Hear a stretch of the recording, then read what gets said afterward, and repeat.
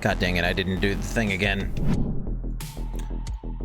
I knew it. As soon as I started pushing record, I was like, oh, I didn't change my webcam, so we do it on the fly. Hello, everyone. Hope you're having a good Thursday. Excuse me. Today is March 14th, Pi Day. 3.141592352. Damn it.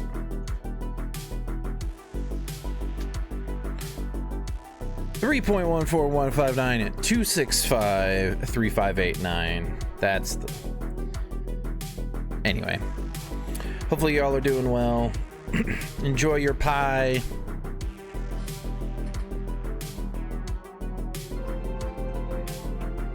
Albert Einstein was born today in, like, what, 1879 or something? But, you know, he's been long dead.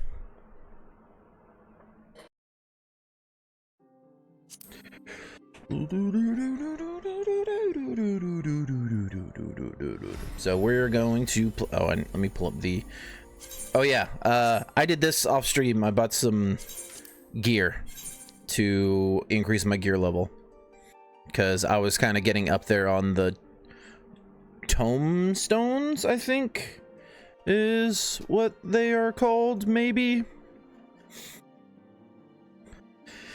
I was getting close to the max, so I wanted to clear those out. I don't know why I did that. It was like the, you know, but really just looked like wiener to the face. Any hoozles.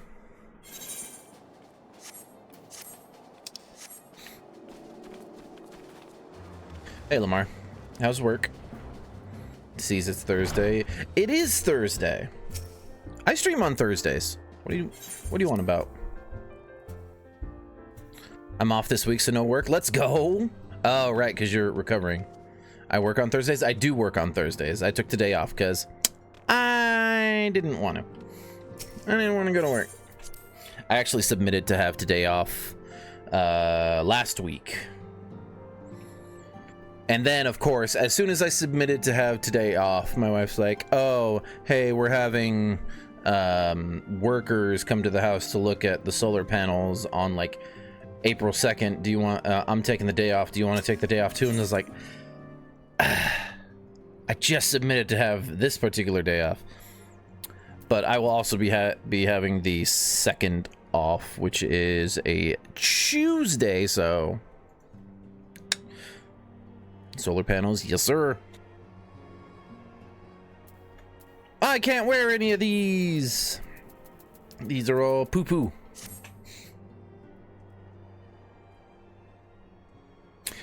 Try as I might, I cannot shake the creeping sense of dark foreboding. Ooh. But it avails us not to fret about the unknown. We must concentrate instead of the problems of the present. Can't wear any of these nuts. What you down to now, Lamar? Or have you not been on a scale in the last couple days? The primos have been relatively quiet of late, and the beast tribes who summon them are under constant surveillance by the grand companies. Oh, let me actually check something. Be right back, YouTube. The primos have been relatively quiet. Oh, I already read all that. Should any suspicious activity be afoot, you may be certain that we will hear of it. And I did unpause the recording. Thank you. And until such time as a permanent solution to the primal problems has been found, we can do a little but wait and observe. As for the Ascians Urianger, which is how they have been pronouncing it, Urianger, is wholly dedicated to finding the means by which we may defeat the dark beings. Sorry, I had some food before going live. Let us pray for good tidings on that front. But all of this you knew already. Let us speak then of more current matters, in particular the state of the Crystal Braves. Alpha No did well to found the organization, but oh right, that's what they call it. But ensuring its smooth operation is another matter. Smooth operator. Though I doubt not that he is doing his best, I felt that a helping hand or two would not go astray. To this end, I offered to send one of the Archons to assist him, but he declined. Who is... Did Brian tweet at me? Brian tweeted at me. You know how he can be independent to a fault and singularly loath to accept him.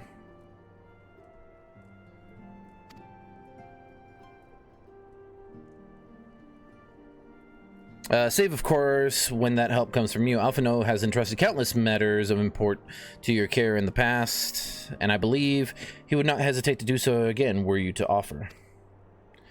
I should be most grateful if you would go to him and support him in whatever manner you are able.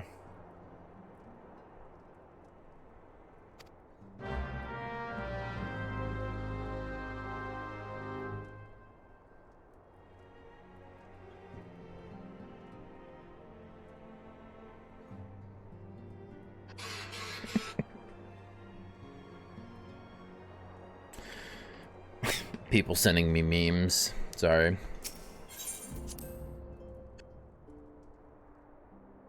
Alright. We have to find a game to dual stream one day.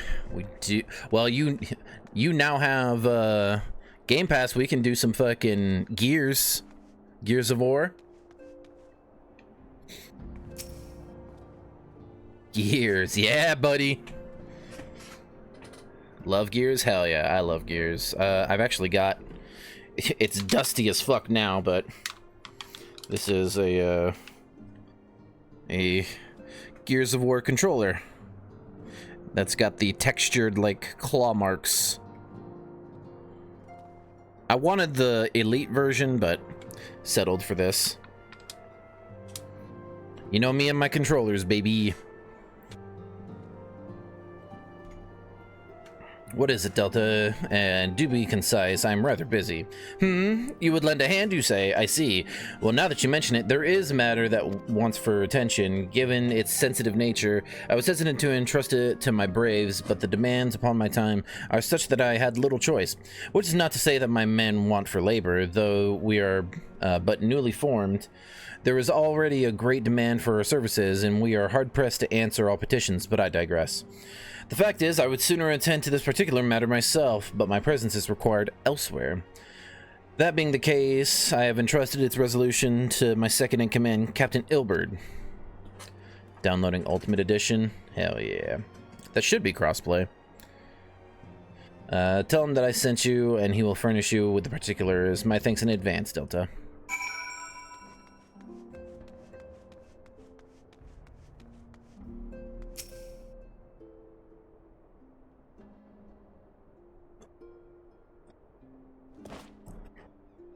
Yeah, for sure. Let's set up Hail to you, Scion. Oh. How might we serve you? Let's set up a time to play that together, Lamar. Commander Leveilleur bade you serve us? Leveilleur? These are welcome tidings indeed. Given the sensitive nature of the task, I could not rely on one of my own.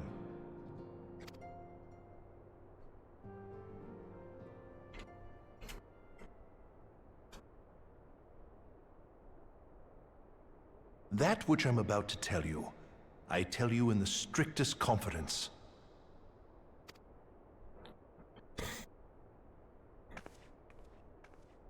Some days ago, we received certain documents from an anonymous source.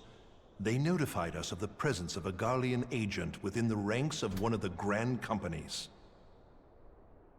Following some discreet inquiries, we identified a suspect among the Immortal Flames, whom we detained for questioning. Alas, the man was not our agent. He was but one of many men in the agent's employ.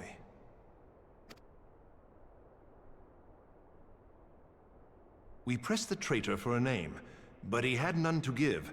He claims never to have met his master. whom he knows only as the Ivy. He was, however, certain that this Ivy had coiled itself around every part of the immortal flames. It would seem our quarry joined the company some time ago, and gradually recruited others to his cause. These conspirators are the vines by which he learns our secrets, all without exposing himself. It won't be Why easy would to he identify expose the himself? Ivy amidst this tangled mass of subterfuge. But we have a tendril in our hands, and we shall follow it all the way to the gnarled root. Now, much as I would prefer to proceed with due discretion, circumstances demand that this matter be settled post-haste. Garlemald's War of Succession nears its end, and it is feared that the Empire will soon resume its march on Eorzea. When it does, we can ill afford to have traitors in our midst. The Ivy must be rooted out now. We must begin by apprising General Roban of our findings. I would ask that you accompany me to the Hall of Flames, and remain on hand to see that things go smoothly. Yeah, sure. Assuming the Ivy's tendrils are as widespread as we believe, he will be aware that an investigation is underway. And if that is the case, he may well move against us. We must be prepared for anything, while taking care not to betray our purposes by seeming prepared. A simple enough task for a one-woman army like you. Yeah, like I said, I did buy some Ironworks gear, so the robe and the weapon are both Ironworks that I purchased right here in Revenant's Toll. Show you guys where I picked it up.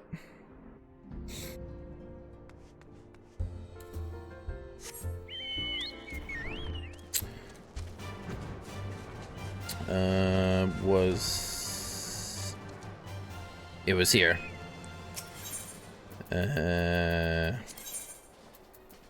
Yeah, so this is, I got this robe of healing, and then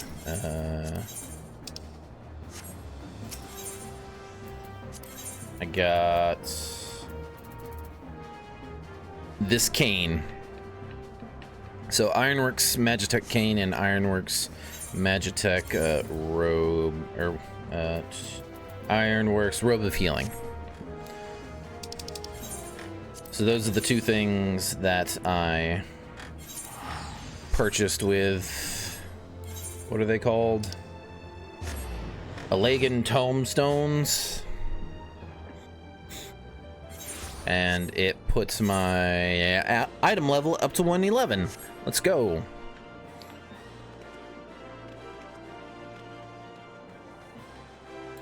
Sprint.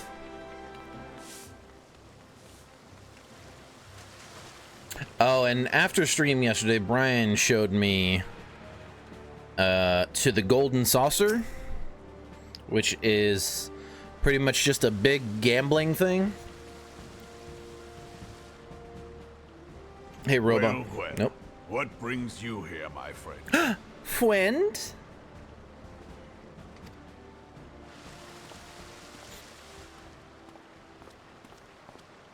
She is here at my behest. Greetings, Roban. It has been a while.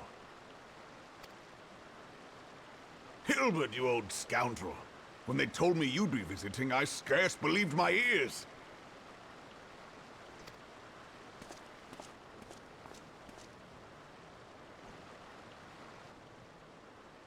But look at you, the honored captain of the Crystal Bloody Braves. Who'd have imagined, eh? Eh? Not many, but fewer still would have imagined your destiny lay in politics, old friend. Aye, we've both come far, have we not?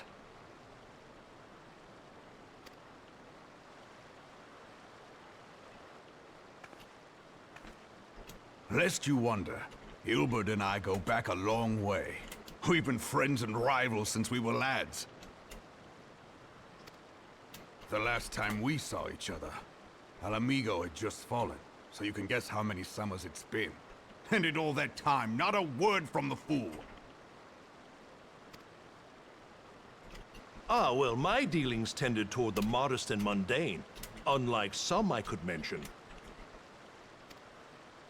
As I hear it, no sooner did you reach Thanalan than the brass blades clapped you in irons and dragged you off to die on the blood sands. Being a stubborn sort, you won 1,000 matches and earned yourself a place in the people's hearts while you were about it. Then, with your mountain of prize money, you bought the Colosseum and secured a seat on the Syndicate. Those balls, brother! Rags to riches does not do it justice. You're a hero to the common man. Aw, shucks. Spare me. I am no hero. If anyone is worthy of that title, it's our friend here. Yeah, Next to me. her, I'm little more than a glorified butcher. But you, Wilbert, you sell yourself short. By all accounts, you are an adventurer of some standing.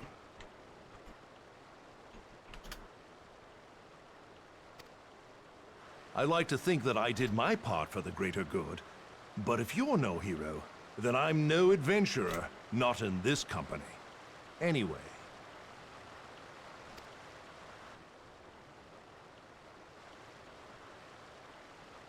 I have tidings. So there has been progress. I've let it be known that this meeting is a reunion between old friends. None will give your visit a second thought. To convene elsewhere would only attract attention. Let us speak here, in plain view of all. Yeah. Blah blah blah blah blah blah blah blah blah blah blah blah blah blah blah blah blah blah. All the things we spoke of before. We who have been compromised. Yeah. Teleji Adeleji's machinations have shaken Ul'dah to her foundations. In such uncertain times, a man's loyalty may be bought for a fistful of gil. Yeah.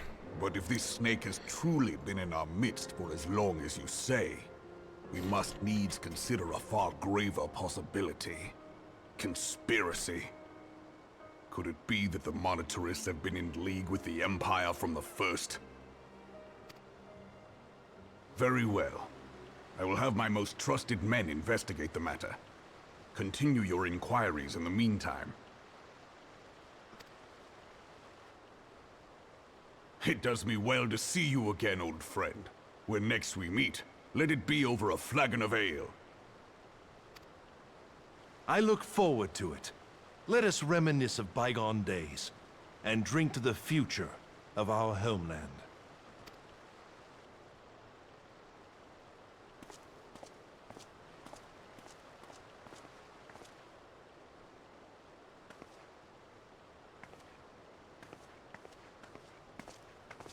So it seemed, Lamar, that Ultimate Edition is not crossplay, so I'll have to download it on PC, which is fine. In general. You wear the mantle well, old friend. I must work hard if I'm to keep up. Well, it would seem your services were not required after all. I dare say we have Roban's prudence to thank for that. Yeah. Still, my thanks, Scion.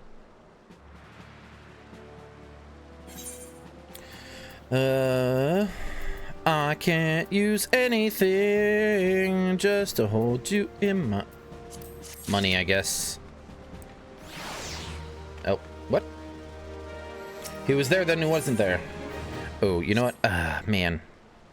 This is annoying, but I want to go spend money so I don't lose money. So, let's go on a little spending spree at I saw I can buy some Vermilion Tokohana. I don't know where that is. Is that DLC? That might be DLC, huh?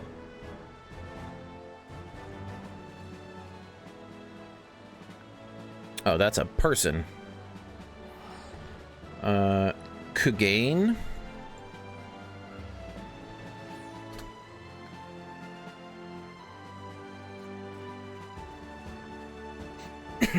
connects to Limsa Lominsa lower decks. Okay.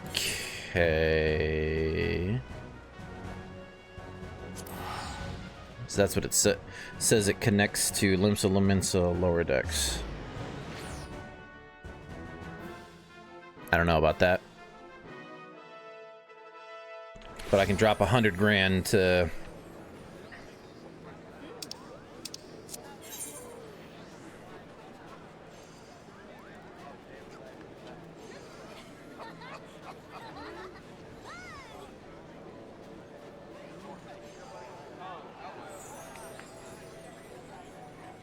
Yeah, I didn't think that was right.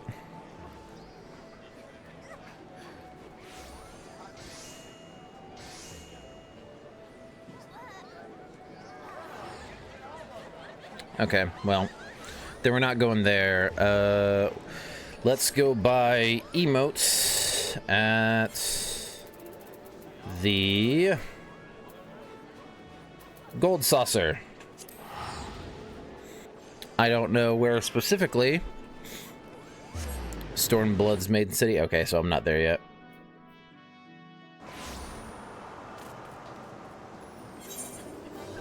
Do you happen to know in which direction I might find Kasumi here in the Gold Saucer?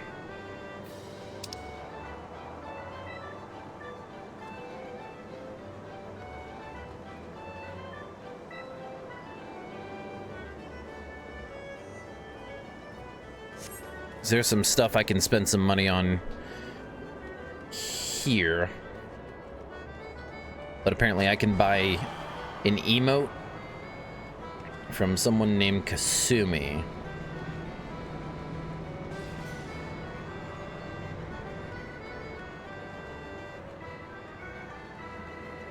Na, na, na, na, na. Let me see if there's Kasumi. Oh, requirements to unlock this.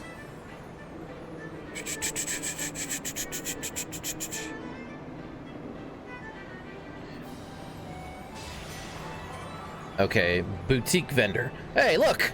I found her! Haha! Unless that's her right in front of you. Yep, that was her. Enter boutique. I have the pleasure of selling myriad of fashion supplies. I'm afraid I can offer them only to people who take part in the fashion report. Oh, hello, infantry. Okay, how do I participate in the fashion report? Challenge yourself in the fashion report. I invite you to speak with the master robe. I am but his humble assistant, okay? There's not a soul in the world who can satisfy my need. Who sends for furs? Am I supposed to do an emote? Or something? How am I judged? Participants are judged on a scale of 1 to 100. Do not score well at first. Do not lose heart. There are far more opportunity to be precise. Present yourself.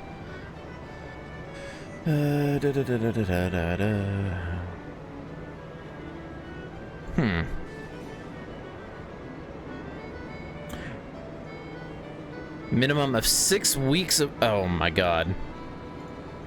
So what? I have to participate in the fashion report a bunch of different weeks.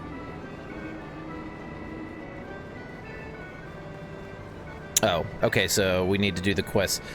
Passion for fashion.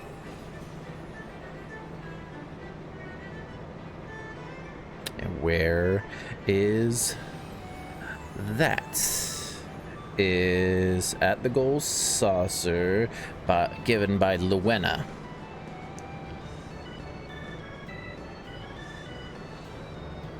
So you want to be a jockey. World of Wonders. Hitting the cactus.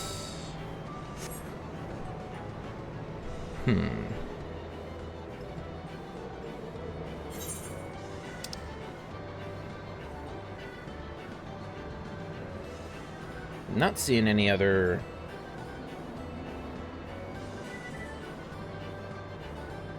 Oh, there it is. It's in the middle. Okay. Where the piss am I? Okay. Wait.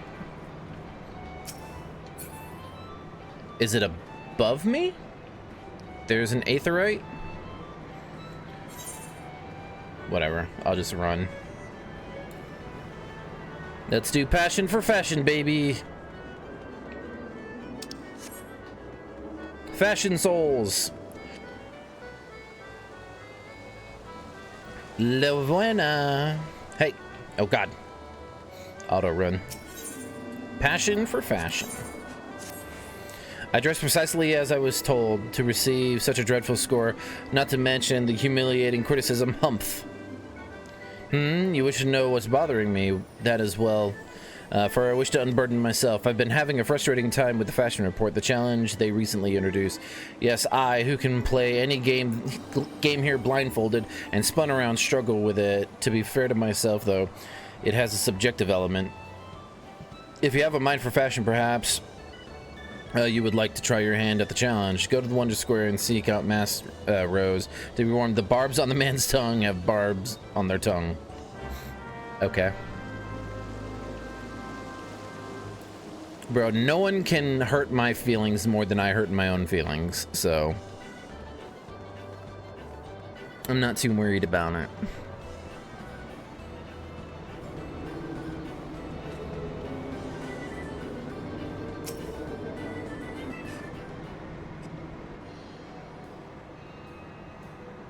Oh, a new challenger has come to put her stylistic sensibilities to the test. Welcome to the fashion report, good madam. Well, what? Is everything quite all right?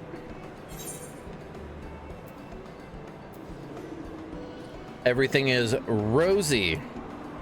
Redolently so.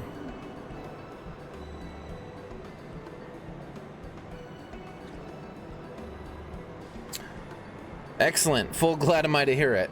Now then, I believe this is your first time participating in the fashion report. Allow me to explain the concept and the rules. Fashion is a form of expression. What we wear without is a reflection of who we are within. Be it a conscious effort or no, this choice brings our individuality to the fore. Some folk are drawn to vibrant colors, others may favor a loose fit for comfort, and while 'tis well and good to dress one's preference, a man cannot prefer that which he does not know. The world of fashion is vast and at times daunting, but if we have the courage to take a step into the unknown, we may discover wonderful new ways of expression that we have never considered. And 'tis for no other reason than to encourage folk to take that first step that I created this challenge, the Fashion Report. The rules are simple. I shall assign you a theme based on which you are to attire yourself to the best of your sensibilities. Then I shall judge you and award you a score. Participating is free, and there is a host of fabulous prizes to be won, courtesy of Manderville and Manderville. If you wish to know the finer points of the game, my lovely assistant Katsumi shall attend you. Nice hat. I look forward to giving you my unadulterated, brutally honest evaluation of your fashion sense. Steel yourself and let me know when you are ready to undertake the challenge.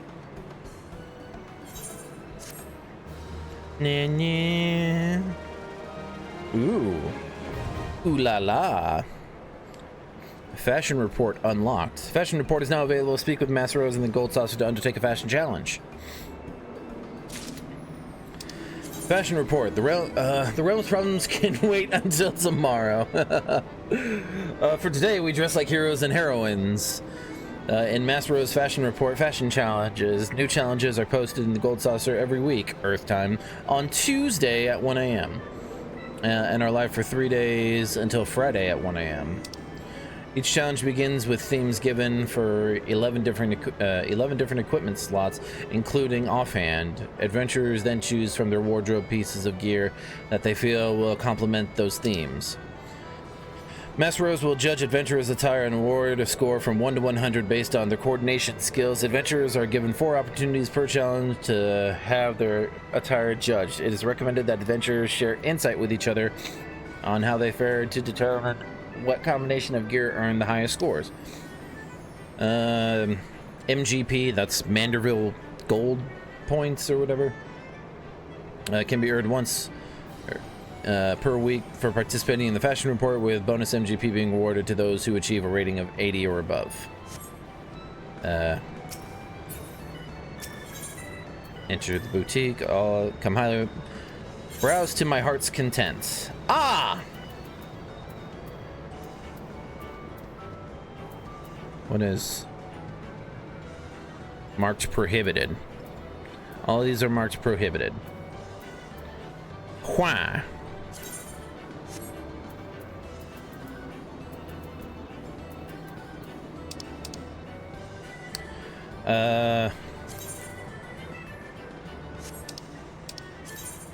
How do I,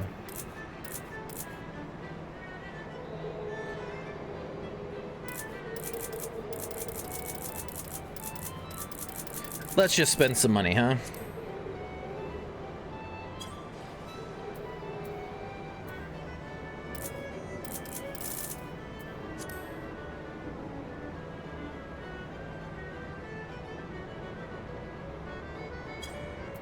Nope.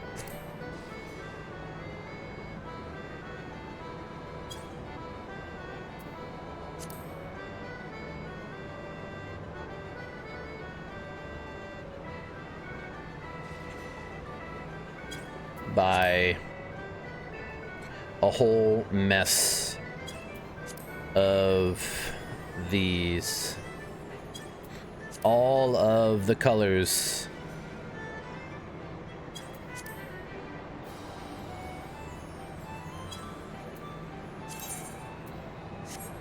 Oh.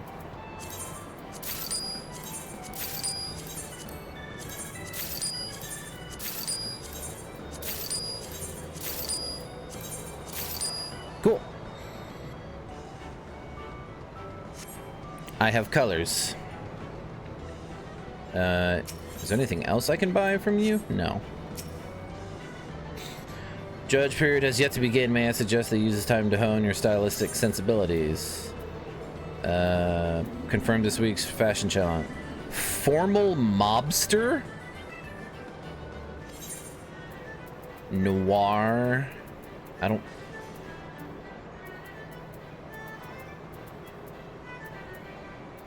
Okay.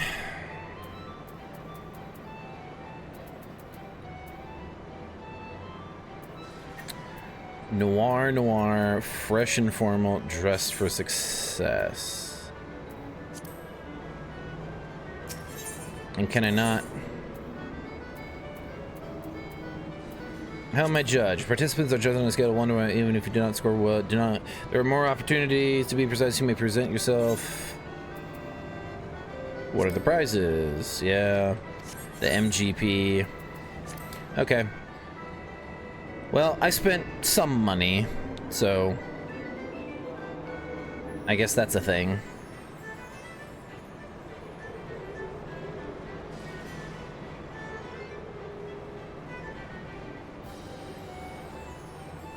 There are other people around here to spend money with.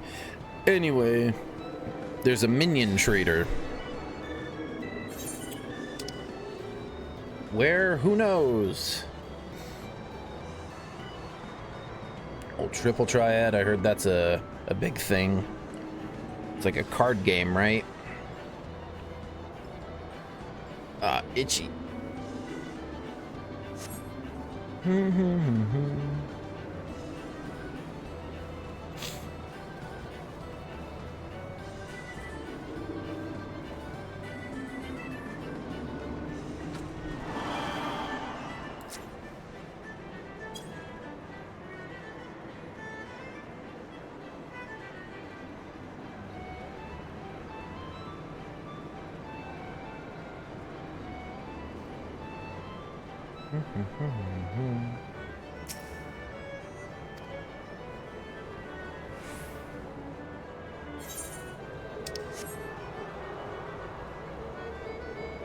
It's fine. Oh, yep.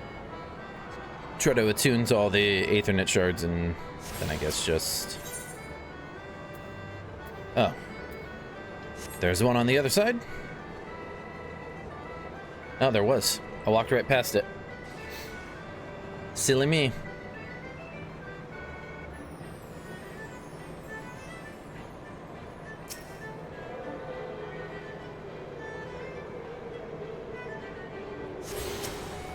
I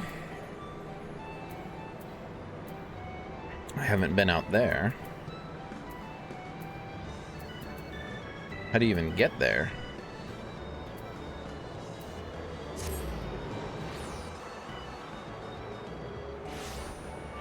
Oh, I heard this is it here? Jumbo Cactpot Broker. Is there only 4? Can I tempt you with a ticket? Sure. Excellent. Let me enlighten you to how it all works. First, you purchase a Jumbo Cactpot ticket from me. Then you pick your 4 lucky numbers, any from 0 to 9 that tickle your fancy, and inscribe them on your ticket. After that, simply wait till we announce the winning numbers to see if you have any matches. Check your digits from last to first. The more matches you have, the more Manderville Gold Saucer point. Oh, that's what it is. Gold Saucer points you'll win. If all your numbers match, then ding ding ding, you've hit the Cactpot. You'll receive an embarrassingly large number of MGP and an extravagant prize besides. With the Jumbo Cactpot, the more participants there are, the grander the prize becomes. Just imagine how many MGP you'll stand to win if all your friends and allies join in all the fun. When the time comes to draw the winning number, look no further than the lovely Cactpot cashier. She will provide you with everything from first prize to consolation points. Last but not least, I'll be here to assist you day or night if you are ever at a loss. The winning number for this lottery will be drawn every Saturday at 7 p.m. Earth time. After drawing, you'll have until the following Saturday to claim your prize. Once this week period ends, please be aware that you'll be unable to claim any prizes from the previous drawing. I see you found the gambling hall? Yeah, I was directed to it last night. Welcome to the drawing number 549. Can I interest you? I will purchase. All that's left to select a 4-digit number. The winning number will be selected at a later date. If the last digit of your number matches the winning number, you'll win 4th prize. Last 2 digits win 3rd prize. Yeah. Take home the grand prize. Alright, so how are we gonna do this? Is it smarter to just have the same 4-digit code every week, or leave it up to chance? Like, say, I don't know, rolling a D10?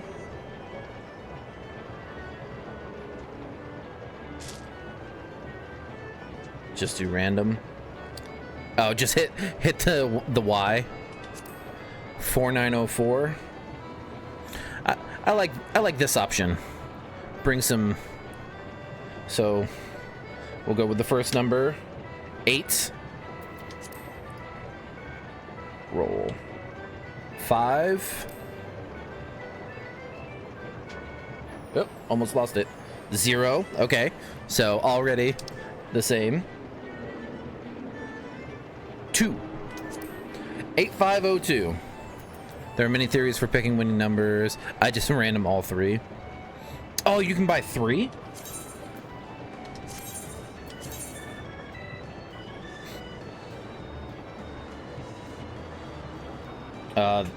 That one's cocked. 0. Yep. 1. 3. 4.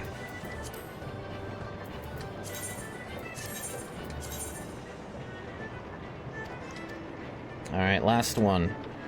3. 4. 9. Nice. Dude, I roll like shit, don't I? 2.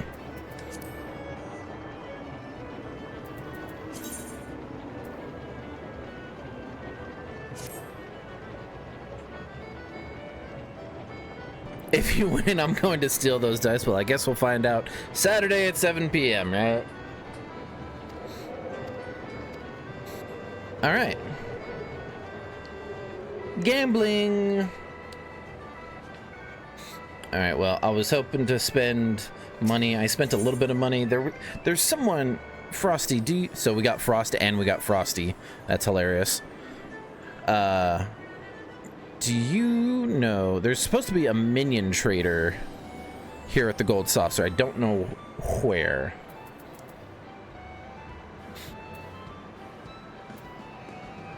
Let me see. Gold Saucer minion trader is at location X77Y7. So down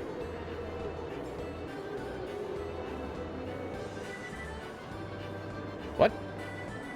Oh, 7 even. So right over here. Next to, all right.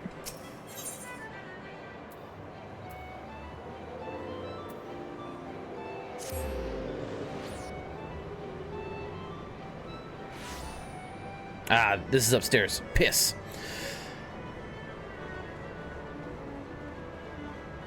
Should be one of those bags.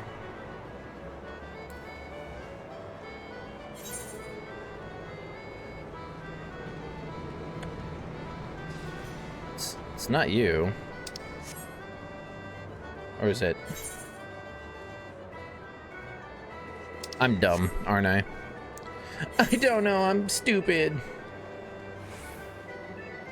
Whatever. Oh yeah, and I was told that this is like a thing that people participate in. I mean, I just Googled it. I was like, how can I spend money? Because I'm still on my free trial and I max out. There's a lower floor. Ooh. Right.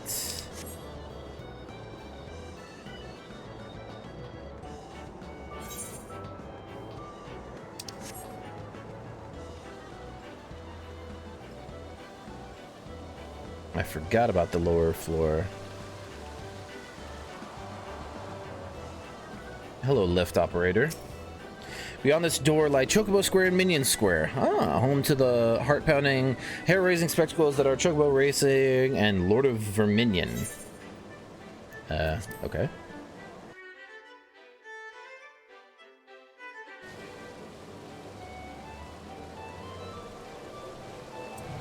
What the fuck is your name?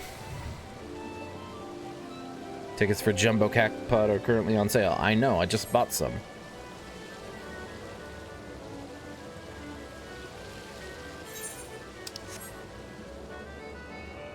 I just wanted to get these Aethernet shards. Do I have a retainer? No, my teeth are fucked up, but not that fucked up. I'm kidding. Race Chocobo Registrar, okay.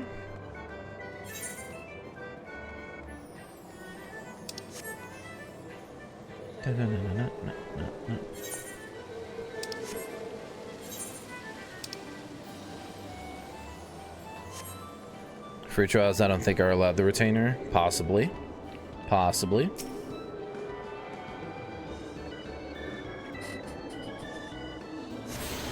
Lord of Verminion.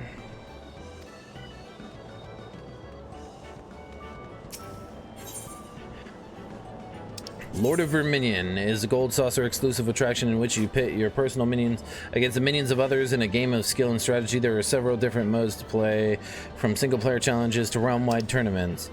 Gameplay is done through a small special interface centered on your minion hotbar. The minion hotbar can be edited by selecting Verminion located under the Gold Saucer option of your main menu. Minions not set to your minion hotbar can still be summoned. Minions not set to your minion hotbar can still be summoned during matches. When challenging other players in head-to-head battles, you will earn or lose rank points depending on the outcome of your match. Your current rank points Rank point total can be viewed under the gold saucer option under your main menu. RP is used to determine your ranking in the realm as well as determine opponents when entering general matches. There are 3 types of matches available to the Lord of Verminion: the Verminion Challenge, player battles, and tournaments. A series of themed battles designed to teach the game's rules. Your opponent will be an NPC known as Minion Master. Nah. Minion Trader, here we go. Purchase minions with Gil. Yes. Yes. Yes. Thank you.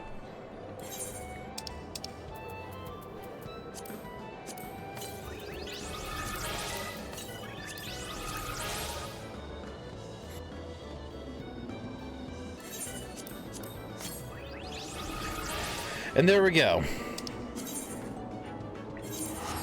Now, back to the MSQ. Trying to get through 2.4 here. Oh, happy Pi Day, by the way. 3.14265.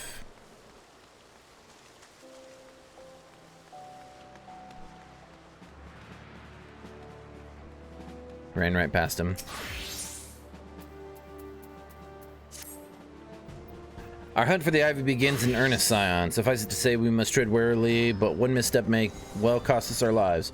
Our business here is concluded for the time being. Let us return to the Rising Stones to report to Commander Levelier.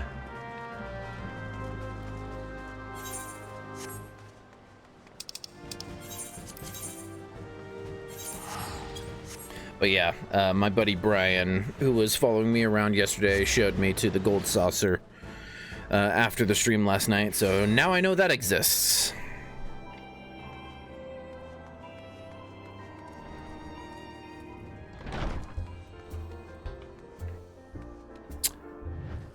Well, I feel like some people are participating in the fashion show.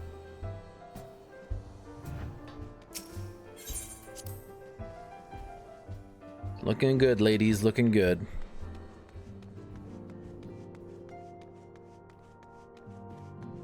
The true endgame fashion. Just like Dark Souls. The endgame is fashion souls.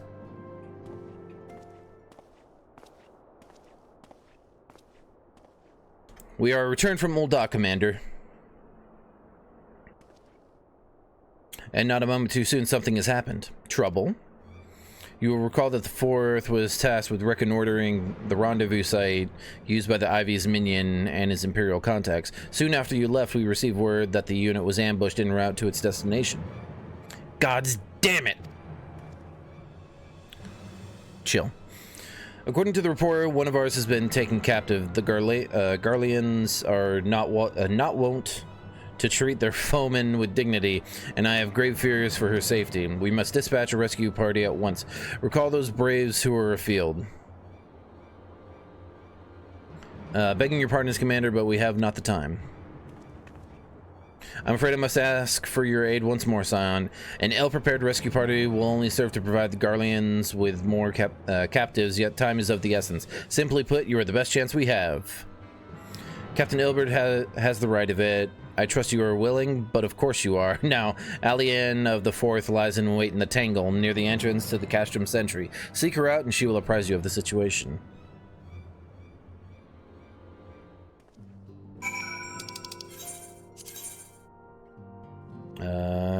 Oh. It's nearby. Hamana Hamana. Whee.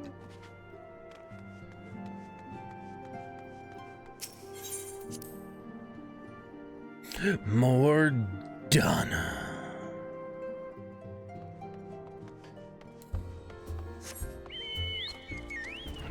I fly.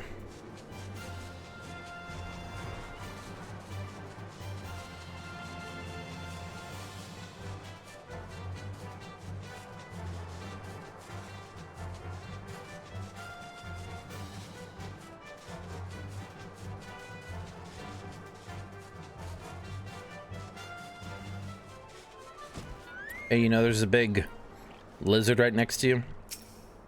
No? Alright. You would aid us in the rescue mission. We are in your debt, Warrior of Light. Now, time is against us, so allow me to brief you on the situation. The Garleans fell upon us without warning, wounding poor Resh and hauling her away in the castrum yonder. Outnumbered as we were, it was all we could do to flee and regroup. Even as we speak, the Garleans may be interrogating Resh, or worse. With her hurts, I fear that she will not long survive their attentions. We must rescue her without delay. Our order may not be in it. We may yet be in its infancy, but the bond that binds us is as strong as Mithril.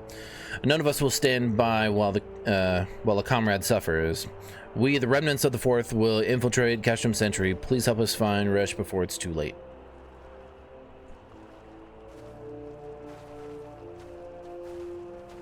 Isn't that one of the other Grand Companies' salute?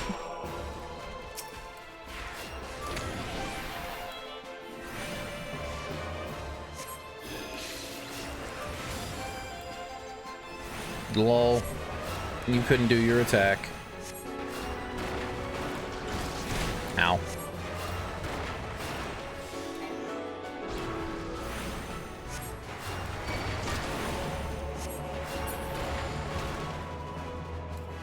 The name of these monsters feels kind of racist.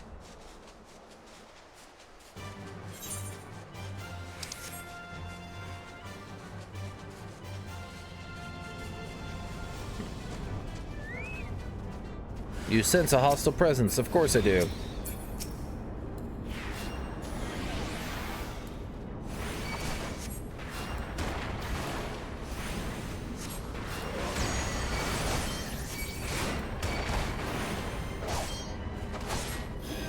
Say hello. I'll do it again too. Bitch.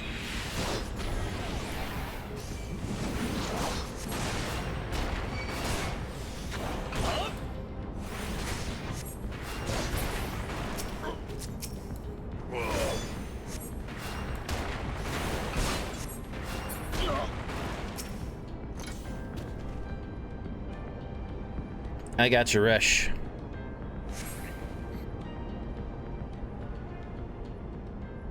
Where am I?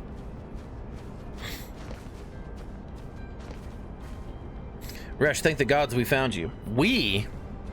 And thank you, Warrior of Light. Now, to quit this accursed place, Resh cannot move with those wounds. She will need to be carried out. I believe a diversion is in order. Might we trouble you to provide one? Given your reputation, I suspect the Garleans will be only too happy to grant you their undivided attention. If you were to create a commotion within the castrum, we should be able to steal away unnoticed. Let us speak again once we're safely outside the walls. Sure. I'll go cause a ruckus. If it's a ruckus you desire, it's a ruckus you shall have.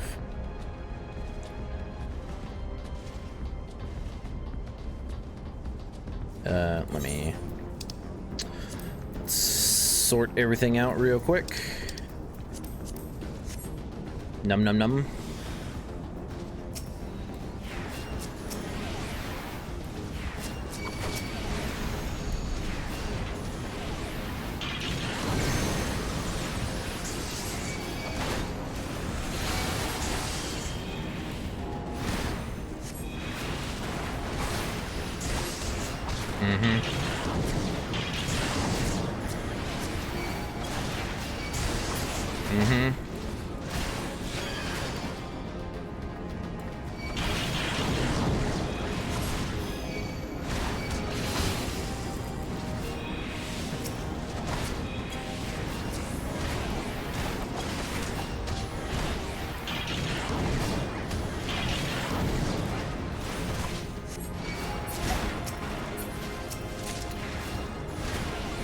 I don't think I've attacked this one normally at all.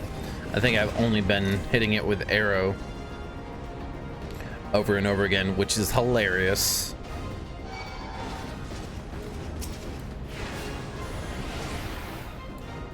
I'll hit you though. What? You trying to 1v1, bro? You want to 1v1 me, bro?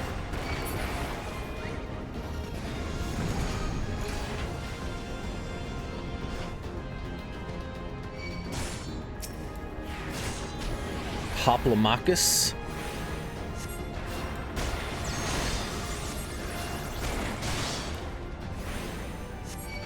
Bonk.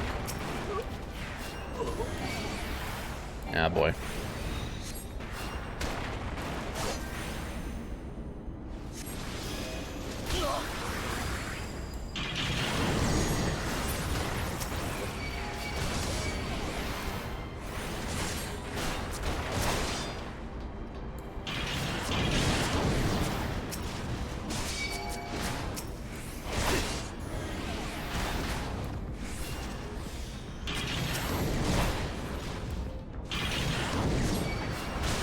Stop hitting me.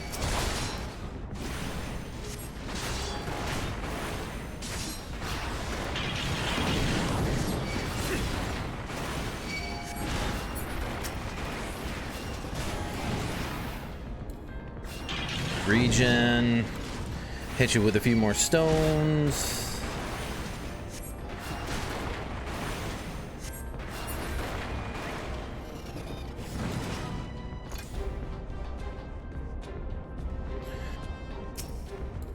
Screw it. I'll beat you all up. All you motherfuckers gonna die.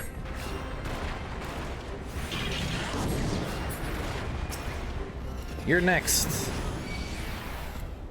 I'm gonna get the most out of my freaking well-fed.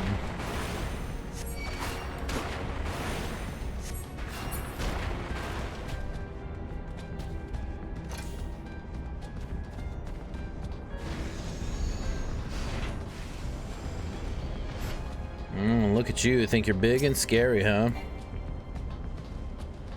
Whammy!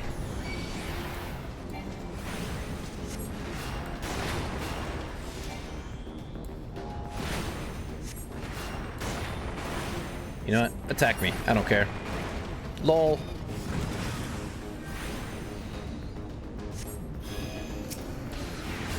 Yeah, sound the alarm.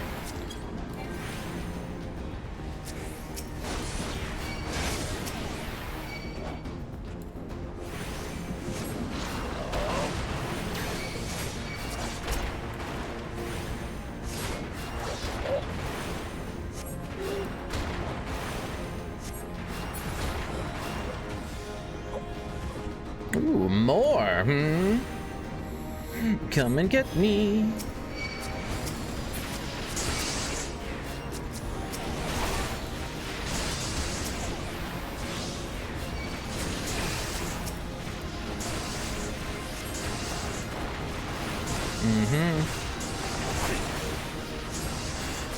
Uno más.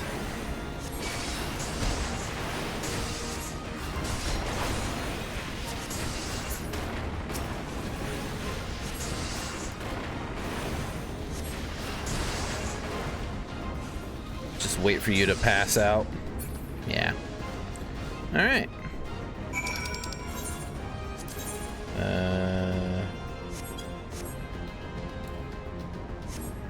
All right. Fly on out of here.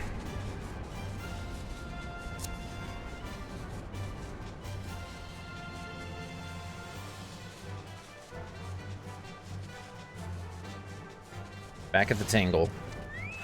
Hey, we did it. I awaited your return most anxiously, my friend. You have done us a great service indeed. Thanks to your aid, our comrade Resh is safe, and we suffered no further casualties. Words cannot express my gratitude. All that's left is to report the mission success to Commander Lavalier. I shall go on ahead to the Rising Stones. Sure.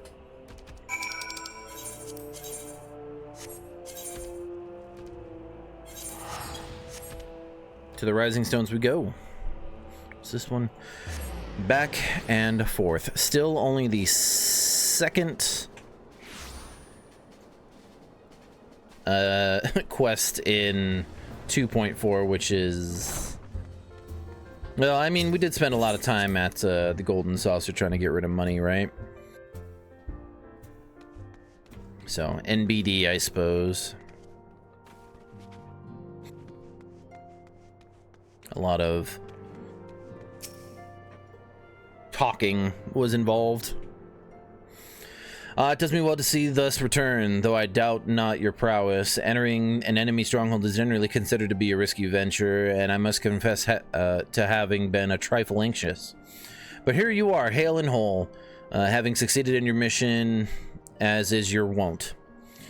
Lest you wonder, the woman you rescued is being cared for by the Domans. Thanks to their expert ministrations, the danger has passed. You have my gratitude, Delta.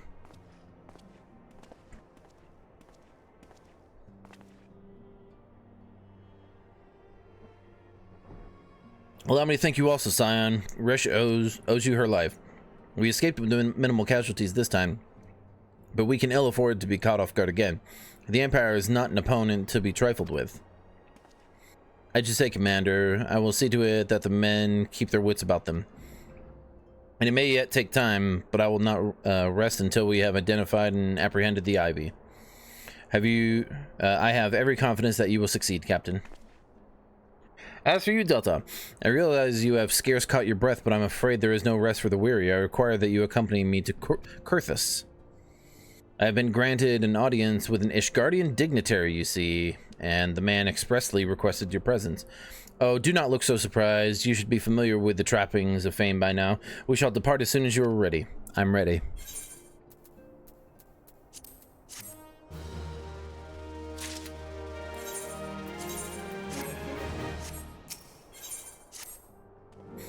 We have been blessed with a rare opportunity, Delta, an audience with an ambassador of the Holy See of Ishgard. We are to treat with Sir Aymeric, Lord Commander of the Temple Knights in Camp Dragonhead. It's considered a great honor to serve the Holy See directly as a Temple Knight. Needless to say, their leader wields tremendous political influence. We would be wise to court his favor. For that reason, I consider your attendance essential. If Sir Aymeric wishes to meet the woman behind the legend, I would not deny him the pleasure of your company. The antecedent should see the wisdom of this plan when you request her permission to accompany me to Kurthus. Mayhap you feel this to be a waste of your talents, which could doubtless be put to nobler use. If so, I should remind you that more good can be accomplished with the stroke of a pen than with the thrust of a sword.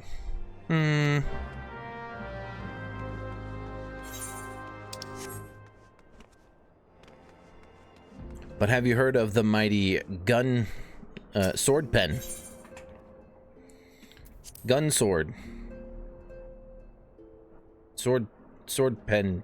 Gun pen. Pen gun. Penguin. A meeting with an Ishgardian ambassador. By all means, I think it a wonderful idea. We have received no reports of aetheric disturbances or unusual beast tribe activity of late. If Alphino believes your presence may help him secure more favorable terms, I see no reason to deny him. Blah, blah, blah, blah, blah, blah, blah, blah. Blah, blah, blah. Antecedent. I take it Delta has explained the situation. She has, yet welcome though these overtures are, I cannot help but wonder what prompted them. The Ishgardians have spurned all contact with the other city-states for decades. Why reach out now? Would that I knew. The question of their motives is one to which I have given no small amount of thought. Alas, I know no more than is generally known. The notoriously reclusive nation of Ishgard, situated at the center of Abalathia's spine, ruled by the Ishgardian Orthodox Church, at the head of which presides the Archbishop. Members of the original Eorzean alliance formed in the wake of Alamigo's fall some 2 decades ago. Friends of convenience who withdrew from the alliance as soon as the Imperial fleet was routed at the Battle of Silvertear Skies. Since which time their borders have remained closed to all outsiders. They have rejected every one of their former allies' calls to reopen dialogue, turning a deaf ear to their neighbors' pleas even when the calamity loomed large. And on the fields of Cartano, where brave men and women laid down their lives in defense of the realm, their banners were conspicuously absent. I've tried to convince Ishgard to rejoin the Alliance at every opportunity, and have explained over and over again that unless Eorzea stands united, we cannot hope to preserve our freedom. One by one, our nations will fall as once fell Alamigo. Well, methinks their fucking Gandalf-looking leader is being controlled by the what are they called? What have mine efforts yielded? Why not? Why not? Surely this can be considered a step in the right direction. I should hope so, rather than the lowly messengers we have been fobbed off with in the past. This time we shall meet with a man of genuine influence. Of course, I am not so naive as to think that they come to us out of the goodness of their hearts. We have something they desire, though I have yet to find out what. But such is the nature of diplomacy. They will bring their agendas to the negotiating table, and so will I, along with a handful of incontrovertible truths. The Empire will soon be at our doorstep once more. Indeed, you may be assured that I will expound upon this point and others. Let us depart for Camp Dragonhead Delta. Our dear friend, Lord Harshafont, is expecting us. Since our quest to recover the Enterprise, I understand you have further ingratiated yourself with the man. Excellent work. His fondness may prove useful to our cause.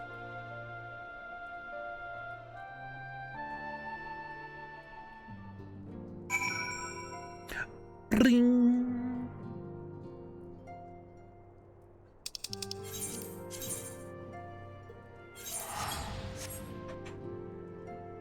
Coming to terms. How many did I say? There's 3, 4, 5, 6, 7, 8, 9, 10, 11, 12, 13, 14, 15, 16, 17, 18. So this is 3 of 18. And I think there's 2 dungeons, right? Yeah. There's 2 dungeons in this patch in old 2.4. We got Snowcloak and I'm not going to try to pronounce that. An amphitheater. Something amphitheater. Harshfall. I assume. I don't know. Ah, Delta. Ever a welcome sight. Our hearts have been stoked to blazing in preparation for your arrival. It would not do for such a distinguished personage to catch cold whilst enjoying our hospitality. The gesture is much appreciated. I fear I shall ever struggle in cold climes. Ah, good Master Alphino. An honor, as always. Likewise, Lord Harshfont. I don't know how to pronounce his name. I don't think they've ever said it yet. Harshfont has spoken, but whatever. Forgive us yet another imposition. I fear we have relied overmuch on your aid since you so generously assisted us in locating the Enterprise. Nonsense. Any debt incurred have long since been repaid. Besides, who can say what the future may bring? House Fortom, we learned that, may even speak the aid of your newly formed Crystal Braves. In any case, I am simply delighted that the Holy See is at last willing to grant you an audience. No doubt your discoveries at Snowcloak helped to justify the decision. This recent resurgence in heretical activity is of grave concern to us all. But to the matter at hand, Sir Amaric arrived in Camp Dragonhead earlier, and I am told he is eager to meet with you at your first convenience. You are doubtless weary from your journey and desirous to rest a while by the warmth of our hearth. But if you are willing to forego such comforts, pray inform the night station outside the intercessory.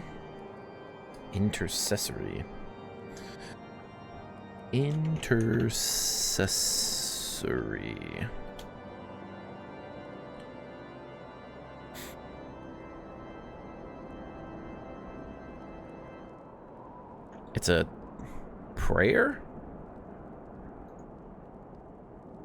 Having the function of interceding. Intercessory. That audio was awful. He will grant you entrance and send word to the other attendees. As inviting as your hearth sounds, I think it best we proceed to the intercessory forthwith.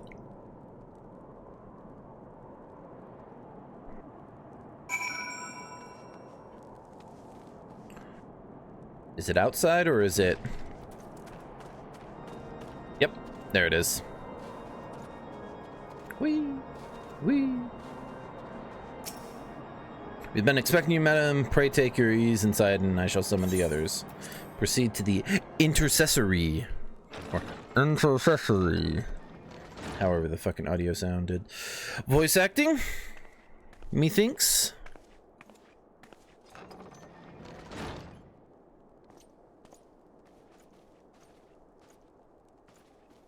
Have faith, my friend. You need only state your case with confidence and clarity. Okay.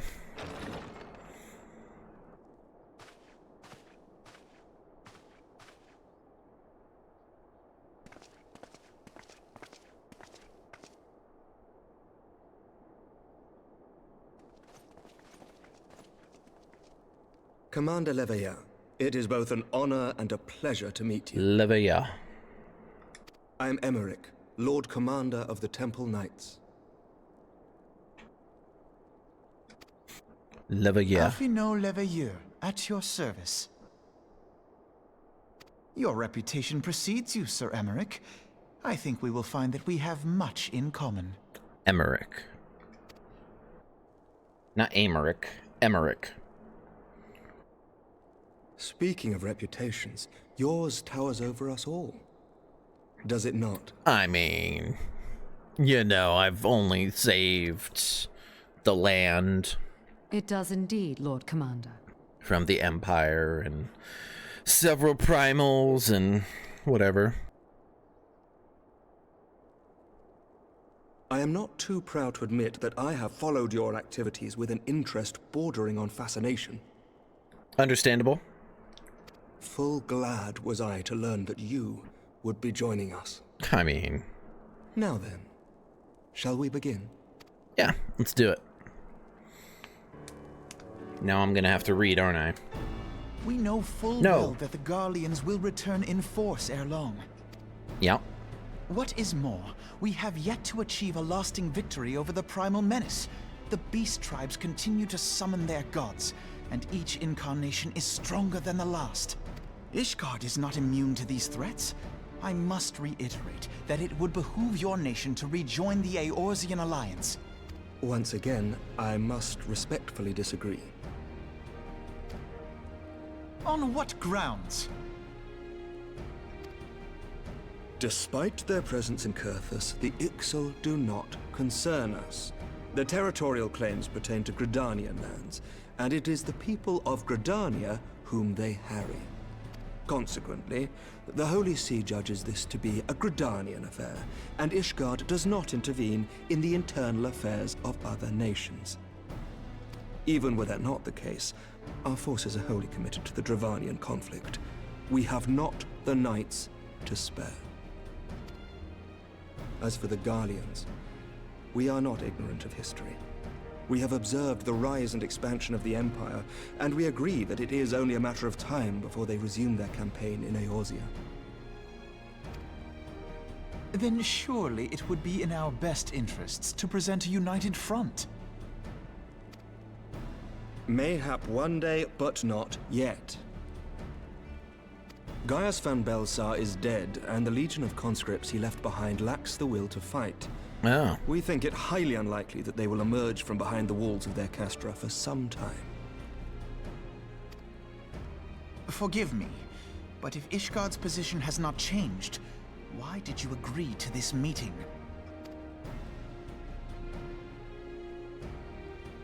Good question.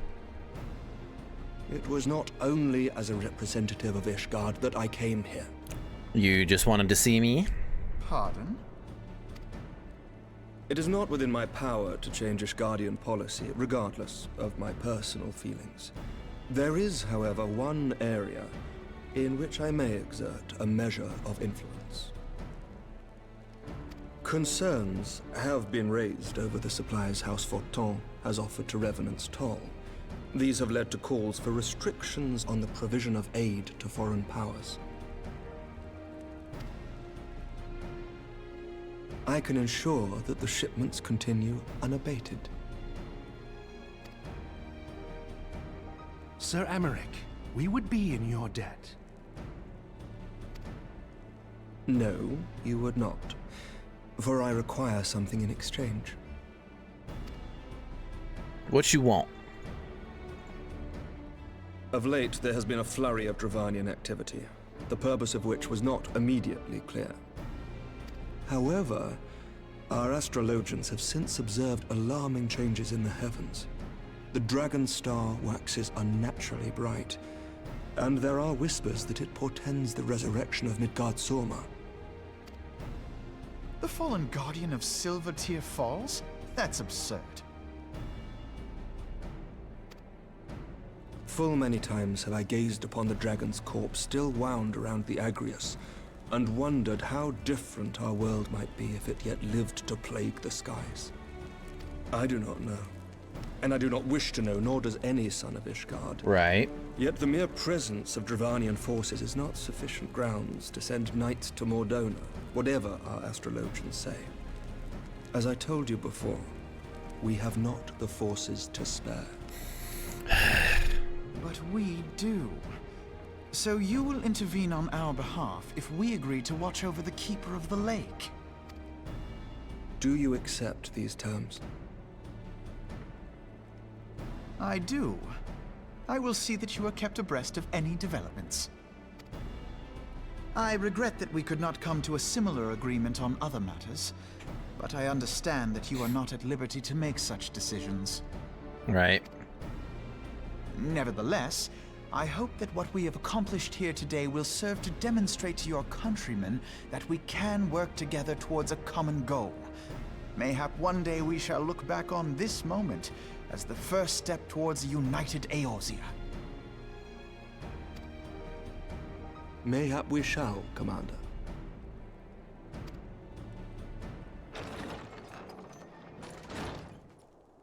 What is the meaning of this? The caravan, my lord.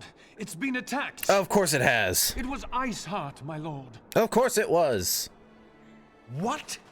By the Fury! All our precautions were for naught?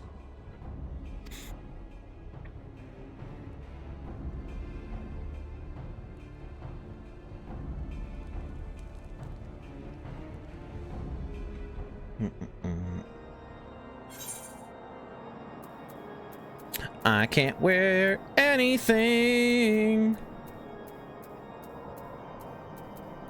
Will I ever, no. Whatever I need, I'll fucking purchase with Gil. If I ever swap classes, I'm just gonna buy gear. Daystar breaches, not breeches. Just when we were starting to make progress, and to make matters worse, the caravan they spoke of was bound for Revenant's Toll of all places. Honestly, were I so inclined, I should think the gods were conspiring against us.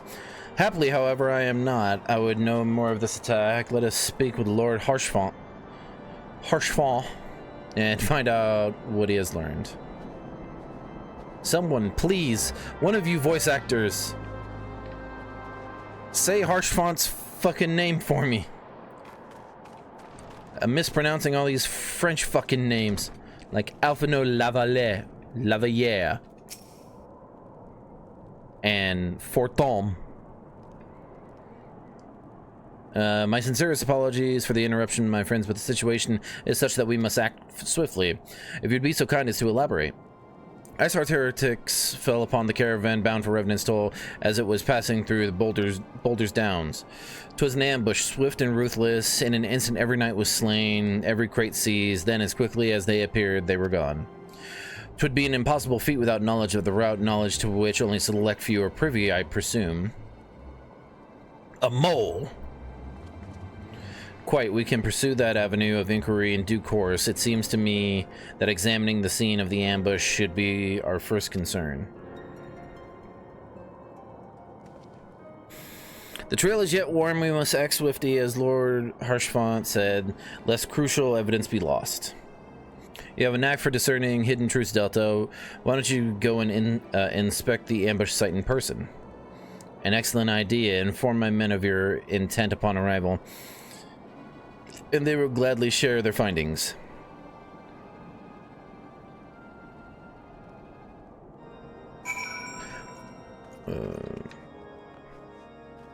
Speak with House Fortom.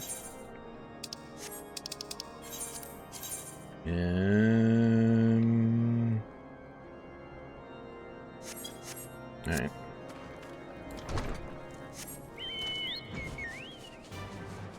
We fly!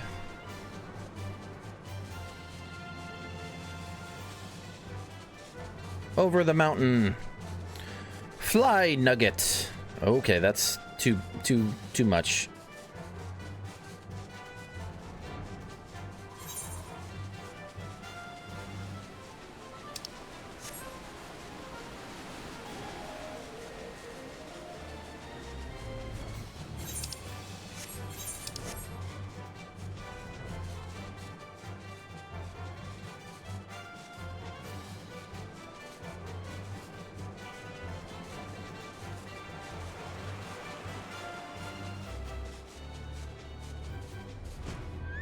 House for Tom. Move along, adventure. There's nothing for huh? Lord Harshfont bade you speak with us. Then you must be. Beg your pardon, Scion. As you can see, they left nary a crate behind. Tipped the wagon for good measure. Whole thing's a bit odd if you ask me. Would have been easier to just steal it through. Though a damn sight harder to conceal it, I'll allow. Reckon they came prepared, probably with wagons of their own hidden way off. But pay no heed to my ramblings. Absent of proof, 'tis naught but speculation. Might be as the squire receiving care at the observatorium could tell you something more factual. That is, if he's awake. Unlike myself, he was there during the attack. Not that his presence amounted to much. The fuck?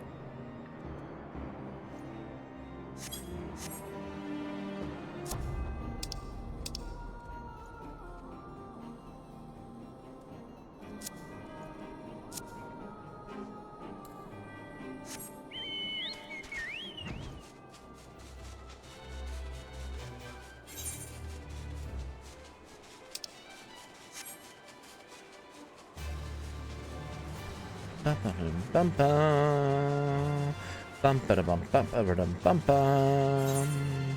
bum ba da da da da da dun dun dun dun. I'm not gonna do this, fate,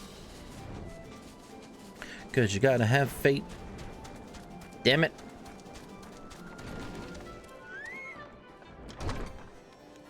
What the fuck? Oh, upstairs. But of course. Hello, Squire. You've come to ask about the attack, haven't you? We came upon them before the entrance to the Hall of the Seven Echoes. Pilgrims, we marked them as lost and ill-equipped for a journey further north. Our leader called out to them and one stepped forward to answer. Slowly she approached, her silver hair flowing in the wind like melting snow, just a young girl. I thought, some poor lost lamb in search of salvation. Our leader must have thought the same. Else why would he let her draw so close? They exchanged some words I couldn't hear, and she leaned forward as if to kiss his cheek. And then he sighed and crumpled to the ground. I didn't know what had happened until I saw the snow turn red. And then there was red everywhere I looked. I tried to fight, but took a blow to the head, and by the time I came to, the others were dead and the heretics were unloading the wagon. I mean, they'd have killed me, so I just lay there, just lay still and listened. ICEHEART's people spoke of deliverance and resurrection, and they spoke of Shiva.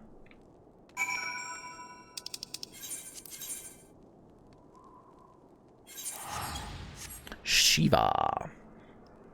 Shiva Camino.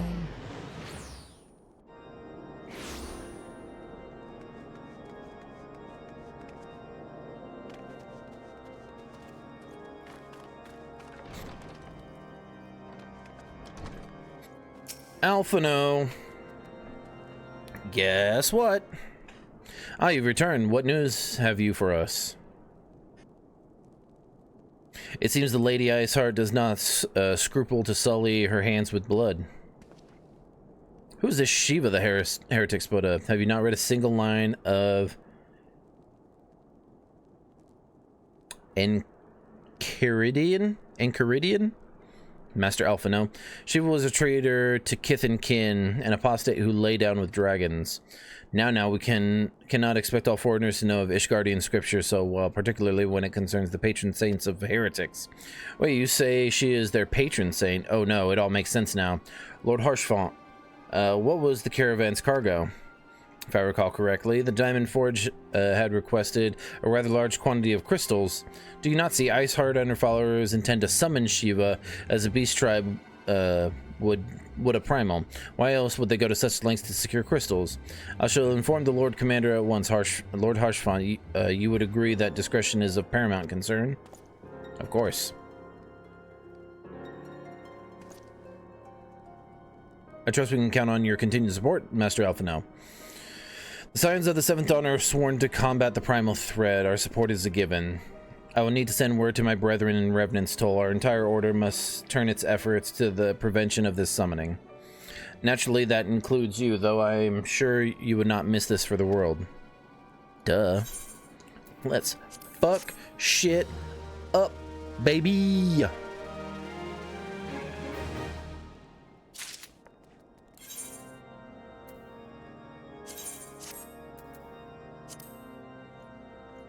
I can dye this. Hey, can I maybe have all my clothes on? Thank you. Ooh. Ooh. No. No. No. No. No. I don't mind that.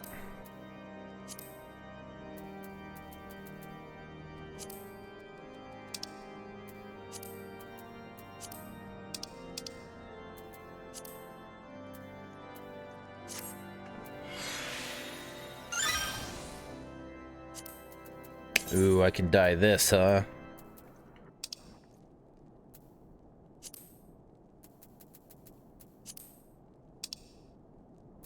Eh.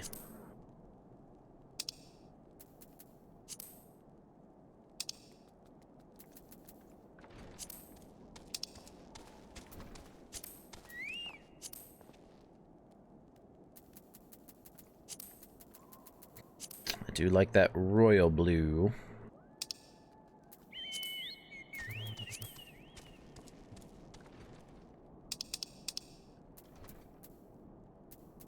Lilac purple.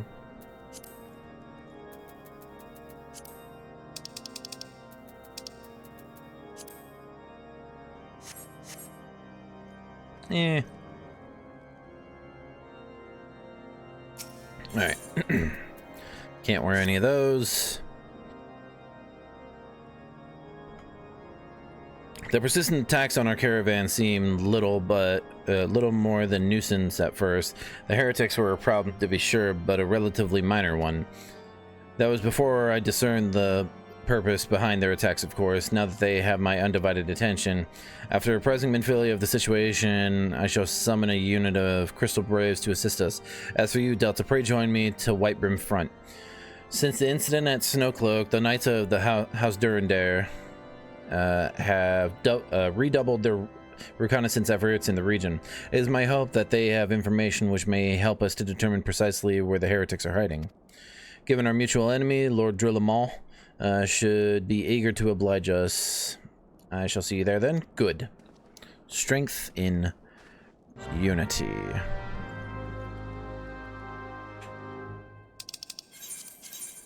I gotta fly there. Alright, sweet. Fly I shall.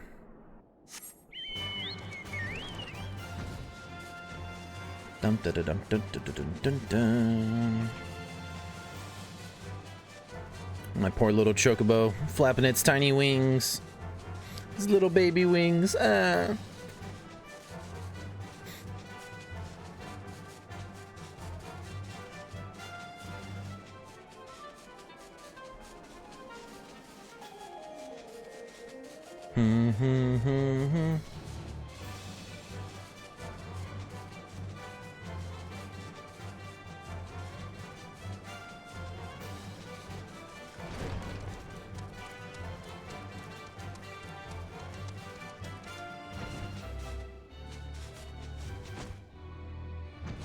Hey, homie.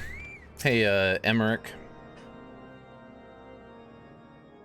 The Scions of the Seventh Dawn wish to join in the hunt for ICEHEART. Your assistance is more than welcome, my friends. Considering the report I just received, I dare say your timing could be no better. We're all ears, Lord Gillemont. A band of brigands was seen transporting a large number of crates to the west. Their garb appears to match the description provided by the squire who survived the attack. Alas, our scouts lost track of them at Snowcloak. That self-same frozen wall, which we speculated might conceal the heretics' hideaway. Suffice to say, the disappearance of these pilgrims and their provisions all but confirms our suspicions. I've heard enough. My knights will join the hunt. I took the liberty of summoning a unit of Crystal Braves to White Brim Front. Given the gravity of the situation, I trust you will agree that we must use every resource available to us. These are extraordinary circumstances, Commander. 'Twould be in our best interest to coordinate our efforts. Such was my intent from the start, Sir Emmerich.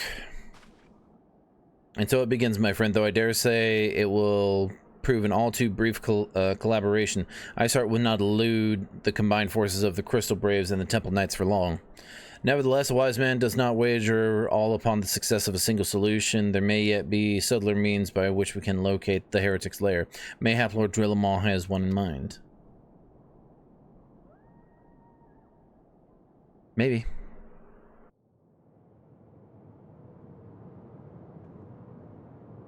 What you guys doings? Are these the baddies? Are these the motherfuckers? They all look to be Ishgardian.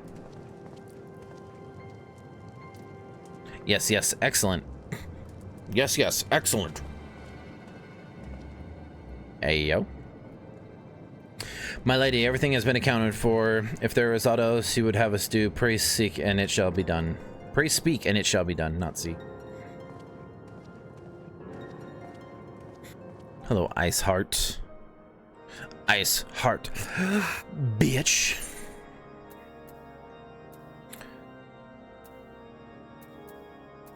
I do need to pick like a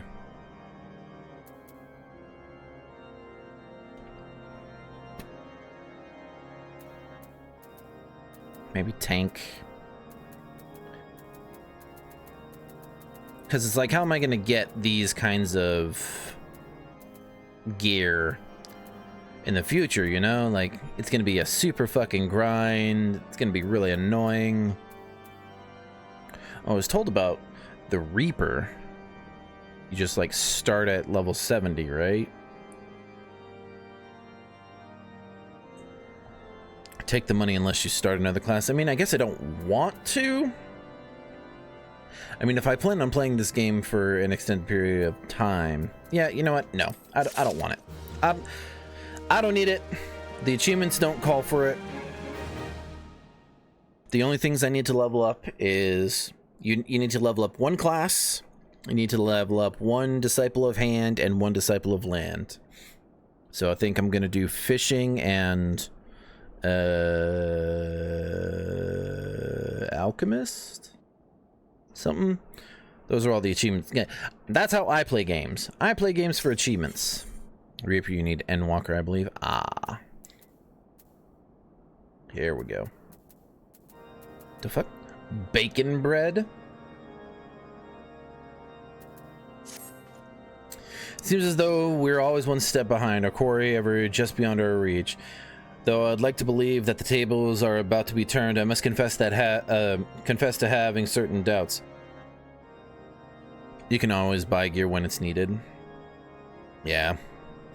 A joint effort may succeed where others have failed, but it could yet yield the self-same result.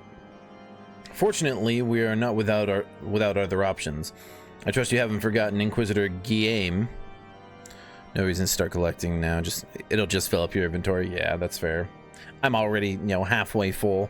I guess I need to start using my my mount to carry more shit.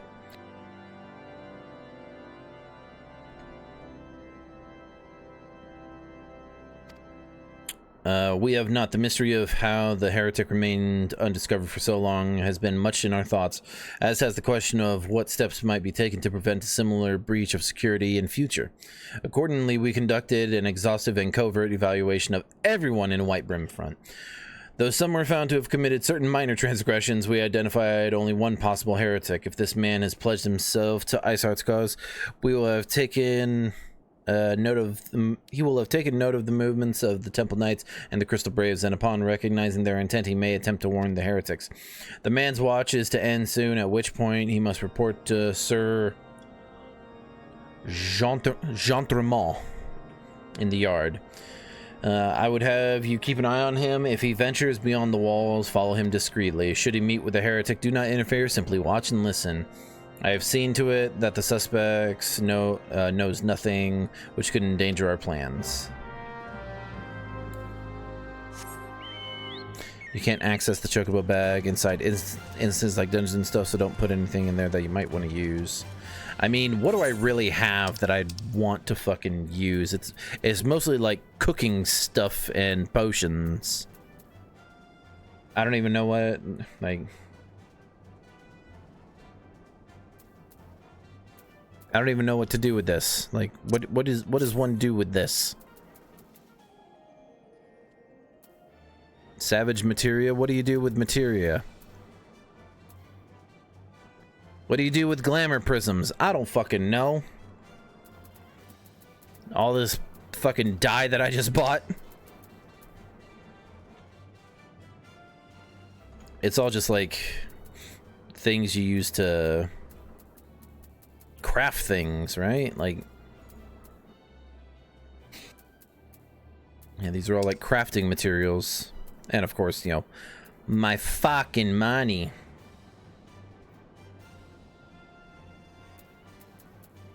And these and the cards to play the triple triad game.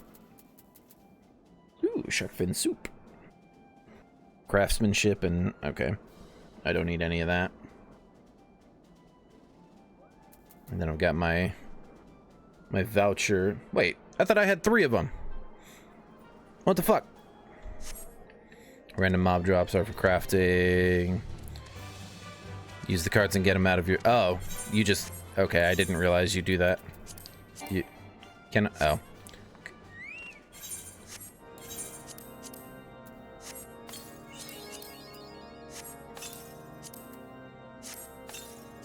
Any extras you can sell at the Golden Saucer.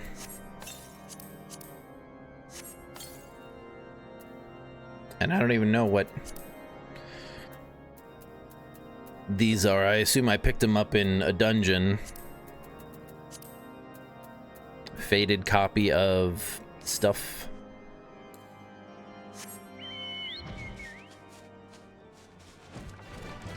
Oh yeah, Frosty, I saw homeboy Poochie playing this yesterday. Dungeon Scrolls, sell them unless you really want the music from it. I don't want the music from it. Someone did message me asking which server I'm on.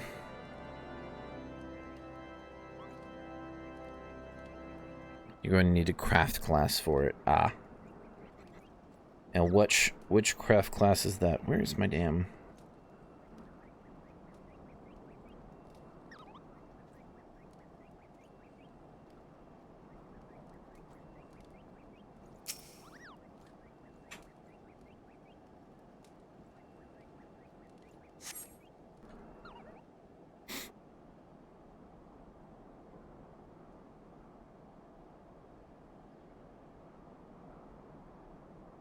He was talking to me about it. I was on earlier trying to finish up last of the MSQ to be ready for the next expansion. Seems a lot of people are doing that. And I guess I won't be able to get that far on the trial. The suspected heretic leaves through the southwest gate. Then I shall ride my chocobo.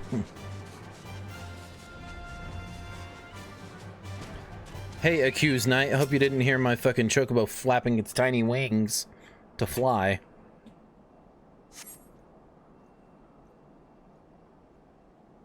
Ether Adamantois, so we can't invite you to our guild. No problem.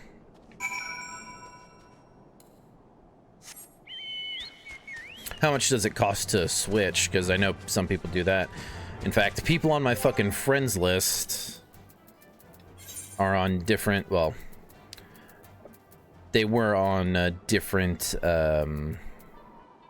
servers last night or whatever. But I think you can only like switch back and forth for free if you're a mentor, right? Also, I don't think you can join a guild on the free trial.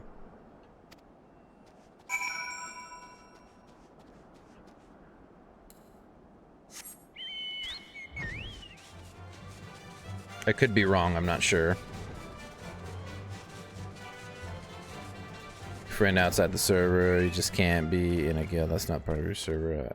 Ah.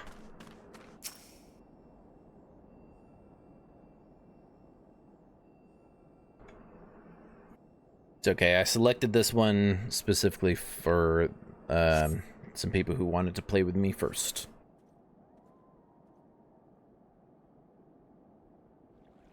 People who I've known for a long time that have been bothering me to play this. Where in the seven hells are you? I'm freezing my bollocks off here. I'm here, you blundering oaf. Why are you late? Standing on the wall, why else? I have duties to fulfill, you know.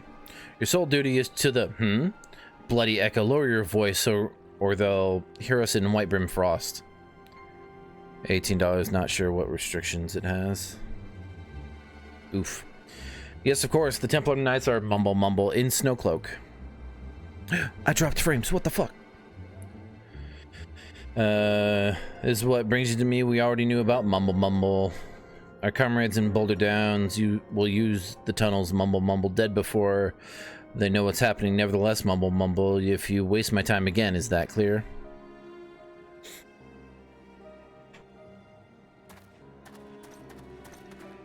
Oh, you can do dungeons together from different servers. That's cool. Maybe when I'm doing like my roulettes and stuff.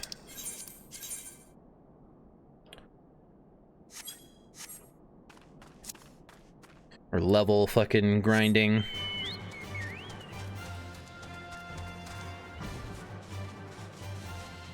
I did some of that last night. That's how I got to level 55.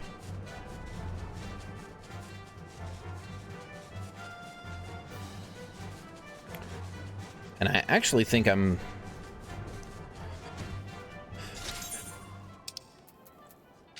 might need a little bit more company seals to get promoted. That might be another achievement, I'm not sure. I know you have to reach captain, but I don't know the different levels. Currently think the tank is the fastest queue. Tank and healer are definitely the two fastest. Did your investigation bear fruit? No, but I did find things out. Why would I harvest fruit on my investigation?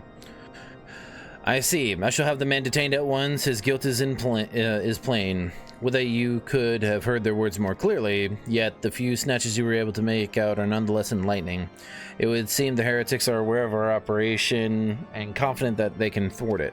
Their comrades in Boulder Downs are key to their plans, which means it is key to our plans that they be rooted out and put to the sword. To get the captain is a bit difficult. I would suggest looking into it. It's an achievement. So let's see. Yeah, see. Leveling for healer. And then fucking tank. I have been doing a lot of the main story quests, roulette, just to get the tomb, whatever, the fucking tombstones. To get captain is a bit difficult. Really? I guess I don't know how to look into the fucking Grand Company without. Hunting log, fighting log, no, whatever. but it is an achievement. Be promoted to the rank of captain in one of the 3 grand companies. And look, I'm a third of the way there. Almost.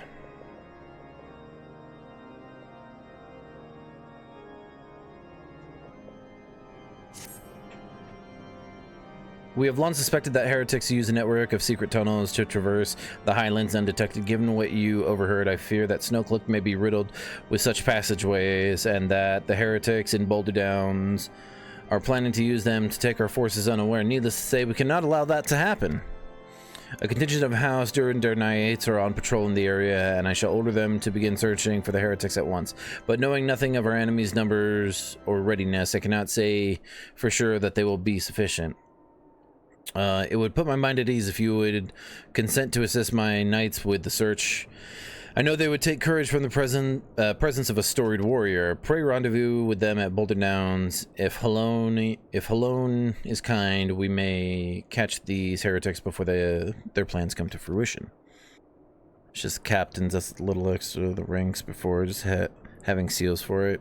Show them no mercy, Delta. The lives of our allies are at stake. Did someone say steak? Man. Alright.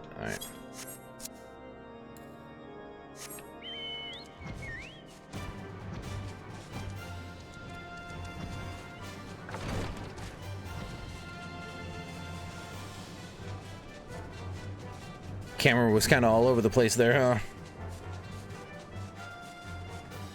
The captain's a little extra. Well, while we're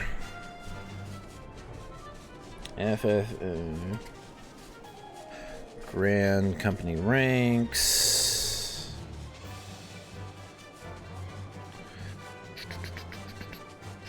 Storm Captain. Ooh. Well, this is just for the... Where are the other... Oh, here we go. Order of the Twin Adder. So I am... Sergeant First Class. Oh! So I actually need to start completing quests. Completion of Shadow Uncast and 8,000 Serpent Seals. And then as an... So... I'm in the Petty Officer ranking right now.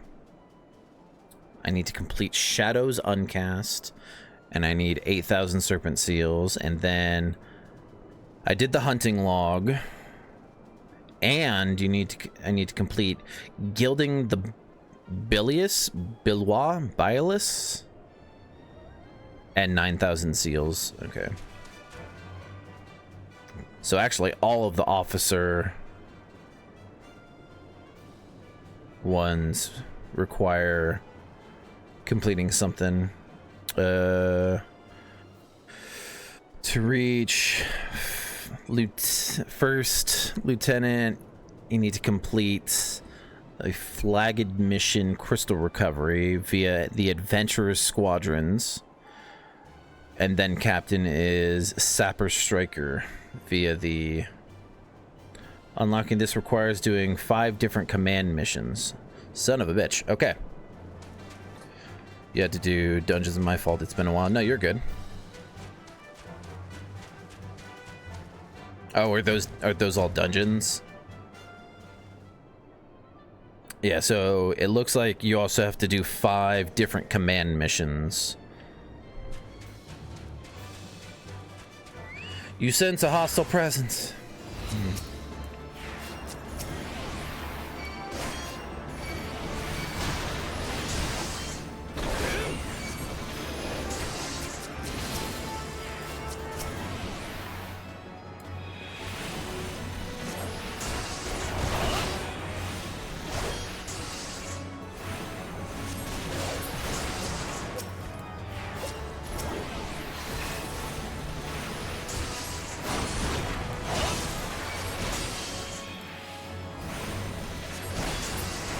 I'm just gonna sit here and let you wail on me while I let you be poisoned to death. Aww. Command missions are with the squadron. It's basically doing the dungeon with AI that you train. Oh. Good.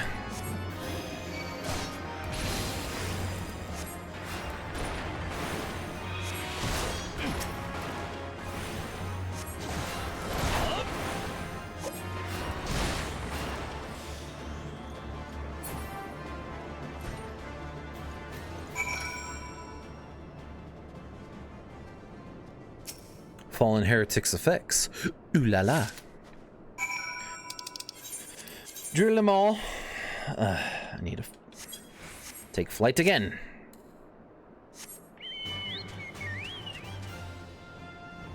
Whee!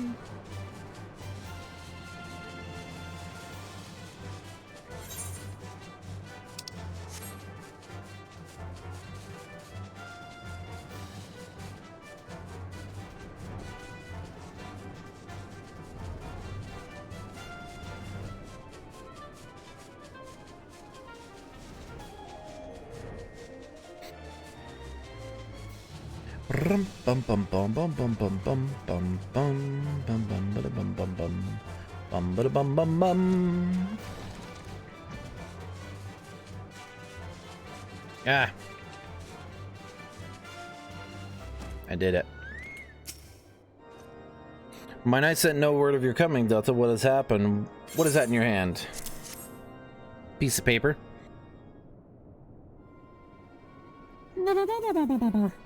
By the Fury, those are veterans with years of service. And now they lie dead in the snow. Their bodies must be recovered and... No, we have not the men to spare. Not now, not while ICEHEART prepares to summon an abomination. I mean, I guess if you just want their bodies to be eaten, that's fine. The heretics you dispatched were not of sufficient number to contend with the combined strength of the Temple Knights and the Crystal Braves. There must be others, and I'll wager they are on their way to Snowcloak as we speak.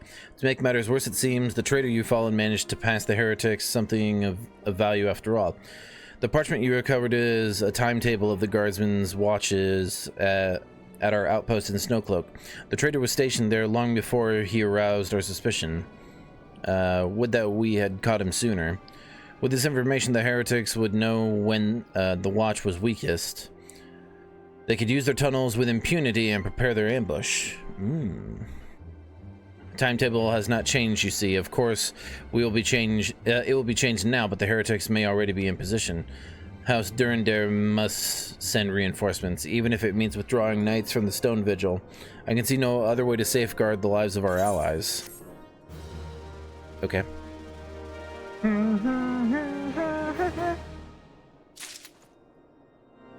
Ooh, here we go. It's dungeon time.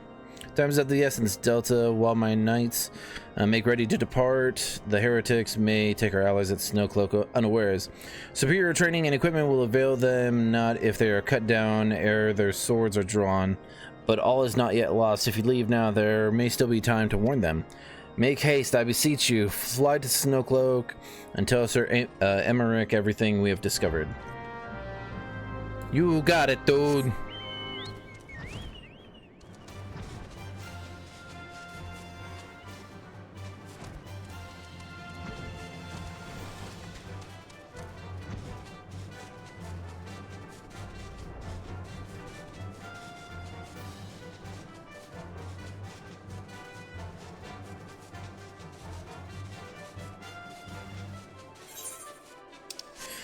We got a dungeon, baby.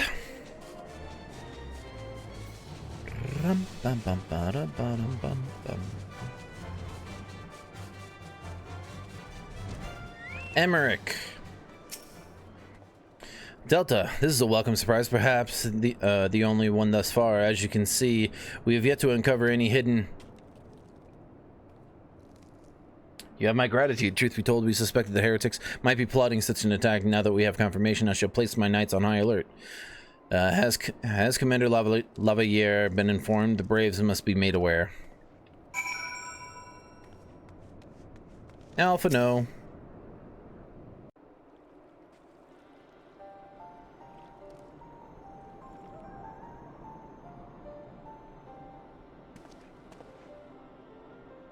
It must be here, I'm certain of it. Why else would they go to such lengths to defend Snowcloak?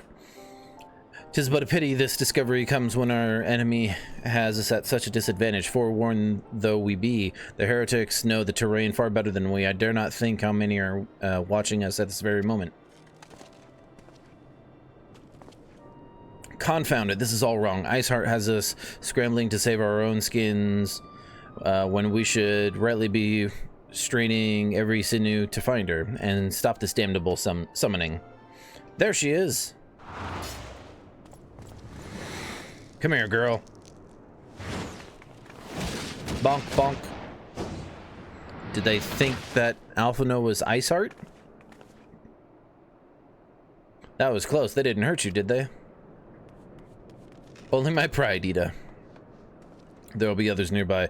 We must see that they are given a similarly warm welcome. Commander Lavalier.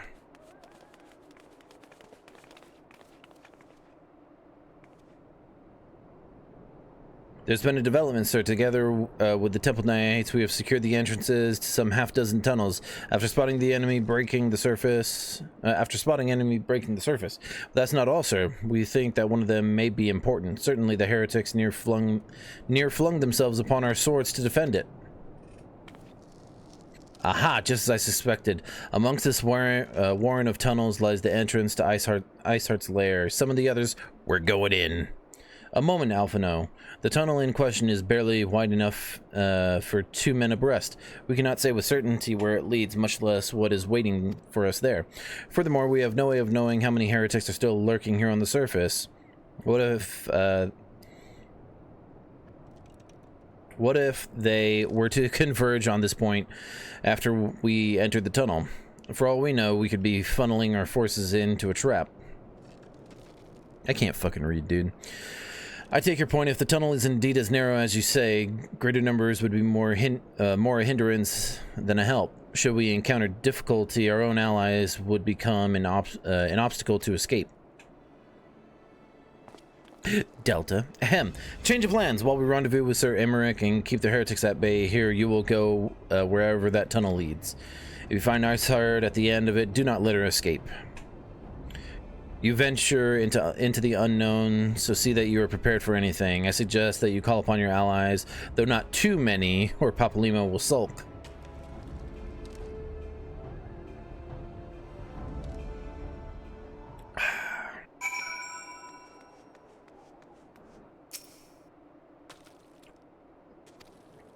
Yeah. Show me the entrance. A new regular duty has been added to the duty finder.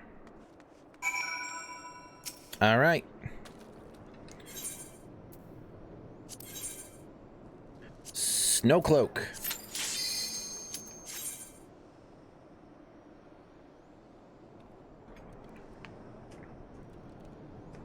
All right. Waiting on a DPS.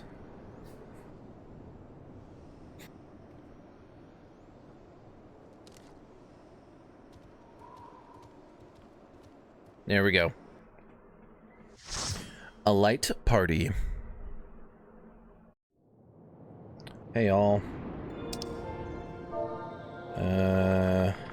First time. It's always the DPS that holds up the ready check.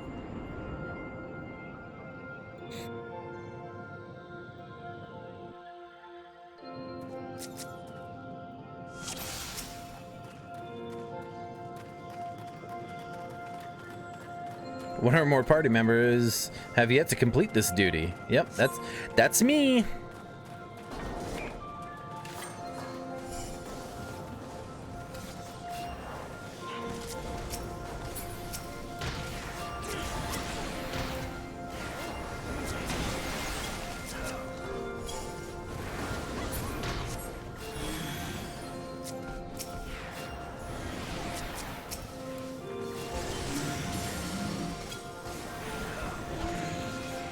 Stun.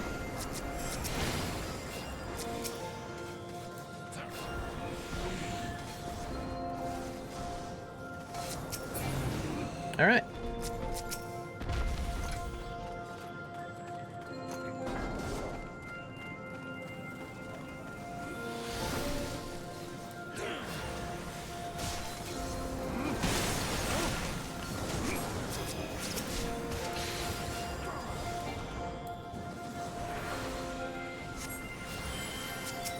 I'm using Holy a lot more often, which I guess is smart, right? Like, help the homies stun the enemies so they can get more, you know, they do more damage and take less damage. Seems the route to go.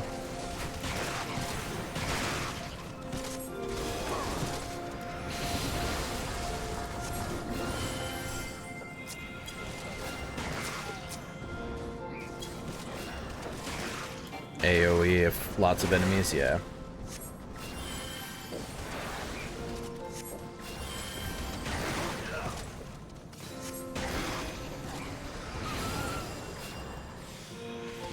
Oh, I didn't frickin'... Let's eat grapes.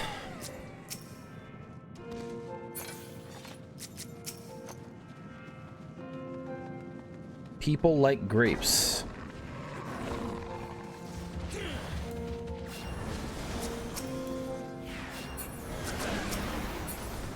Yeah. I'm helping. Faster they die, the less you need to heal, yeah. Healer, why are you doing so much damage? So you don't have to.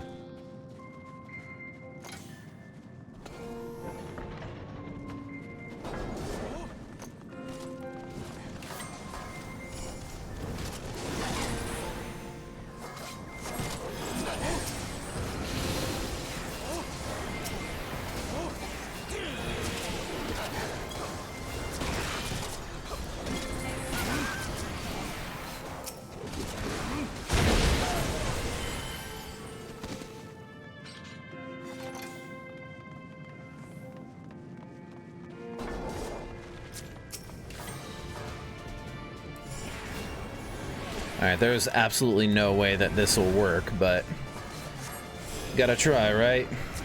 Yeah, fully resisted. I thought so. That's fine.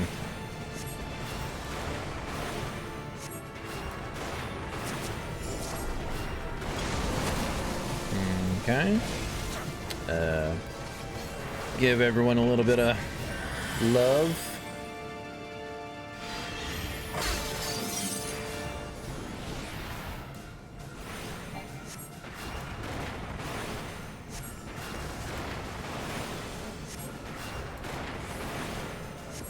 Good old Medica 2, baby. I'll do it again.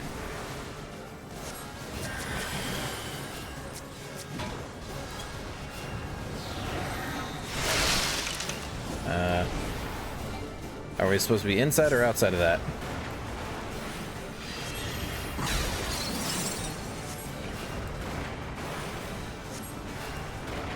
I guess inside.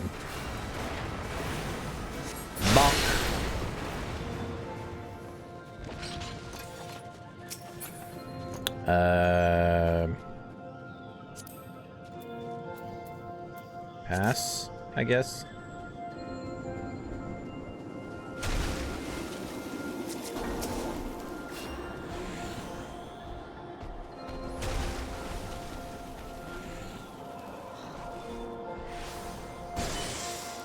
Is he still running?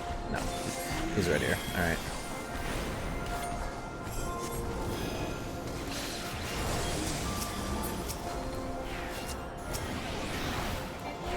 Oh boy. Oh, okay. Rattle off a heal. Yep. You'll be fine. I got you.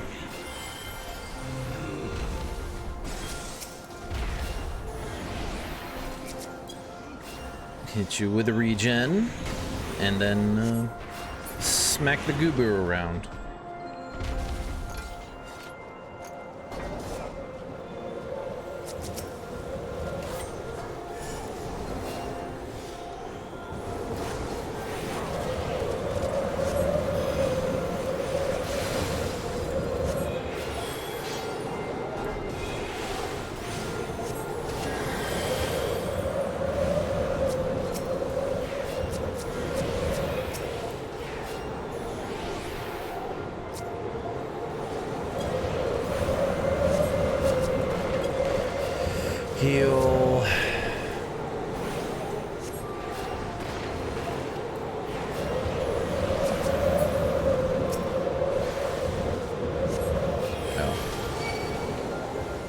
Hey, homie. Yep. Please draw their ire.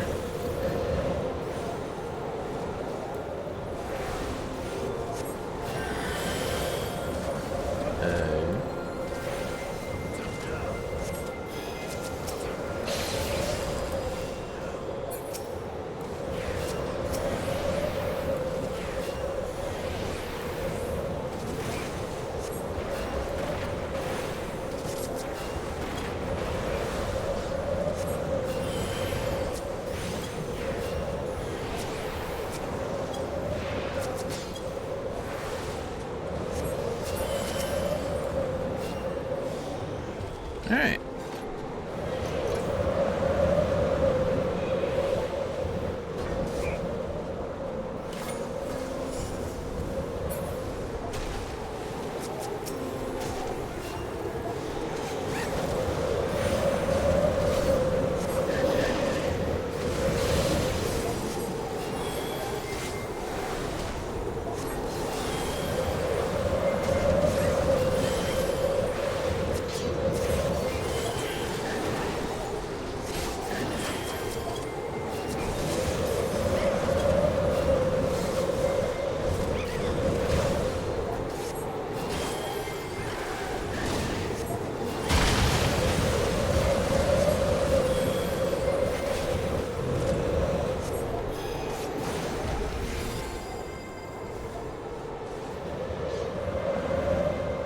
That got a little sketchy there. A Yeti.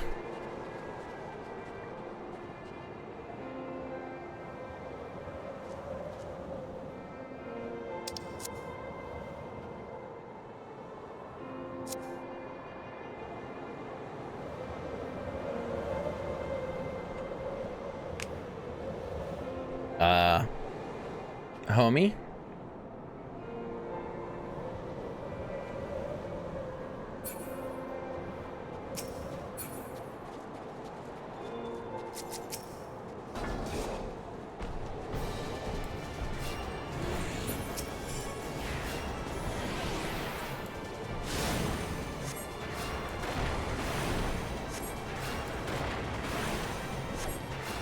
Uh-oh.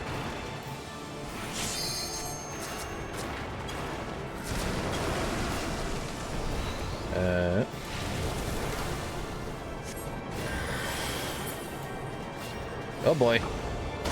Okay. I was very close to that. Owie. Oof, owie my bones. This... no.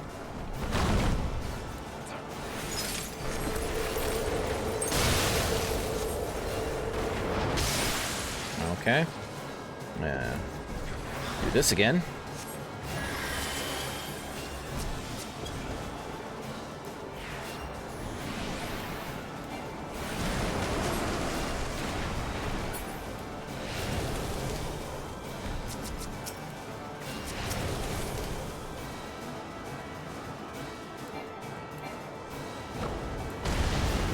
Okay.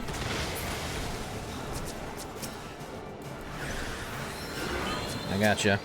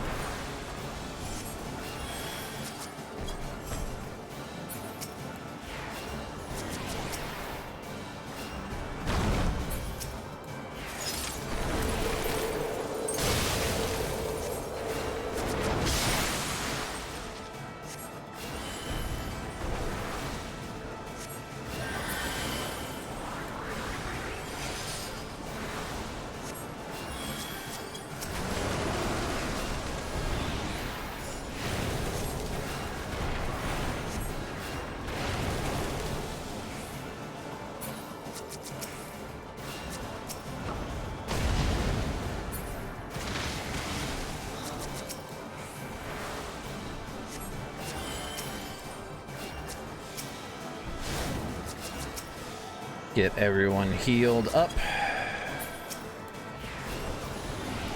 Hit you with the arrow. Dickhead.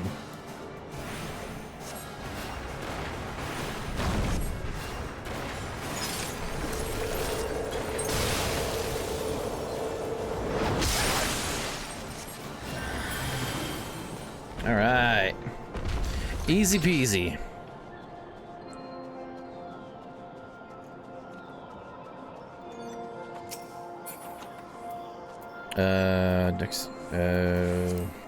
Greed, I guess. Just because it's got determination. The other thing, I pass.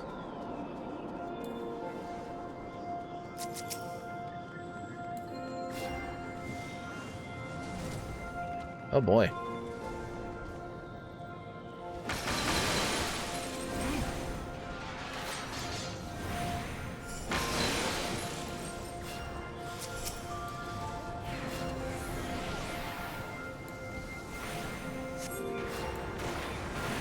Crimthers. Alright, I think I handled that Yeti fight pretty well as the healer.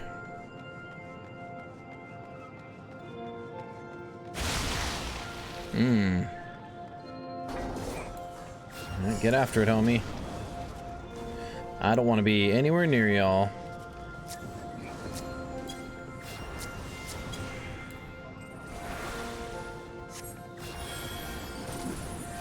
Just snap this off.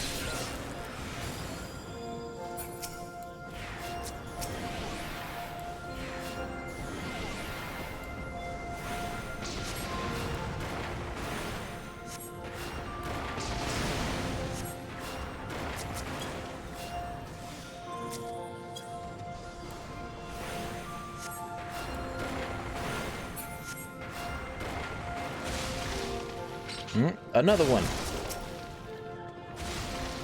Ooh.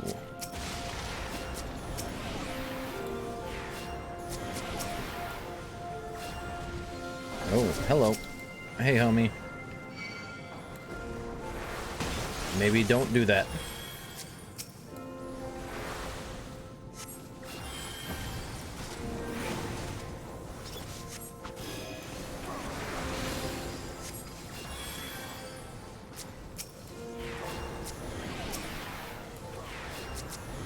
And Jesus Christ.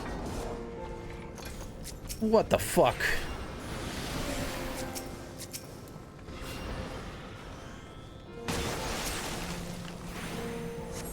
Snowclops. Snowclop was loud as hell.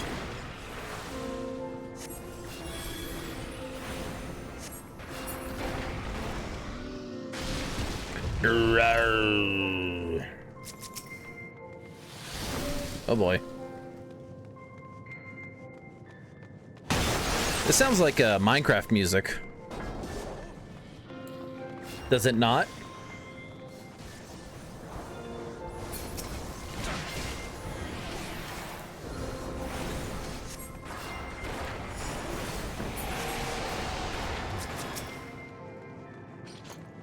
Nice and peaceful, yeah. Nice and peaceful while absolute chaos is going on.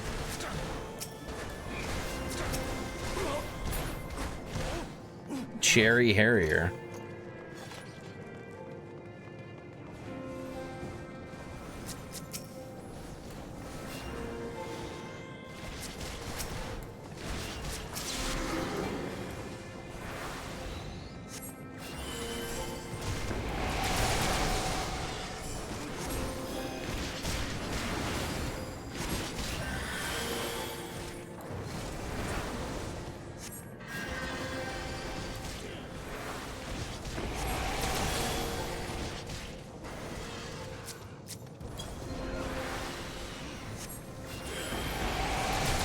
Fucking dickhead.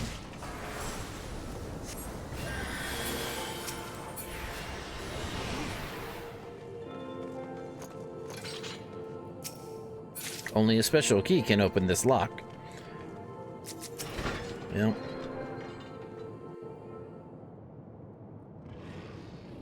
I'm gonna watch this. A wolf.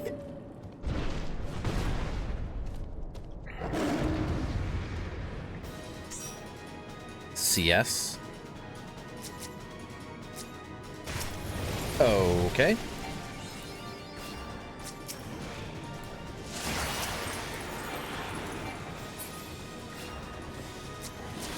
Oh boy. This is bad.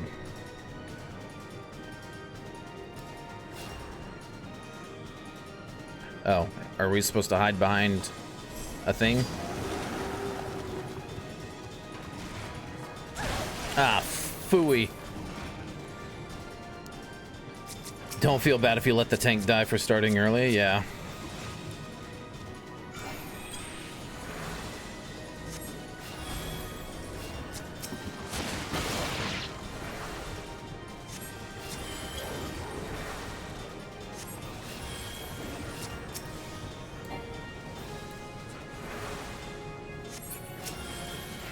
Oh, really? Motherfucker was targeting me. Literally targeted, bruv.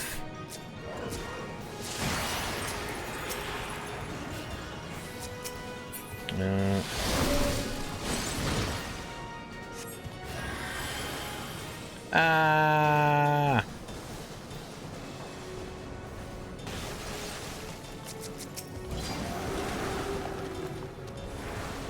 Yeah, I'm frozen. Oh.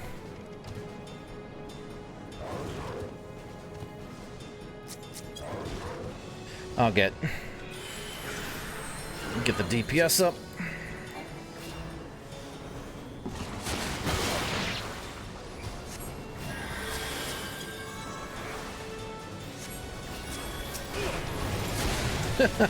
Okay. Well, this takes so damn long. I'm gonna get frozen now.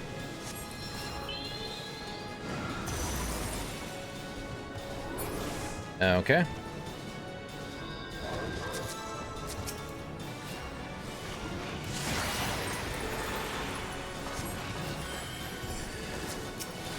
Hey, DPS, try not standing in the way. Oh boy. Yep. Oh, we are hosed now, baby.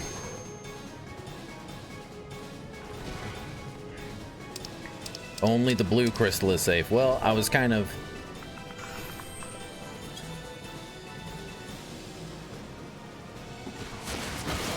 Can I not... I can't...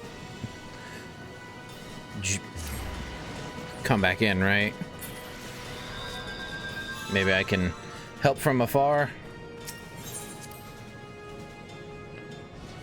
Or is it gonna be... No, there's etheric fucking...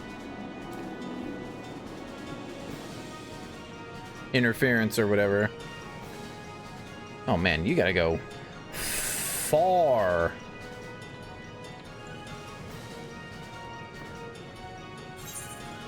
I mean, it's not like I would have been able to get to the blue anyway.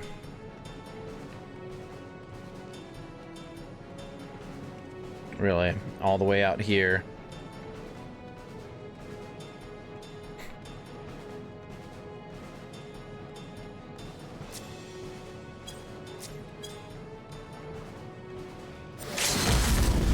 Let me in. I want to help.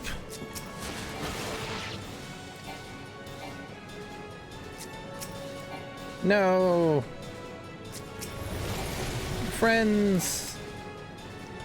No shot. They actually did it. All right.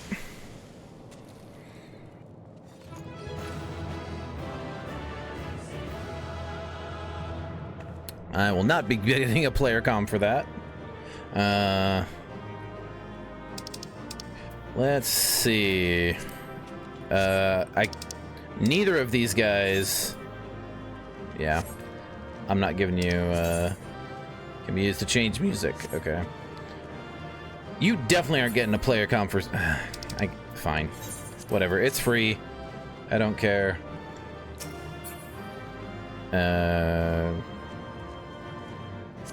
Hero's necklace.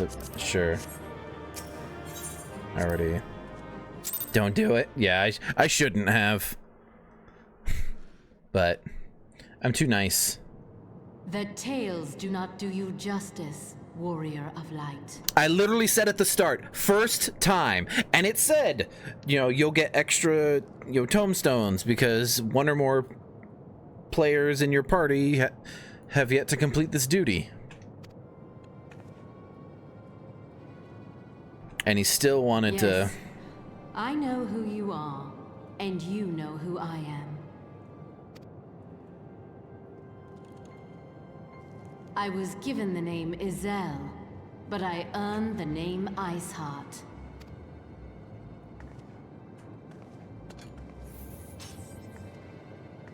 This endless cycle of hatred, of bloodshed, of sorrow. You would see it continue, O noble warrior of light. Yes. I would not. I will not. I will bring an end to this war between dragon and man, no matter the cost. Okay. In time, you will come to understand that what we do for the greater good. For Eorzea, for Hydaelyn. Sure. ICEHEART, ICEHEART. What's going on, Pooch?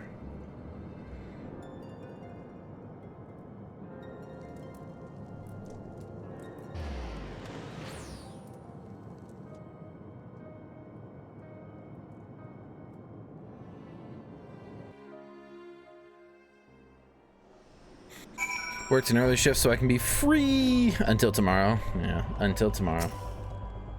That took longer than expected. What news, Delta? I seen to ICEHEART.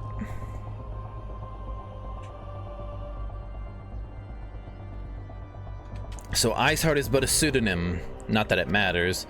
That she managed to escape is regrettable, but from your description of that beast, you did well to come as close as you did. In any case, now that you have cleared a path, the Temple Knights can begin to survey the tunnels in earnest. Mayhap they will even find a route past the ice wall. Wouldn't that do wonders for their fight against the heretics? The Crystal Braves would certainly share the credit for you two. 12 be praised, Delta. We may yet turn this situation to our advantage, assuming we stop ICEHEART before she summons Shiva, of course. Needless to say, our fellow Scions have not been idle. Minfilia and Urianger have been busy pursuing... If anyone can help, please do. No. Archives of House Fortom, gathering what information they can on Shiva, which reminds me, if you were intending to trudge back to Camp Dragonhead to report on the day's events, don't. The antecedent should be here any minute. I can only assume some people enjoy subjecting themselves to this cold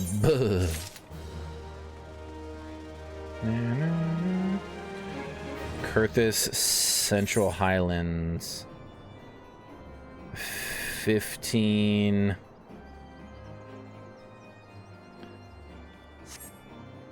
Fine. I will help you, sir.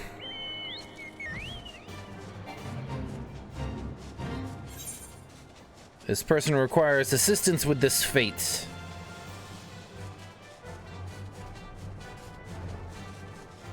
But yeah, I didn't work today. I'm not working tomorrow. I'm not super positive I'm actually going to get through 2.4.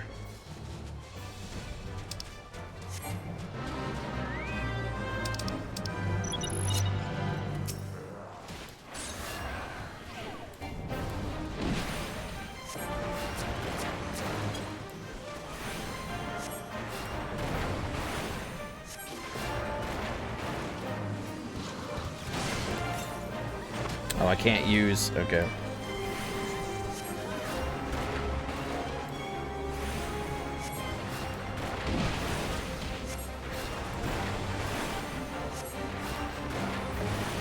Yeah, I don't know if I'm gonna get to the end of 2.4 this stream because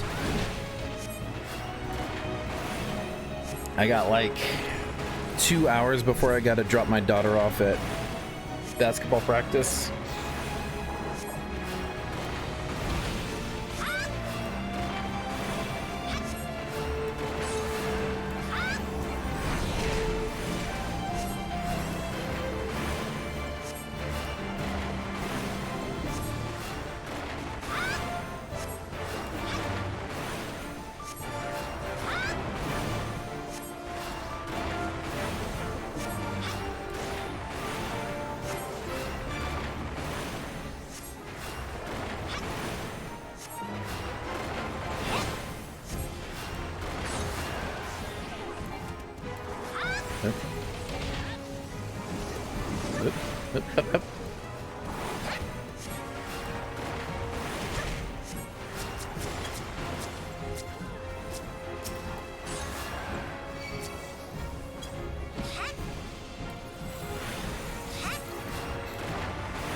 Stupid ice sprite.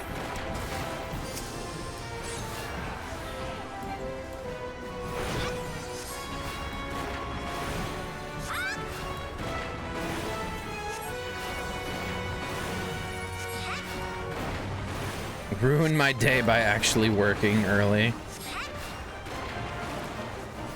Work will do that to you sometimes.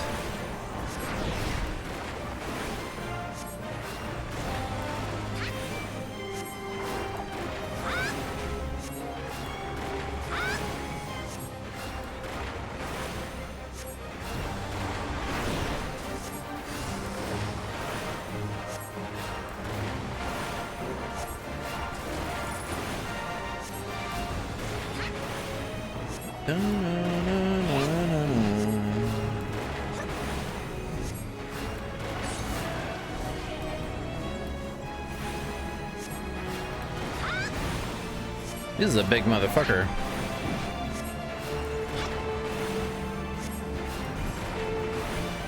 Fate boss is tankier than dungeon bosses. Yeah, no kidding. What the fuck?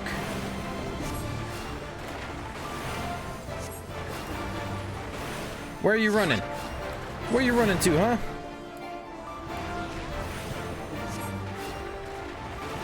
Where do you think you're going?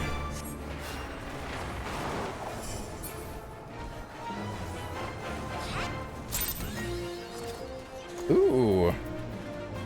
I got a minion from that.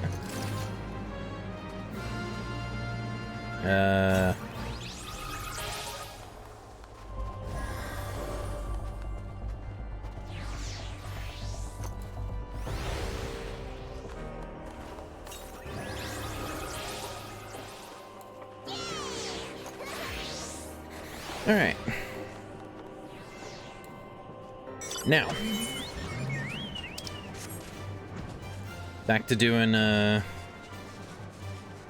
MSQ.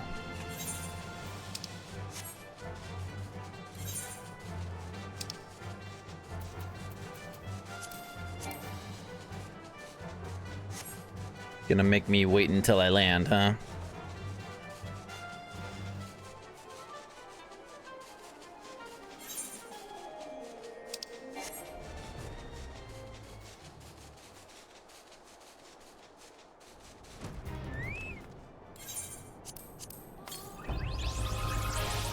And now I can summon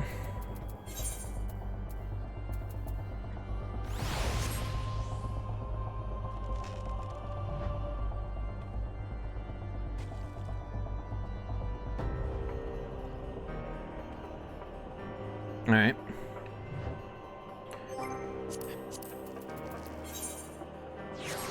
Away you go. Minions aren't really my thing. I need that minion, gotta complete that fate, I guess. A dissident, you come to us straight from the archives of House Fortemps.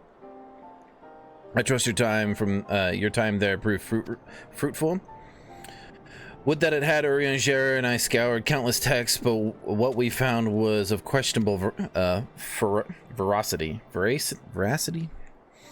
Accounts of Shiva's life and deeds are sparse and contradictory, only agreeing upon one point. She lay down with a dragon, the gravest of all sins, according to the Ashgardian faith. She fucked a dragon? Yet in the eyes of ICEHEART's followers, this was a holy act, the blessed union of man and dragon. Bro, she fucked a dragon. How such a thing could even be possible is quite another question. Suffice it to say, I very much doubt that we will find a useful answer in the archives of House Fortom. Much knowledge has been lost over the centuries, though in this case, one wonders if it is by circumstance or design. You said that ICEHEART took a moment to plead her case prior to escaping, did you not? Mm-hmm. Something like that. Viewed without prejudice, most would agree that bringing an end to an endless war serves the greater good.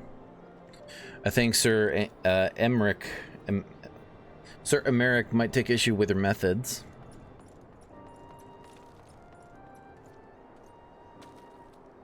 I do not care if a few stragglers manage to escape. Until the sappers confirm that the tunnel is safe, the men are not to search it. Yes, Lord Commander.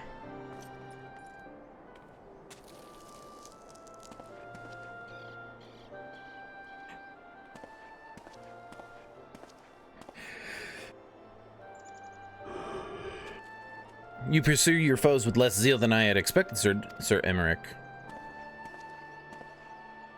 Lest you misunderstand, I do not deny that our enemy has given us good reason to be prudent. I merely meant, you being a man of faith, that I had expected a certain single-mindedness. After all, was it not by the will of Haloni that your ancestors came to this land? Why they took up arms against against the Dravanians? What would they have done in your position, I wonder?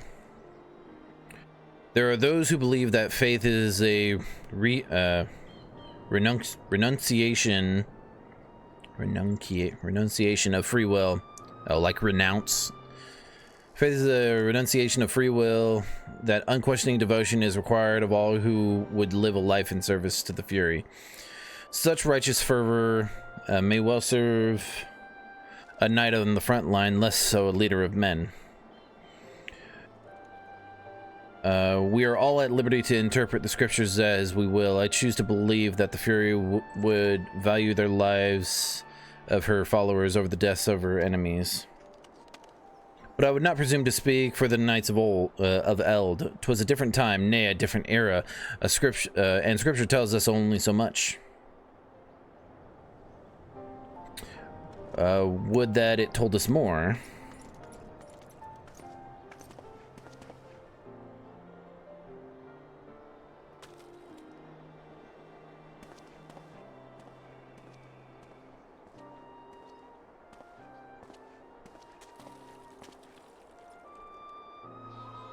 That man is awfully pragmatic for a servant of the Holy See. A welcome trade at the negotiating table, to be sure, less so when one's enemies are making ready to harness the power of God. Mayhap he does not truly believe that ICEHEART's plan can succeed. Truth be told, I too remain somewhat skeptical. Shiva was real, a living, breathing woman. Of that there can be no doubt. In this respect, she differs from every other figure to have been summoned, each of whom was worshipped as a god. The sole exception being good King Mogomog XII, the myth made manifest in response to the fervent supplication of the Mongols Guard.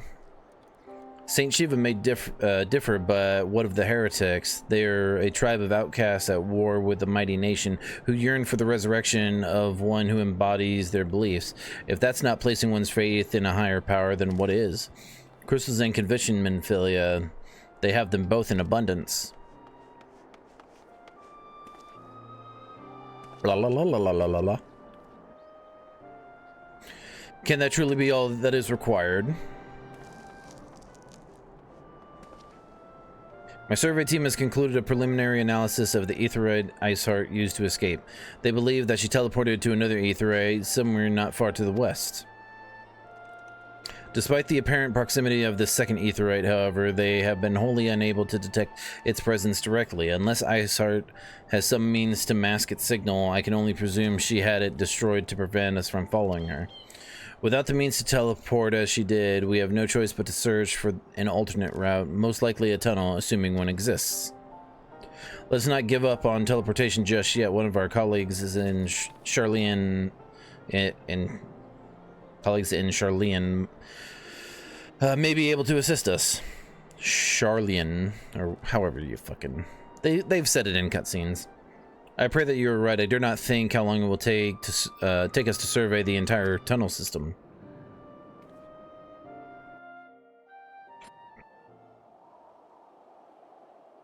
While Minfilia looks into our aetheryte problem, I would like to request your assistance with another matter. The 3rd unit is currently tracking the remnants of the heretic force which attacked us. However, the search goes poorly despite our numbers. Kurthus is vast and ICEHEART's followers know the terrain far better than we. Your knowledge of this region may serve to hasten the process. The sooner we capture ICEHEART's followers, the sooner we can press them for their leader's whereabouts. Also, though it is admittedly a selfish request, I feel that my braves would benefit immensely from working alongside you. While we have our share of veterans, we also have more than a few less experienced recruits, many of whom look up to you, in case you were not aware.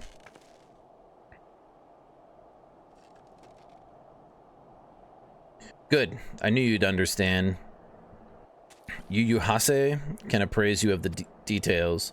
When the task is complete, come and find me at the observatorium. Captain Ilbert and I are meeting there to discuss the latest developments in his investigation. The Temple Knights shall hold Snowcloak in our abundance. Let us leave them to their works. Ours is more pressing.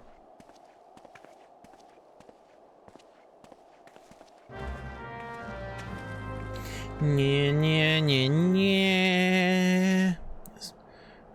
For the greater good. Oh, wait. Yu Hase.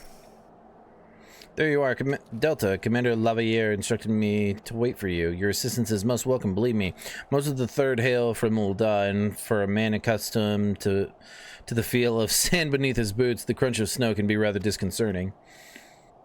But to the matter at hand, nary a moment ago, I received word that the heretics we seek have been spotted making for Danafin Pass. My braves are already in pursuit, and I should be grateful if you would join them. I myself shall be taking part in the hunt. Never let it be said that I do not earn my coin.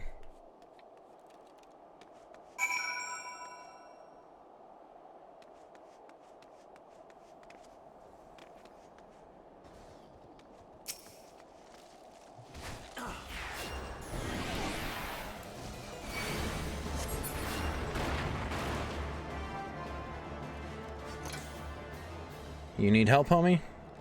Guess not. Bye.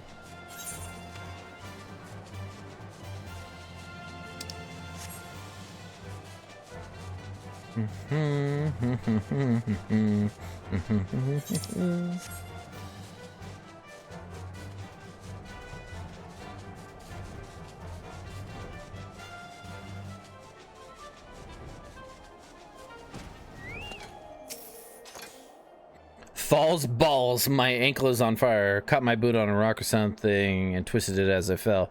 The others went ahead through Danafin Pass. Hurry and you might catch up. If you aren't sure where to go, look for the tracks. The snow is fresh, so they shouldn't be hard to find.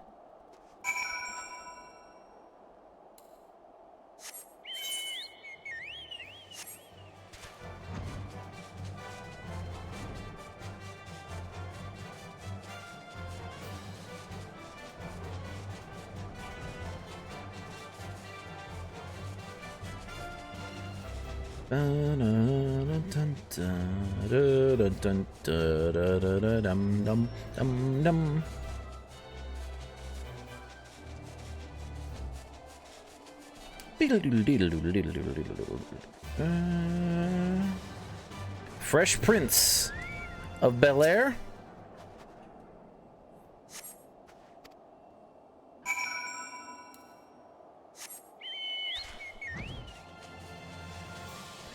How do you find Will Smith in the snow? You look for Fresh Prince.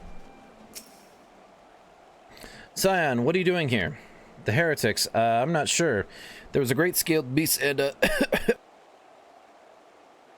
Yu Hase, I think he went east on his own. The heretics split up, so we did too.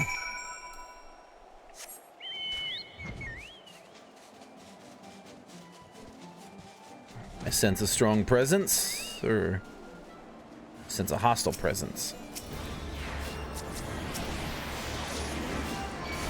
just 2? Ah, where's...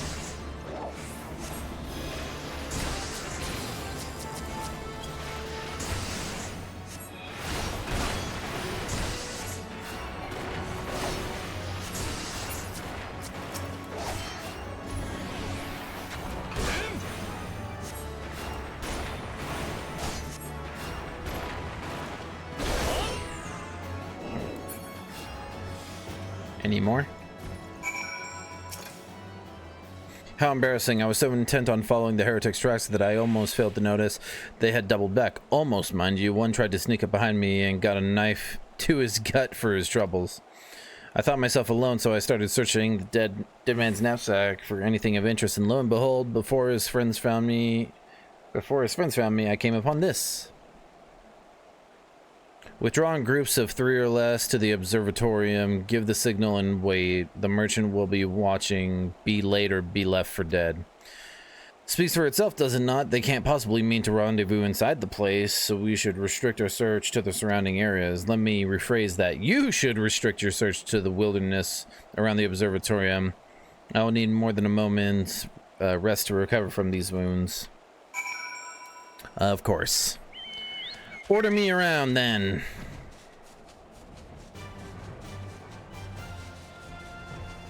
Nah.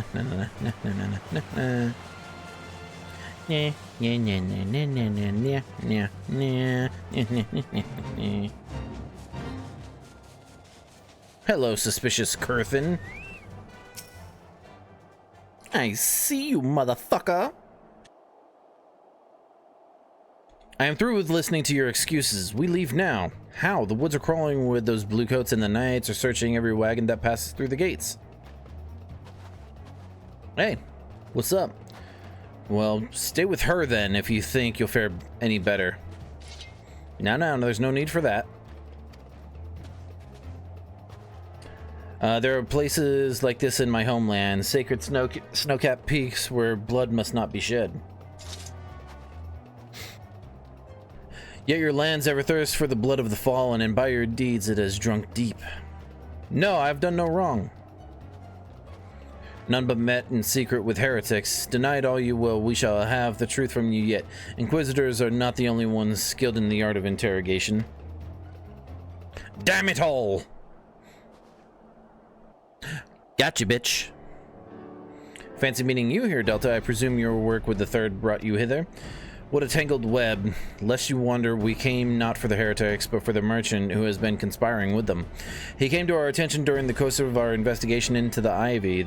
It beggars belief, I know, but it seems our favorite Garlean spy may have been providing assistance to ICEHEART. Were it not for the efforts of Lady Yugiri and her shinobi, we might ever have discovered this connection. Master Alphino is too kind. I fear my people and I have done little to aid your search for this spy. We long to strike back against the Empire and weaken their influence in this land to prevent the tragedy which befell Dolma from reoccurring.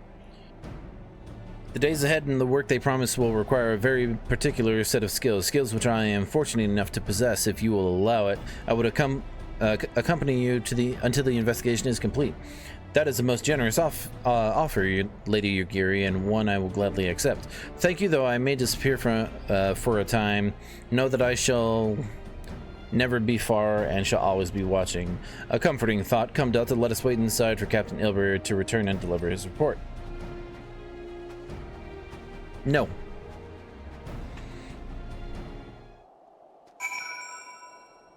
Can I just...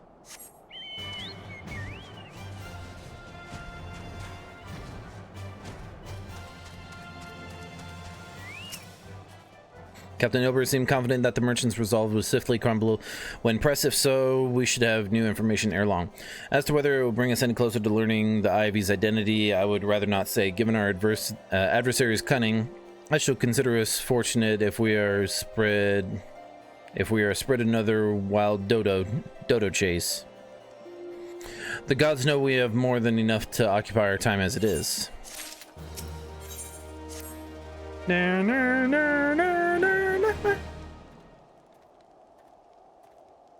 La la la la la la la la la la la la.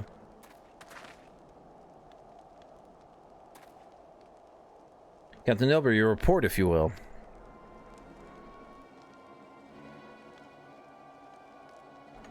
Aye, Commander. Firstly, with regard to the heretic we captured, I regret to say that the man could tell us not that we did not already know of Shiva. We have since handed him over to the Ishgardian authorities. Henceforth, the Holy See will pursue the matter independently. Our inquiries concerning the Ivy, however, have proven more fruitful. We have ascertained the channel by which the heretics acquired their information on the shipment routes. Go on. You'll recall the flame we first identified as being in the Ivy's employ. From him we are able to trace a trail of conspirators, each taking us closer from his master. Alas, the trail came to an abrupt end. Fearing that the investigation had been compromised, we took the necessary step of detaining all suspected of conspiracy. There were 5 on our list, including a flame stationed at Revenant's Toll. The man's primary duty was to keep an inventory of donations from abroad, the particulars of which he would share with benefactors, thereby ensuring that needs did not go unfulfilled. By virtue of his role, he was privy to the details of all shipments bound for the settlement. Needless to say, that included those originating from House Fortom. He knew the precise route the caravan would take, and he sold that information to a merchant. I think I can guess which one. None other. With a little encouragement, he soon confessed to knowingly aiding and abetting the heretics. Well, that is one mystery solved at least, but what of the Ivy? Are we any closer to prizing off his mask? I dare say we are, Commander. Our relentless pursuit has forced him to commit a grave error. In a desperate bid to cover his tracks, the IV resorted to exercising certain administrative powers available only to high-ranking members of the Immortal Flames. If you consider, then, that our investigation is known to barely a handful of them, the field of suspects is greatly narrowed. You mean to say that the agent is among Robon's innermost circle? Someone who has been with him since the Immortal Flames establishment? 'Tis the most plausible explanation. The infiltration likely occurred during the company's founding, with the groundwork for the act being laid beforehand. To slip into a position of authority unremarked and remain above suspicion all these years. I too was surprised, though I really should not have been. Of the 3 grain companies, Uldaz was ever more vulnerable to infiltration. Both Limsa, Laminsa, and Gridania had long-standing armed forces that lent themselves well to the formation of the Maelstrom and the Order of the Twin Adder. To all intents and purposes, it was the same people, loyal ones, mind, under the same leadership, only the banner was different. Not so the Flames. Uldaz's military was made up of disparate orders, most of which were glorified mercenary companies that answered only to their own paymasters. Hardly an ideal environment in which to establish something as high-minded as a grand company. The difficulties Robon faced when founding the Immortal Flames are well known. Even after he had convinced his fellow syndicate members to share the cost, there remained the small matter of finding enough bodies to fill the ranks. Indeed, and given the pressing nature of the Imperial threat, that meant recruiting every passing sellsword. Amidst the chaos of its founding, it would have been child's play to infiltrate the company. A good deal easier than now, The Immortal Flames have ever been caught between conflicting interests. The public and the private.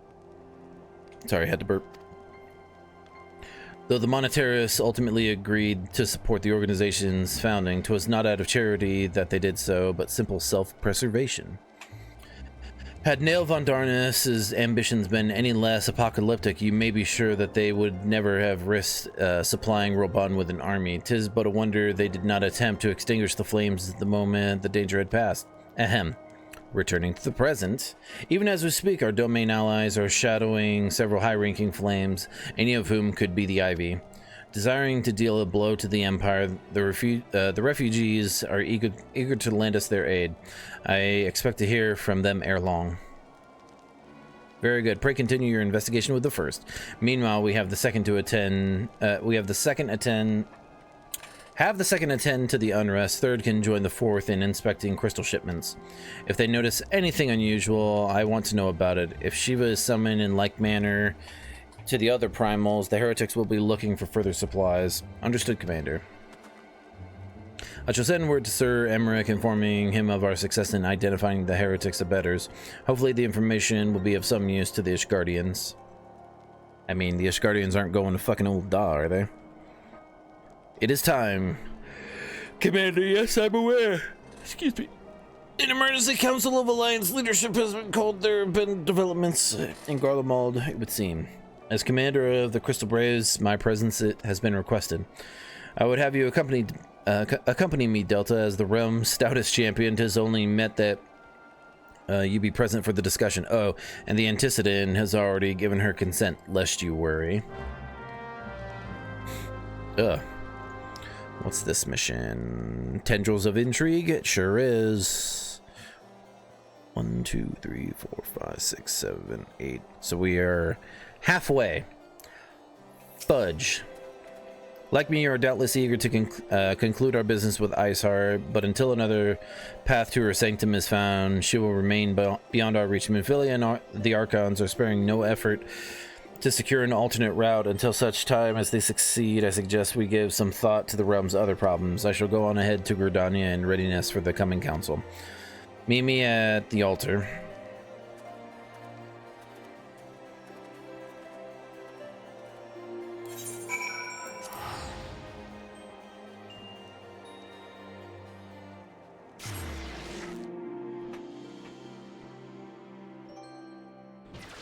Home!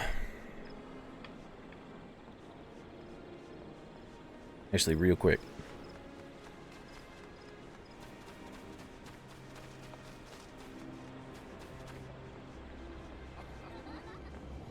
Oh, wait. This was the wrong way. I'm a fool! I know I'm not going the right way for what? To continue the MSQ, I just want to do something real quick. See about promotion, baby.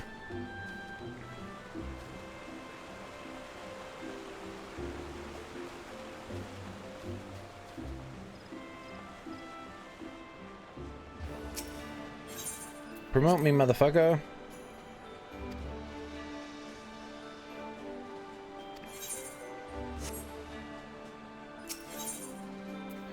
Okay, so I need to do these 2 missions to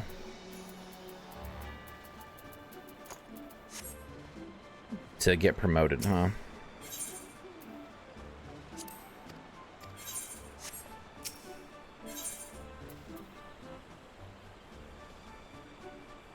And I need, you know, thousands of god dang. Yeah.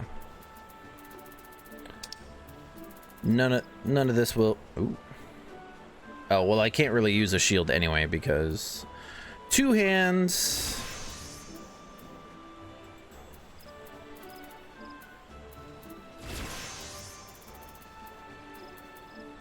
Why can't I? All right.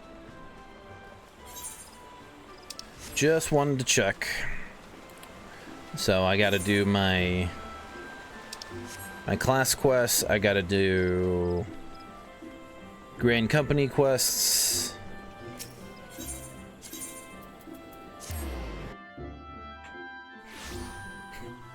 Look at this dude's name. Doritos Locos Tacos. Fantastic. Fucking Doritos Locos Tacos. Well, thanks for coming, Delta. When you're ready, speak. Yep.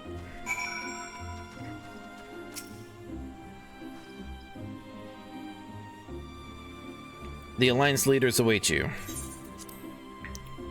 To the Lotus stands. Oh. We got some voice acting?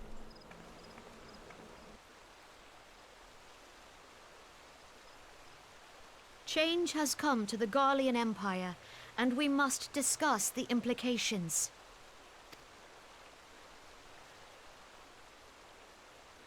The rumors are true, then? The War of Succession is ended? It is. A new emperor reigns in Garlemald.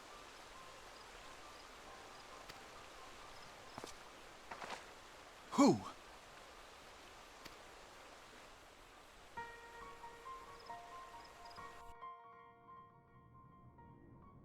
The birth and all too rapid expansion of the Garlean Empire is commonly attributed to the strategic brilliance of Solus Zosgalvis, yet he did not rule alone.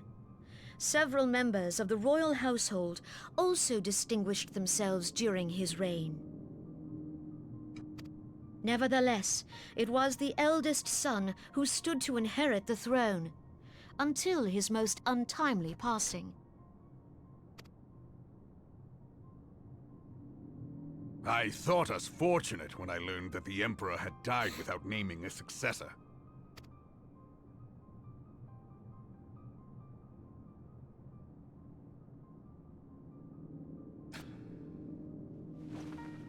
Gross. Would that the Garlean Empire had died with him.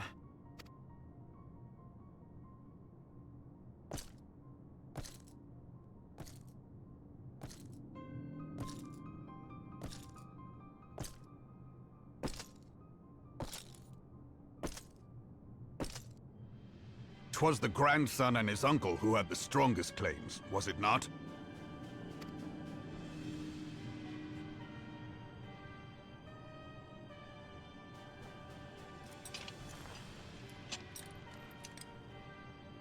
Indeed, yet claims count for little without the power to assert them. High Legatus Varus Ye Galvus is a respected military leader. Not so his uncle.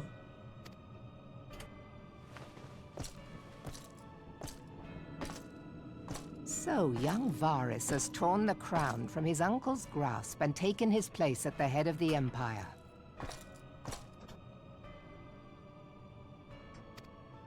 Good. How could this possibly be terrible?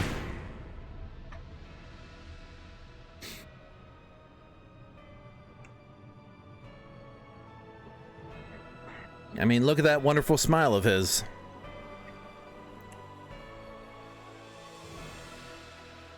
Given the troubled nature of his succession, the new emperor will require time to seal his grip on power. Yet have no doubt but that he shall, for there are none left with strength enough to oppose him. I'm standing right here. I mean, I'm not part of the Empire, but... Since the success of Operation Archon, the remnants of the 14th Legion and the forces occupying Alamigo have done naught but fortify their positions. But you can be sure they'll be ready to march on us again, if their Emperor gives the word. When, not if. They say this Varus was so set upon Eorzean annexation that he spoke out against the Meteor Project. Plainly, the new emperor's intentions are of great concern to us all. Mm-hmm.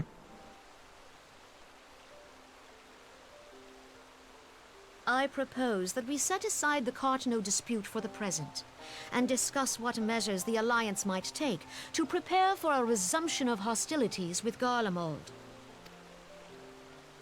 Moreover, I move that we re-examine the question of how our former allies in Ishgard might be persuaded to retake their place at our side. Could Eorzea but stand as one, 'twould deal a grave blow to our enemies' ambitions. Mm-hmm, mm-hmm.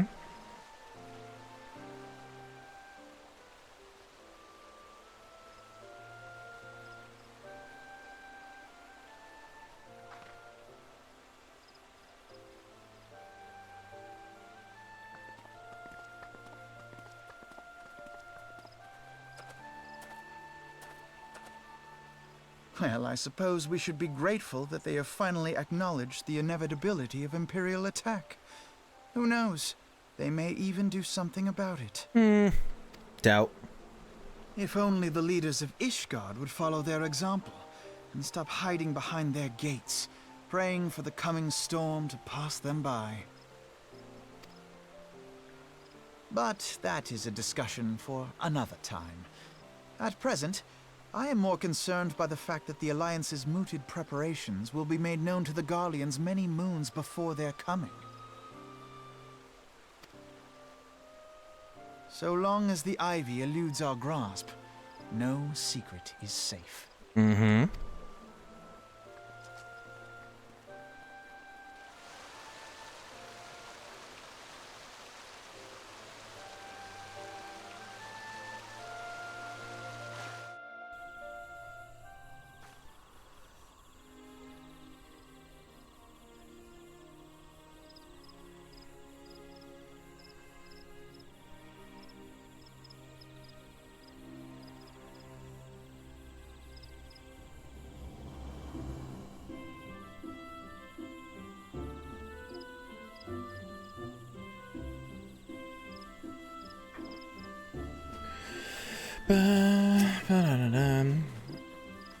It will not have escaped your notice that the nations of Eorzea are no nearer to being of one purpose, despite their protestation to the contrary.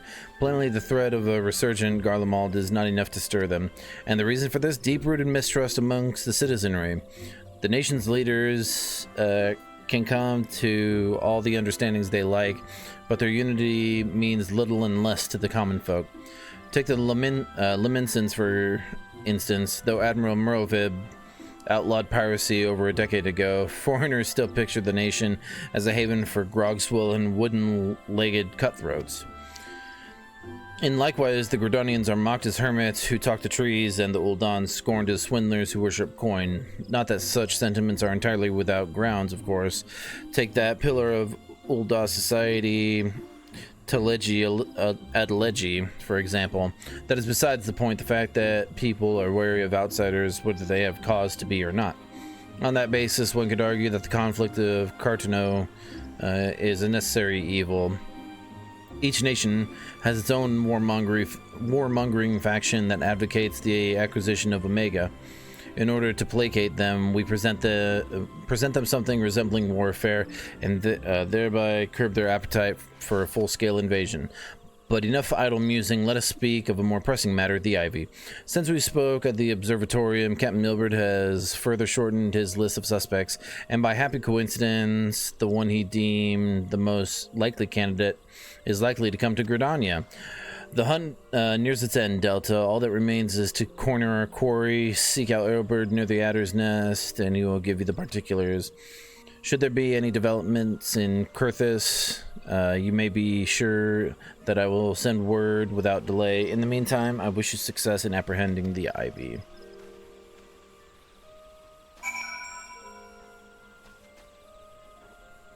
Okay.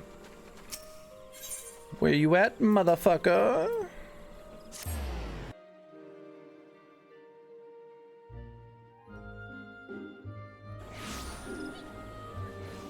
Sprint.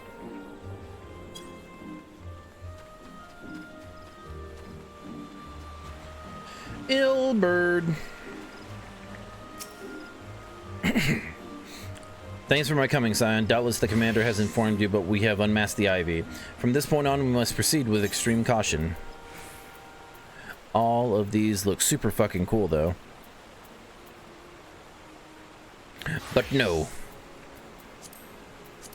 No kiddo.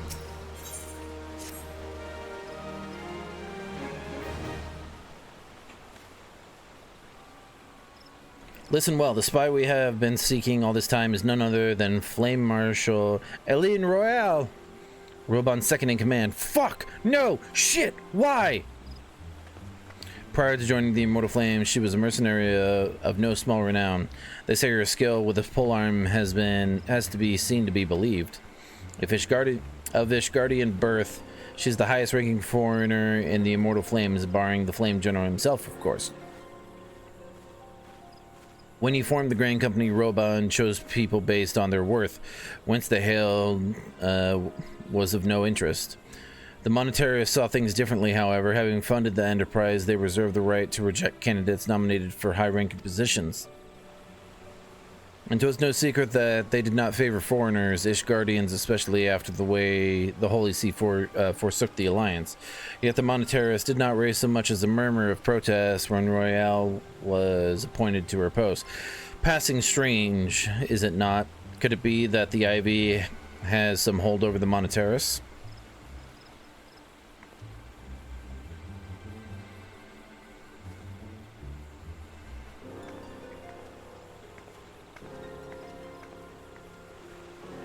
But these revelations are second to our current mission.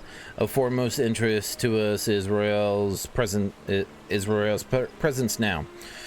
As you may be aware, it is the duty of the Flame Marshal to command the Immortal Flames in the absence of the Flame General. While Roban attended the Council of Alliance leaders, she should have remained in the Hall of Flames. The woman has no business being in Gridania, yet here she is nonetheless. On some pretense, she's up to something. Mark my words. Even as we speak, I have a dozen men trawling the Flames records for evidence of Royale's guilt, but if we can catch her red-handed, we shall have all the proof we need. Which brings me to the plan. I have people watching the city gates, the airship landings, and the docks. Every point of egress. She cannot leave without our knowledge. All that remains is to shadow her until she betrays her true purpose. Can I rely upon your eyes, Scion? Have fun with the story. Going to head out to play some stuff. Alright, Frosty. Thanks for being chillin'. You have my thanks. Let us go, then, and take care not to alert our quarry.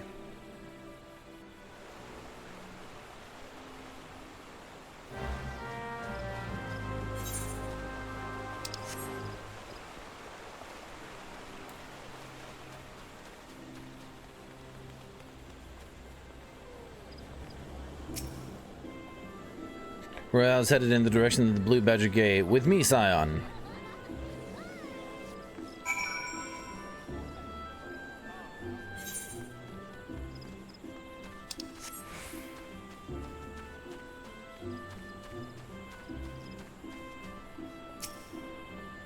Has entered the Carline canopy, meeting someone perchance? Or could it be she means to board an airship?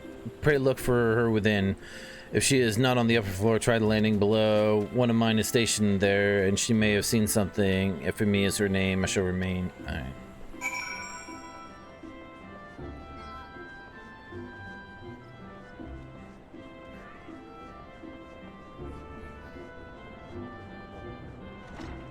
Dang it. Dang it.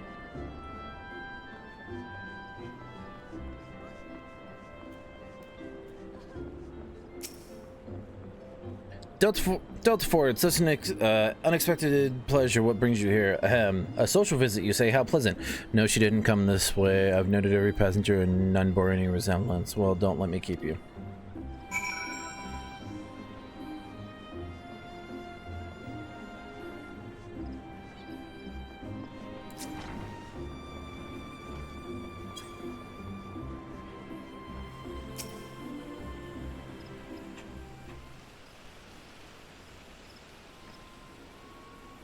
Nowhere to be seen, you say, and you are sure she did not board an airship. Did she not come back? She did not come back out either. Where in the Seven Hells could she have gone? The Roost, how could I forget?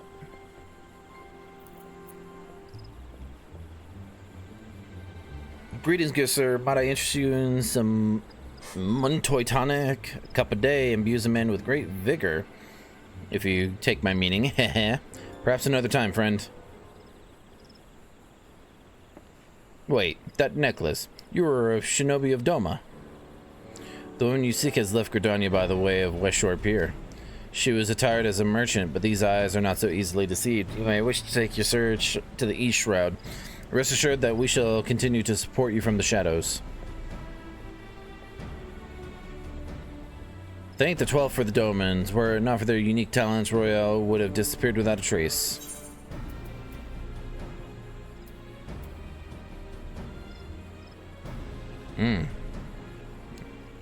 Is this actually worse than what I'm wearing? Alright, well, might as well grab it.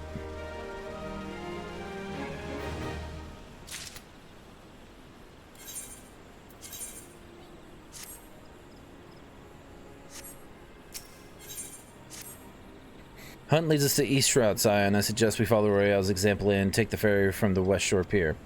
You'll doubtless wish to make certain preparations. See to them while I go. Alright. Do I have to go to the... Yep. Ippa.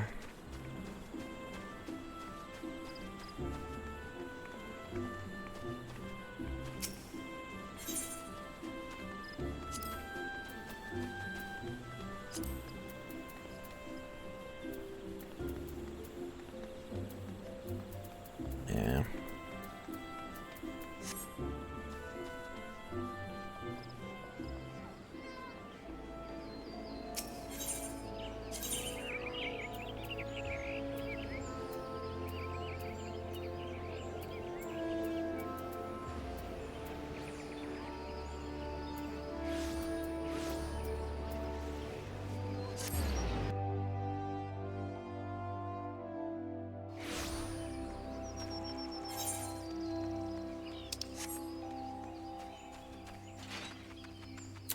To Sweet Bloom Pier.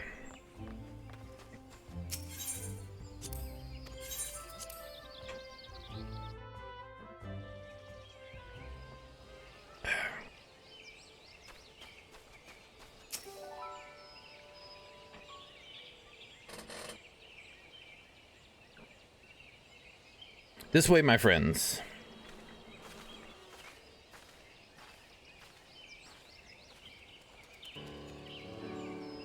Your quarry makes for the Hawthorne Hut. If Royale is truly the one we seek, we can expect that she means to make contact with her Garlean masters there. An explanation is in order. You are no doubt aware that the Garleans have their own method of communicating over great distances. Well, our ingenious friends of Gorlin Ironworks have provided us with devices which disrupt these communications, and we have installed them around the city-states. In doing so, we have made it difficult for Imperial agents to correspond with their masters. Oriel would thus have no choice but to rendezvous with her Imperial contact directly. Yet, as a well-known face in the Immortal Flames, she cannot move about Thanland without being recognized. It would only be a matter of time before someone saw through her disguise. 'Tis for this reason I believe she has chosen the Black Shroud for her clandestine meeting. The Leeson are a common sight here, and her comings and goings are not like to turn any heads. As my scouts tell it, the Garleans have sent agents with a mind to destroy the devices and render such direct contact unnecessary. Fortunately, our shinobi have thus far been successful in rebuffing their efforts. This is it. We need only make for Hawthorne's Hut and catch Royale in the act.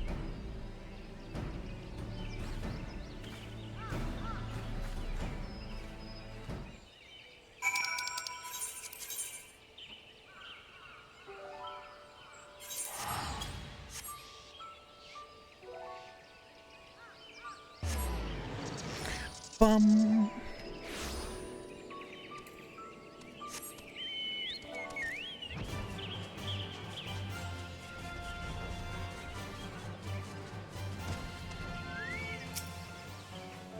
My people report that our quarry has departed for the Bramble Patch. The Ivy returns to the Gnarls whence she came, but perhaps it is all for the better. To convict someone of her standing, we will require damning evidence against her. What could be better than to catch her in the act when she meets with her Garlean masters? My countrymen and I shall lie in wait in the shadows. Tread warily, my friends.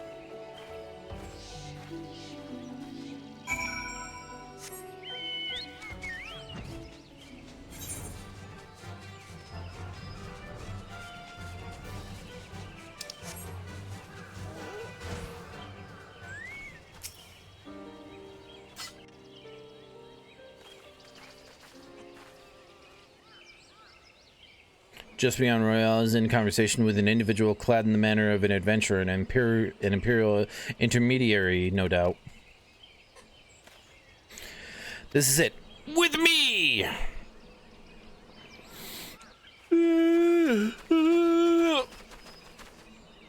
I'm tired. Who's this motherfucker? You're under arrest for treason and espionage. You're followed, you bloody fool.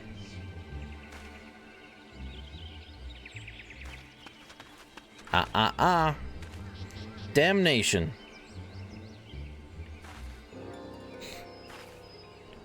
Please move. I dare you.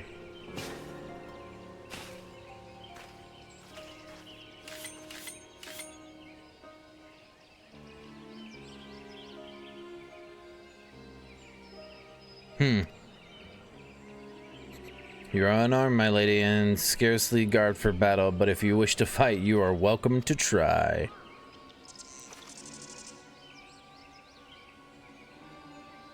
What's the meaning of this, Captain? Would you arrest me for strolling in the Twelves Wood? When last I looked, that was no crime, and neither was conversing with passing strangers. Strangers indeed. You would feign ignorance then? Very well. If you do think of something to say, there will be plenty of time to say it later. Now, come quietly, or I shall make you wish you had.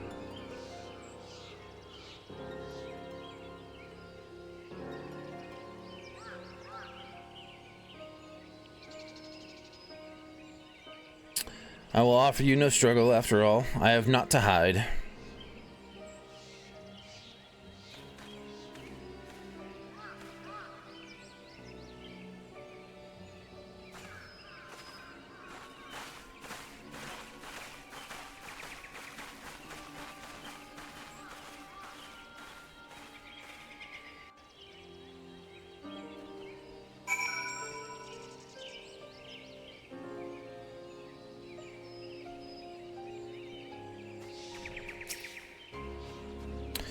Even a warrior of Royale's renown could not have hoped to escape by force. Despite her claims, her surrender does not bespeak innocence, but an awareness that her position is untenable. With the ivy thus uprooted, it is to be hoped that the tendrils she entwined around the immortal flames will gradually wither and die. Mayhap then the people of Ul'dah will have a grand company they deserve, but let us speak in the present. If I may ask, what will you do now? We still gotta catch... So the Scions seek a way into ICEHEART's sanctum. Then I dare say you are eager to return to the Rising Stone. Pray not, let me keep you. Fear not, my countrymen, and I shall tend to the aftermath.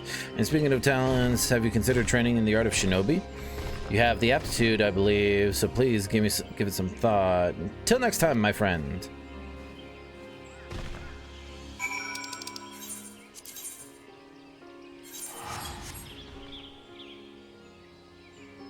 Trying to get through this so quickly.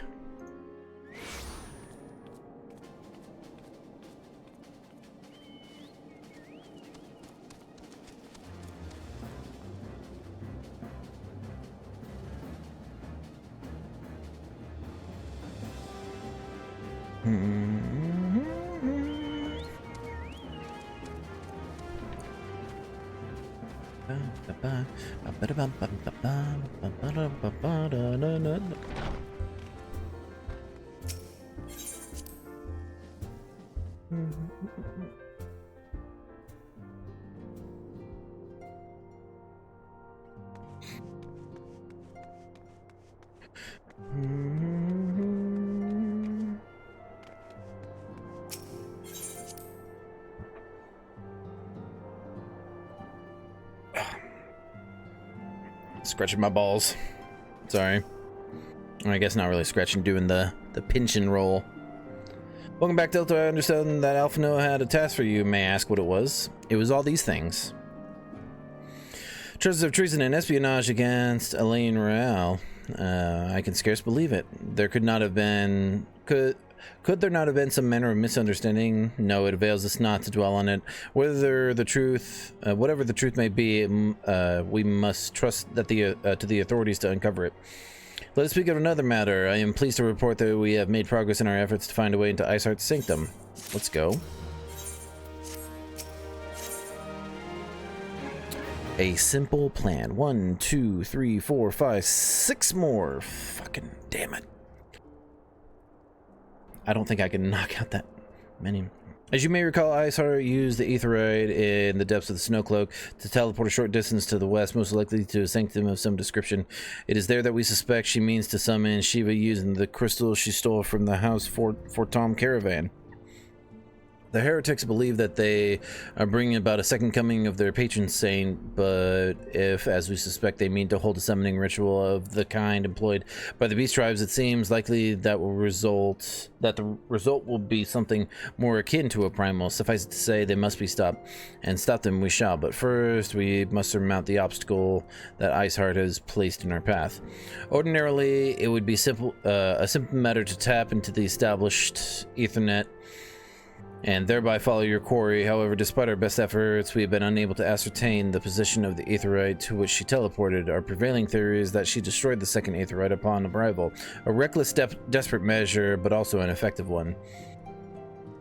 After discussing the matter at length with Urianger, we have concluded that we lack the expertise to develop a solution. Which is why we have called upon the aid of one who does possess such expertise, a colleague of ours who is currently en route to Revenant Stole from Charlian. She should be arriving within the hour, in fact. Since you are here, mayhap you could we could welcome her together. I am certain she would appreciate the gesture. Let us make our way to the northern gates and await her coming.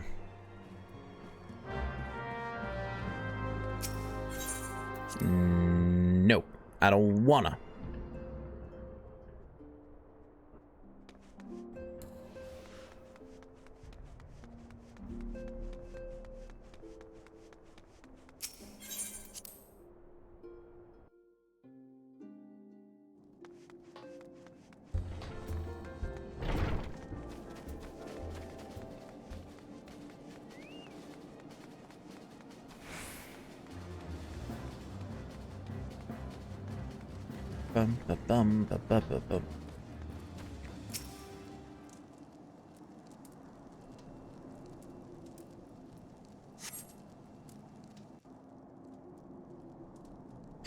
1 and a 2, and how do you do?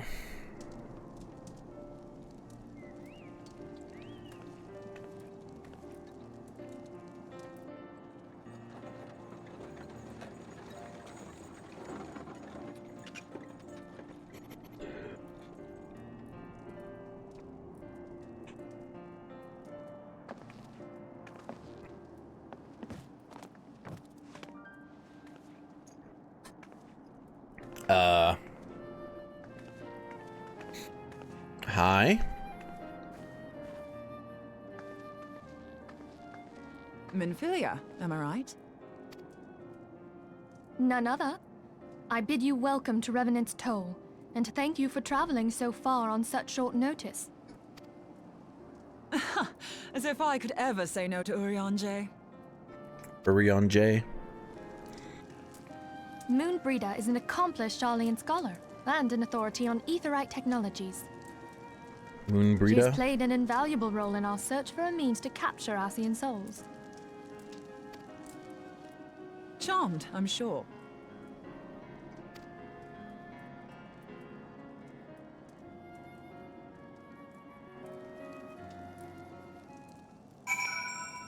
Ba-da.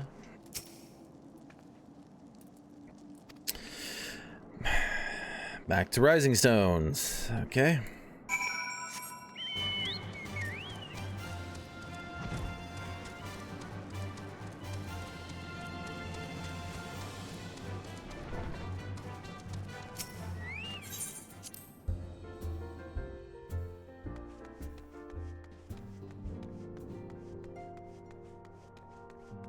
I didn't know Tataru could juggle.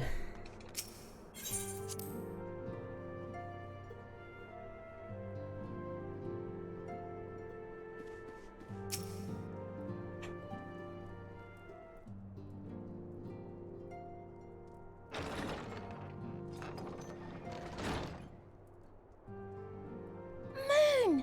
Gods, it's been ages! Oh, longer, sister. Sister? No, not for real. Like, A joyous reunion indeed. Well, of course it is. Moon and I are like twin sisters. Save Like. in appearance and aptitude. got him.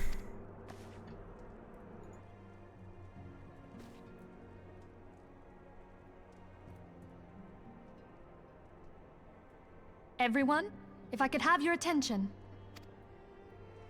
We have with us an esteemed guest who has come from Sharlayan to assist us. I bid Moonbreeder join us here that she might share with us her extensive knowledge of aetherites. Also, as many of you are already aware, she has been overseeing our research into white auracite, a sample of which she has been good enough to bring with her.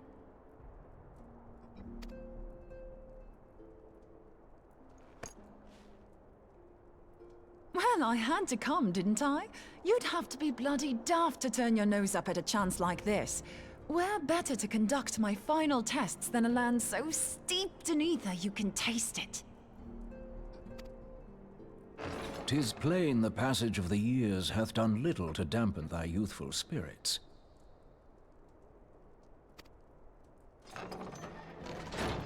And nothing at all to reform thy youthful manner.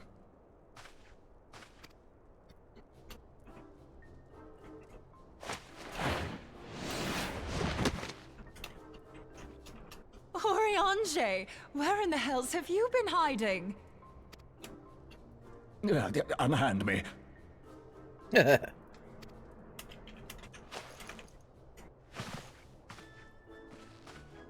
come all this way, and that's what you have to say to me. I much preferred when you were pleading with me to drop everything and hurry to your side. What was it you said? None save thee can satisfy this need. Go on.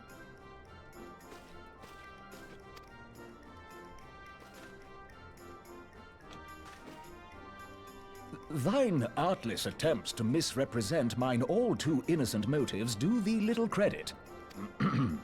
Mine intent, as well thou knowest, was but to impress upon thee the gravity of the circumstance. Lest thou doubt, a deiform entity shall shortly be summoned, save if thou and no other grantest my compeers thine aid. You still haven't found it, then? No. Your missing aetherite? No, that's why you're here. We have not. No. We know that ICEHEART teleported to an aetherite not far from the first. Yet even after careful analysis, we could not locate the second beacon. We now suspect that the heretics destroyed the second aetherite to impede our pursuit. Our allies continue to scour Snowcloak for ICEHEART's sanctuary, but we have no guarantee that they will find it. Yet it must be found, for even now ICEHEART prepares to call upon Saint Shiva. I'm sorry, but if the aetherite's been destroyed, then that's that. Although, you're absolutely sure she used the first aetherite, are you? She didn't just use teleportation magics? One of our own bore witness to her escape. I can say with absolute certainty that ICEHEART used the aetherite.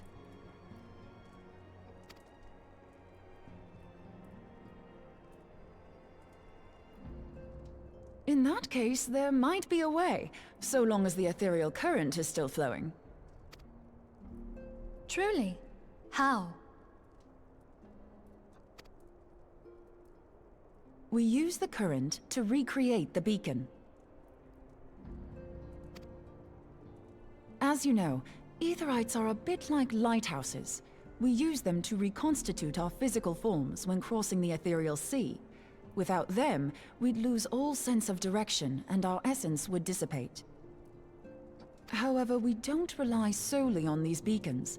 There are currents of ether which flow between them, currents which help guide us to our destination.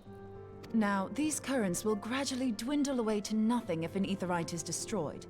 But if even a sluggish flow remains, we could theoretically use it to direct a surge of concentrated ether towards the void left by the beacon, and thereby fill it up again. Like opening the floodgates to fill a dry riverbed. Though, correct me if I'm wrong, but would we not need a veritable reservoir of ether? In concert, we might manage to channel a sufficient volume, yet that is not my chief concern. To direct the flow of so great a volume of ether with the requisite precision would be a nigh impossible task in itself.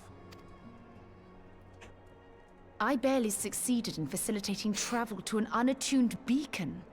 That which you describe sounds considerably more difficult. Yeah.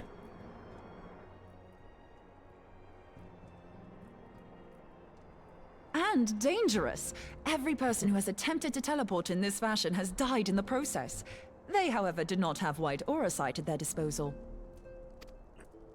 I can use it to channel all the ether you can give me into the aetherite. However, white aura sight cannot retain ether for an extended period of time, so we would need to infuse it immediately beforehand. Right. Just so you know, I'd confidently give this plan better than even odds of success. And if the worst comes to worst, your people won't suffer. Though it risked the lives of our best and brightest, we have not the time to seek other options. Right. If the ethereal current still flows, we shall carry out Moonbreeder's plan. That's the spirit. Let's roll the dice.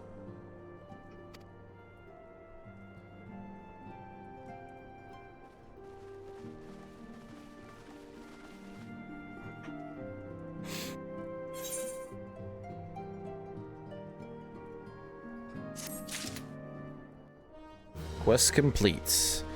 Ooh, and now we're this will bring us to another dungeon! I've already informed Alphino of our plan to recreate the beacon in the manner Moonbreeder described. He agreed that despite the inherent danger, it represents our only hope of success. He also said that he wished to meet with you at Snowcloak before proceeding. I expect you will find him waiting when you arrive. I want you to know that I appreciate everything you have done on our behalf, Delta, and that I have faith you will return to us, as you always have.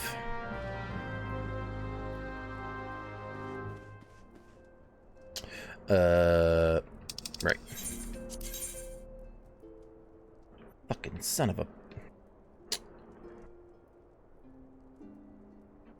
Yeah.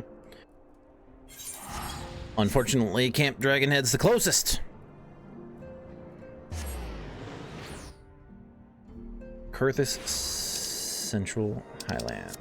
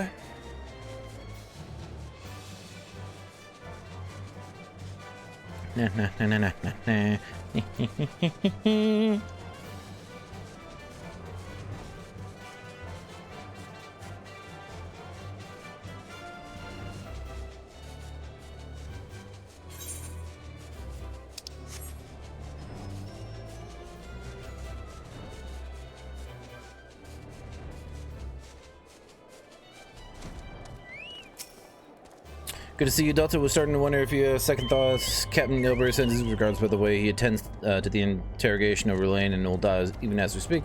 But I shall not distract you from the matter at hand. We can discuss the IV upon your return. I trust that, by which means to say, the others are waiting for us at the Aetheroid after you, Scion.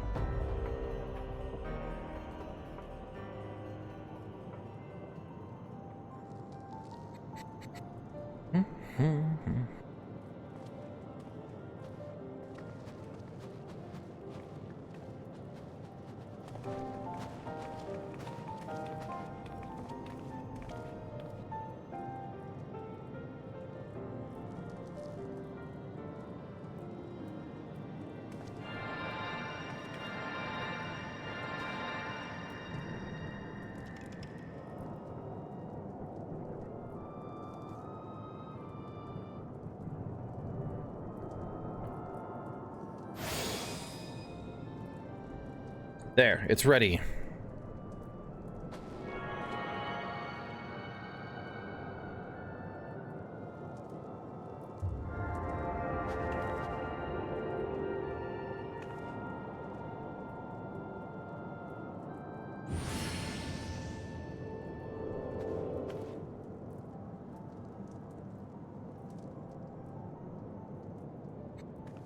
Ha, it worked, I think. Did it? Try tuning to the Aetheroid now. Feel for the current and try to locate the beacon.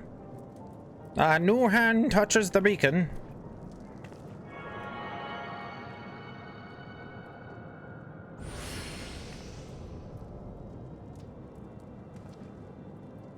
We've done all we can, Delta. For now, let us withdraw. When your final preparations are complete, we must seek out the beacon we have created. If, by the grace of the 12, you arrive safely, you must stop ICEHEART before she summons Shiva.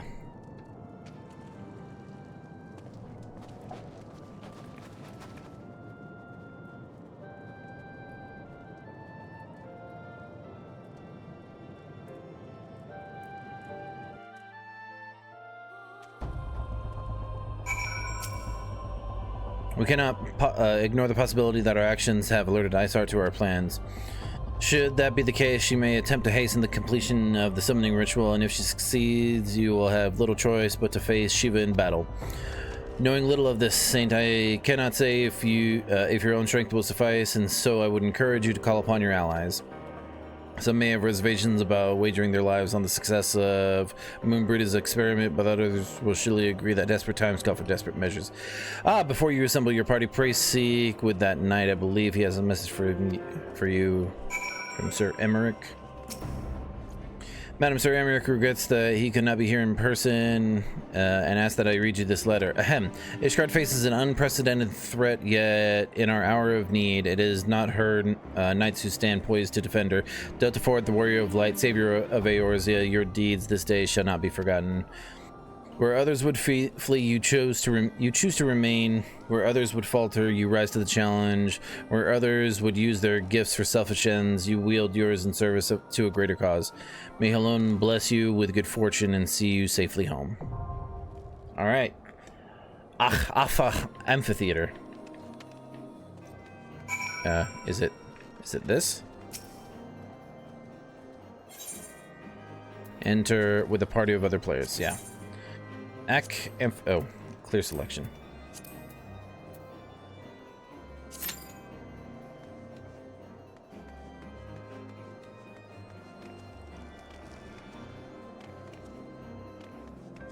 All right. I guess I'll pause while we look for a group. Here we go.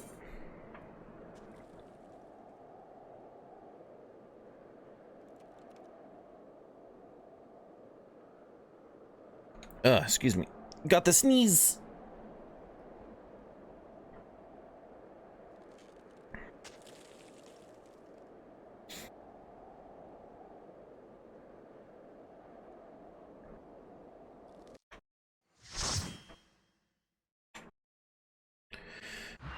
All right.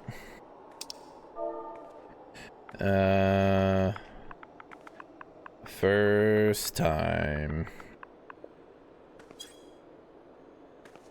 You should never have come here, warrior of light. I labor only to forge a lasting peace. A peace you would deny us out of ignorance and blind faith. No matter.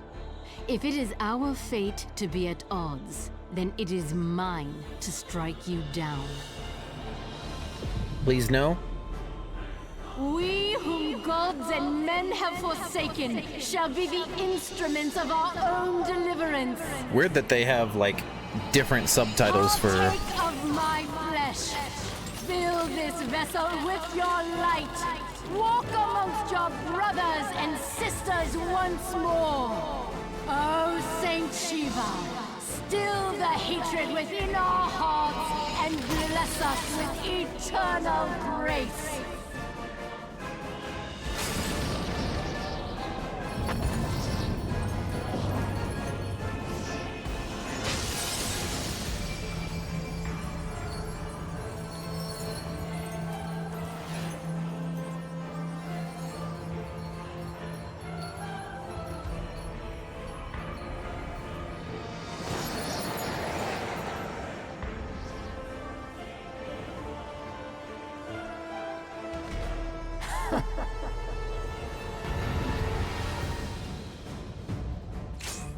All right.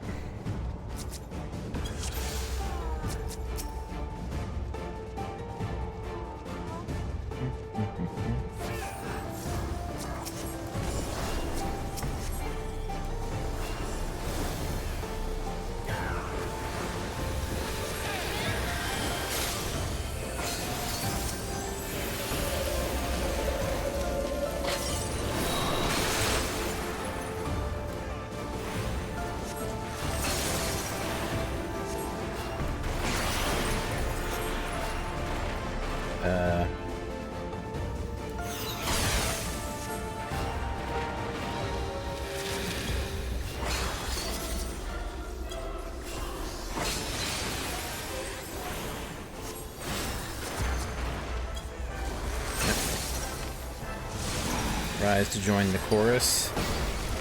No?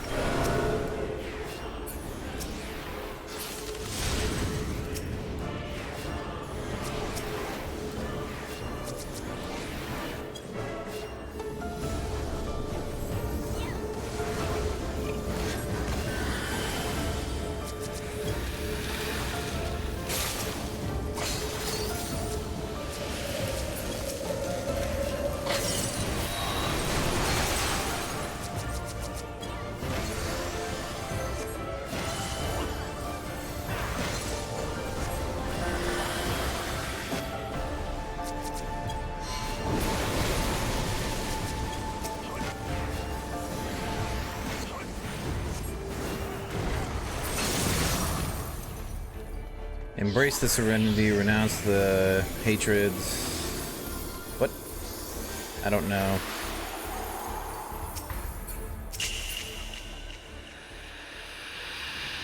Oh, that's a long time to be frozen. Okay.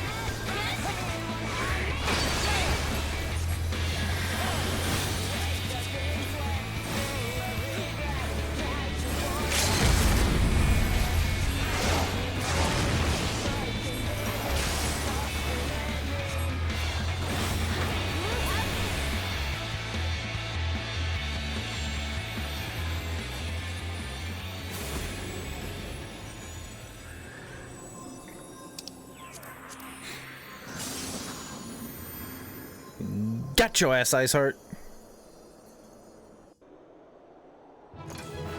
Na, na, na, na, na, na. Wee. I got 2 player comms. Yay!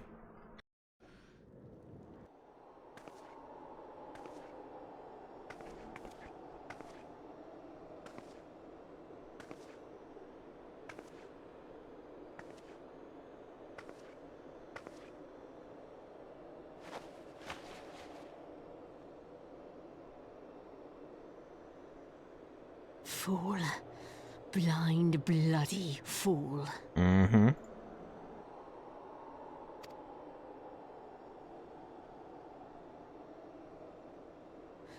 You, of all people, should understand the suffering war begets. That no sacrifice is too great if it brings an end to the violence. Well... Mine is the righteous cause.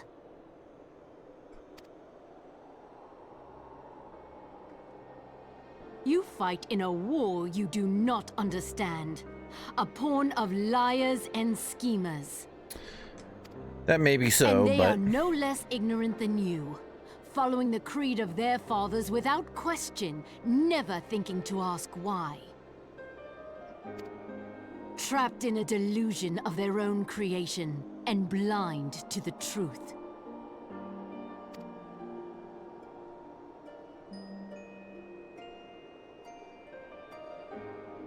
Warrior of Light, redemption is not beyond us. We who walk before may lead those who walk after. Seek the Keeper of the Lake. See with eyes unclouded. Do not squander Mother's gift. Uh-huh. Hear, feel, think. No.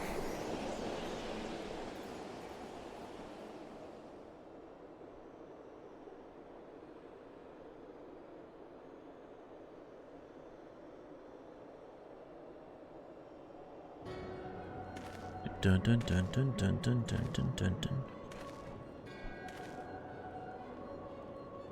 And so the vessel withdraws, a predictable outcome. Nevertheless, La Habrea will be pleased. How unfortunate.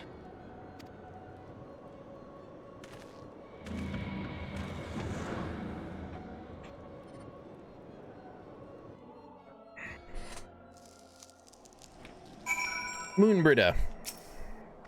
By the 12, you're alive. I mean, of course you're alive. Why wouldn't you be? Ooh. I started what? And you're certain about that, are you? Gervanians are skilled with glamours, after all. Look, if you say that's what you saw, I believe you. It's just that I've never heard of a primal being summoned like that before. Are you sure you're not injured? Head trauma has been known to cause hallucinations, you see. No, fair enough. I was only asking. If you ask me, there's not to be gained from mulling over the implications of your story in the freezing cold. Let's save for the rising stones. Speak with Alphino, that or he's busy playing at politics with the Ishgardians. Either way, I'm sure he'll be delighted to see you hale and healthy. Speaking of which, you don't have a headache or anything, do you? No blurred vision? No reason. See you soon.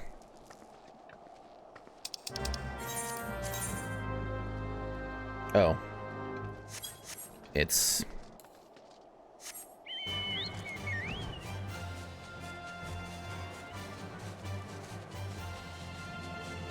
Bum ba da da da da da dum dum dum dum dum diddy dum dum dum skibidi bop bop bop bum skibidi da bee dee bee doo bumpy. Make our way over to the roadless trip. Where are you at, Alphanod? Alphino.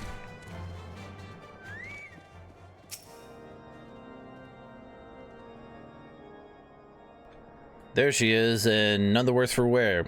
Was there ever any doubt that the Warrior of Light would succeed? I think I speak for us all when I say that I should like nothing more than to hear the stirring tale of your victory, if you would be so kind. Then we were too late to prevent the summoning. But not too late to prevent further loss of life, an outcome worthy of celebration, and one for which we have Delta to thank. Yes, you were right, of course, Sir Emmerich. We should be content with what we have accomplished. I, for one, could not have wished for a better outcome. Shiva is no longer a threat, and the heretics have been routed. Aye, there is the matter of ICEHEART's escape, but she cannot run forever. Whether it takes days, weeks, moons, or even years, my knights will find her. In the meantime, Lord Drillmont, is the caravan ready? The supplies that your men recovered have been prepared for transport in accordance with your wishes. Rest assured that my knights will see them safely to Revenant's Toll. Of that I have no doubt. I take it these are the selfsame supplies the heretics stole from the House Fortem's caravan? Less the crystals, which comprise the bulk of the shipment, yes, scarcely a fraction of that which was promised, but the meaningful contribution to your cause all the same. Oh, on an unrelated note, Delta, might I trouble you to accompany me to Dragonhead at your earliest convenience? 'Tis not for my benefit. A certain lord was most distressed when he learned of your intent to risk life and limb to stop ICEHEART. It took half a dozen nights to restrain him, I am told. Men give vent their anxieties in myriad ways. Pray do not think less of him.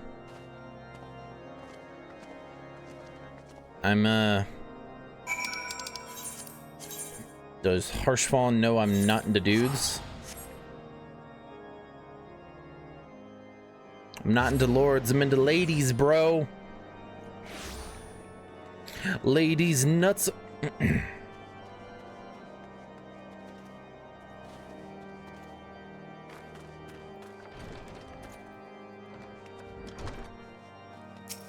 Hey. I'm alive. What were you thinking, Delta, wagering your very being on a dubious theory which might allow you to enter ICEHEART's lair, knowing full well that she could have sufficient forewarning to complete her ritual and summon Shiva anyway? And then, engaging the abomination in mortal combat by the Fury, Delta, 'tis the stuff of ballads, a battle for the ages. Would that I had been there to fight by your side. Yet here I was forced to wait, condemned to wonder at the fate of a dear friend and veritable eternity. I would not wish such torture on my most hated enemy. But you are here now, and that is what truly matters. Let us move on. Sir Emmerich wish to have words with you and Master Alphino in private. He awaits us in the intersectory.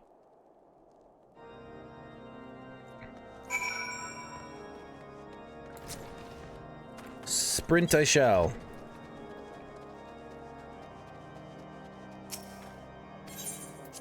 Let me in. Brum, brum, brum. On behalf of the Holy See of Ishgard, allow me to express my deepest thanks. Yeah, man. Never before have we been required to contend with a primal.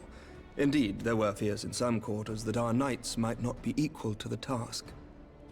From what we have now learned of these beings, I can say with certainty that we would have lost a great many men had the Scions not intervened. Then the argument for preemptive action should be self-evident. Perchance now you will reconsider my proposal that Ishgard move against Natalan. Ere we first met, a similar proposal was tabled, but the Holy See decreed that we were to observe, and that military action should be taken only in self-defense. All things considered, it was not an unreasonable decision. Since the calamity, 2 vigils have fallen to the Horde, while Garuda has never shown any inclination to storm the gates of judgment. Which is why this unprecedented crisis and its resolution may prompt a change in policy. You who have faced these primals know well the threat they pose. Ishgard did not. Not until now. And there is naught like a brush with death to change a man's outlook. At the very least, this should silence any lingering objections to our arrangement with Revenant's Toll. The Holy See may even feel moved to grant us its formal endorsement. So far as it is possible, the Scions shall be compensated for their service. We should be grateful for any aid you can provide. As a gesture of good faith, I shall withdraw my previous request. Your people are doubtless needed elsewhere. That will not be necessary. We, too, have a vested interest in watching Dravania's movements. I see. Once more, I must thank you. Sir Emmerich, if I may, do you truly believe that Midgardsormr could return? Midgardsormr. The heavens are a window unto truth, but those who interpret their movements are not infallible. I requested your involvement as a precautionary measure. But of course, you sought an excuse to compensate us from the first, mindful of what would happen if Revenant's toll were taken by your enemies. Ishgard is not wont to aid its neighbors, but that does not preclude it from manipulating them to serve its own interests. Choose your next words carefully. Suck a dick, bitch.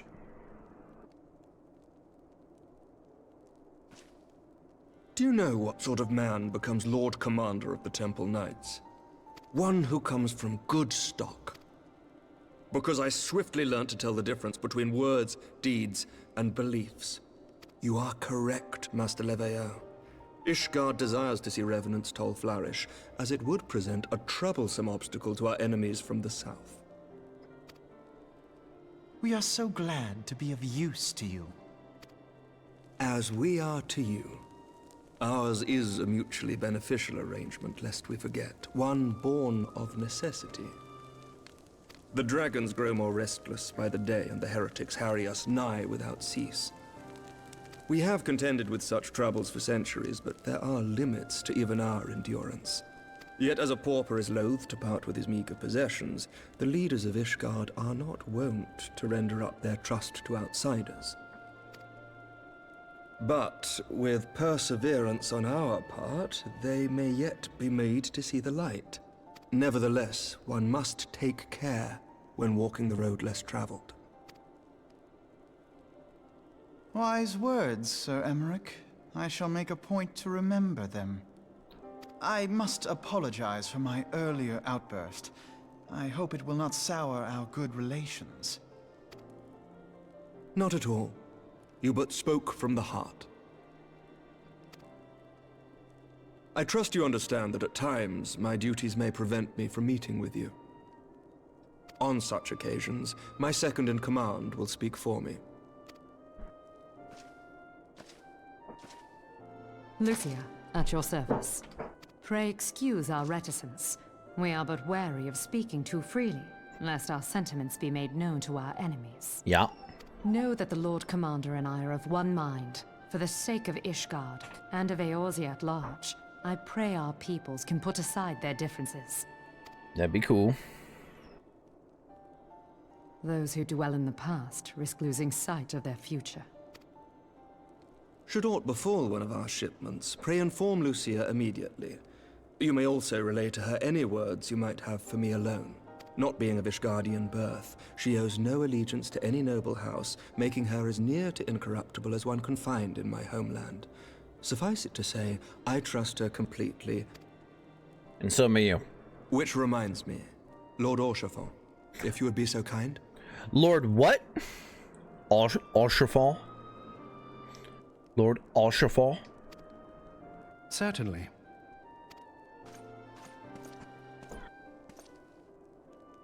In times such as these, trust is ever in short supply.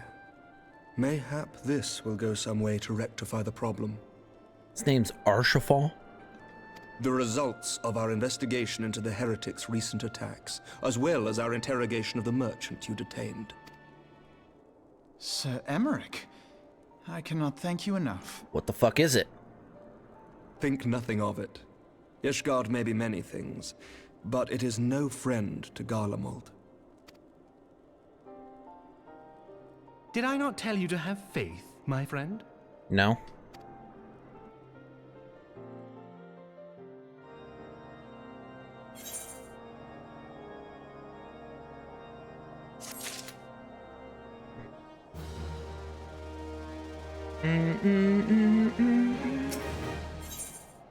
Eyes unclouded.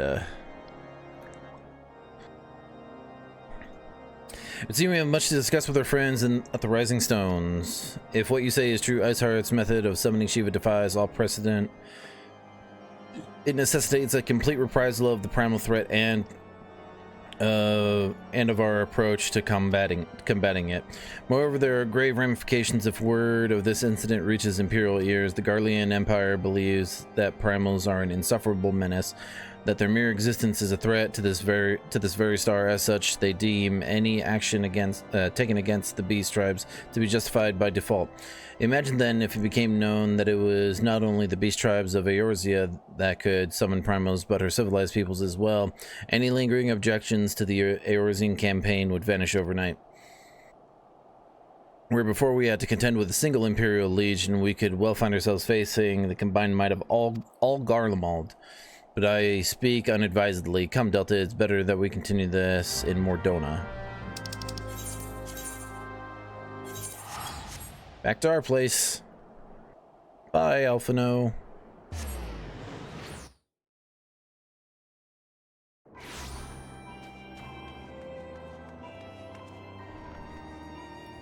Minfilia.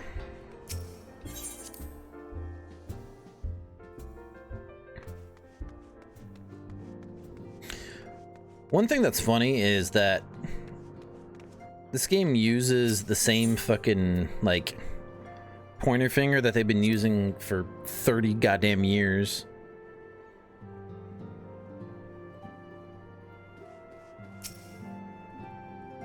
Like, as a cursor. It's hilarious. Words cannot well express how glad I am to see you return to us hale and whole. Yeah. Needless to say, I am most eager to hear your account of that which occurred in Kurthis, assuming you're ready to speak of it. Blah, blah, blah, blah, blah. Excellent. I shall summon the others at once. Cool.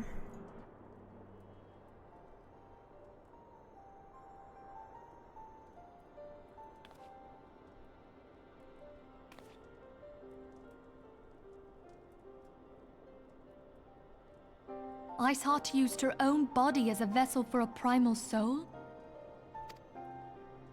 Master Louisoir's writings make no mention of such a possibility. Can we be certain this entity was a primal? It was a primal. As certain as we can be that good King Mogulmog XII was a primal, I should think. Both were ostensibly summoned. Let's not quibble over definitions. Of more concern is the implication that ICEHEART retained her will, even after she was possessed. We are talking about a mortal, wielding the power of a primal. It can't possibly be that easy, can it? There must be some sort of sacrifice required. Or maybe she's just special? What qualities this woman possesseth, I know not. But full sure am I that she was groomed for this role. Few are privy to the secrets of summoning, and but a single party standeth to profit from their dissemination. Well, I wouldn't presume to comment on how the lass came to know about summoning, but I will say that what she summoned was a primal. The readings were the same, or near as damn it. Strange as it all sounds, it's really no different from what you've faced before. Then mayhap it is time that we re-examined our previous encounters. Okay. Pack your things, Ida. We're going back to Gridania. Let's go. Yes, sir. Sir. About ICEHEART's final words to you. I wasn't listening, actually. Hear, feel, think. Hydaelyn speaks to her as well. Ah. If ICEHEART is blessed with the power of the Echo, she will doubtless have used it to further her goals. Yeah. Or could it be that it was a revelation granted her by the Echo which first set her on this path? She did say that the Ishgardians were blind to the truth.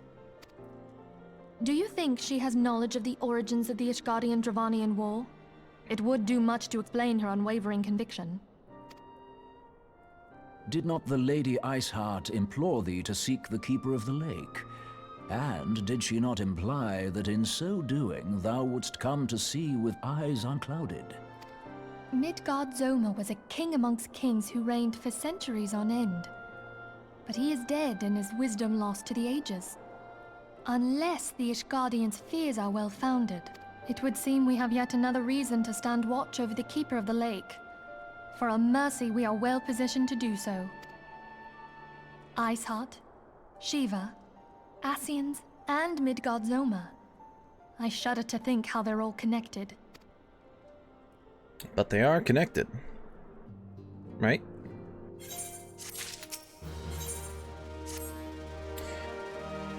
I mean, to scour the annals for knowledge of Midgard-Zoma. Given his great age, I dare say he appears in more than a few. Do you hear that? The commotion outside. Would you see if aught is amiss? Oh boy. What we got now? What's going on? Is there a scuffle? Alpha now pissed off at something? Nope. Delta, 'tis well that you're on hand. We have a problem. Royale has escaped. It happened shortly after the Immortal Flame took her into custody. She had been placed in a dungeon cell ahead of her coming trial, but apparently the accommodation was not to her liking. The turnkey was found slain along with 2 guards. Since plain she received inside help. Citizens report seeing Royale quitting the city via the Gate of Nod with a bloody spear in hand. She makes for Castrum Meridianum. I'm certain of it. With her fate in Eorzea as good as sealed, what recourse has she but to flee to her imperial masters? Even as we speak, Captain Ilberd and the First are hot upon her heels. Pray make haste to Camp Blue Fog and join the hunt.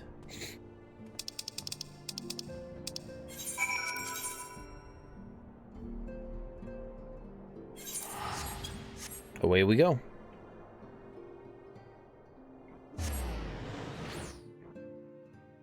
Well, you know, if she wasn't in trouble before, she's definitely in trouble now. My thanks for coming, Scion. I have spoken with the soldiers here. They say that Royale walked through the camp not a bell ago. She walked right through. You did not mishear. We have Robon's decision to keep the matter secret to thank for that. Bad for morale, he said. As a result, not a single flame in the garrison made any attempt to detain her. And so here we are. Royale must not be allowed to reach Castrum Meridianum.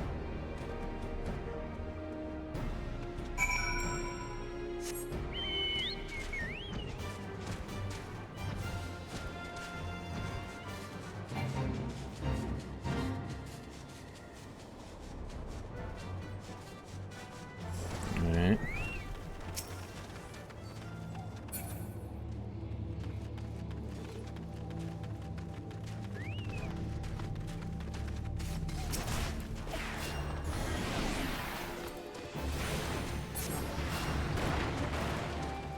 I guess I'll do this fate real quick.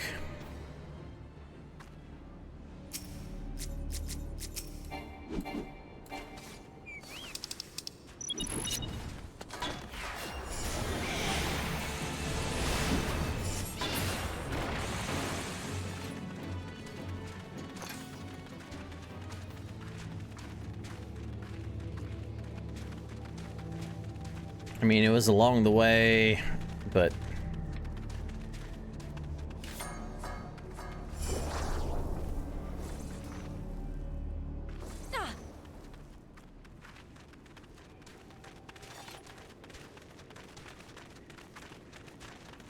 hurry the fuck up. Hurry the hell up.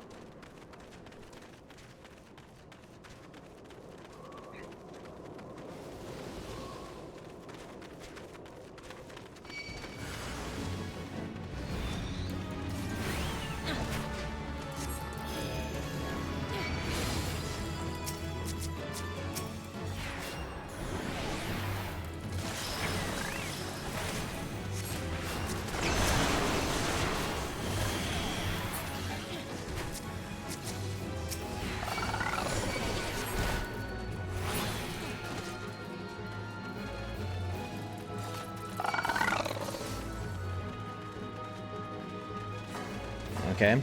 I completed another fate while doing that somehow.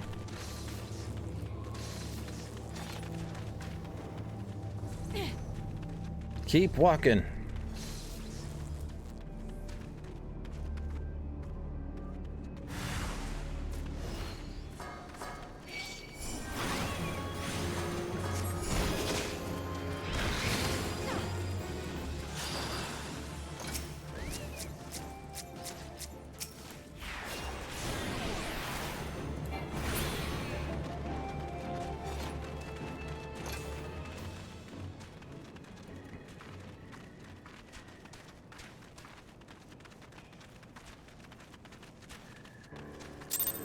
Cool. I could have fast traveled. Fudge.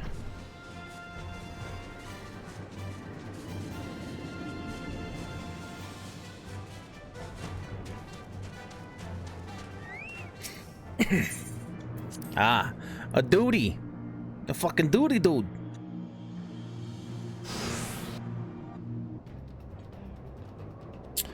He threw himself and Mistress to escape.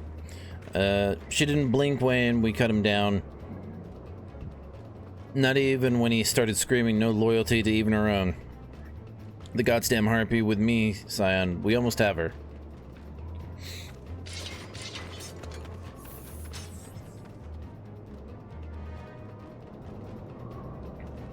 Oh, we got a party, huh?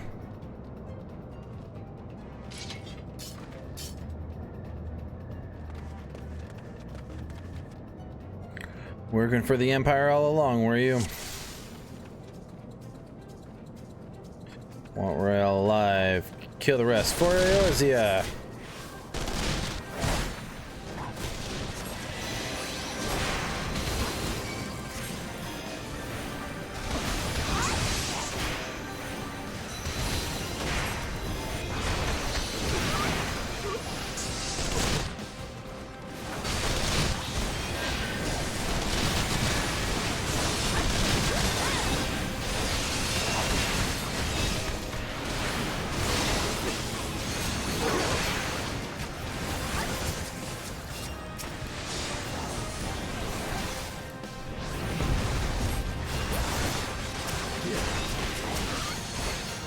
Enemy reinforcements. Look sharp, men. Hey, nerds.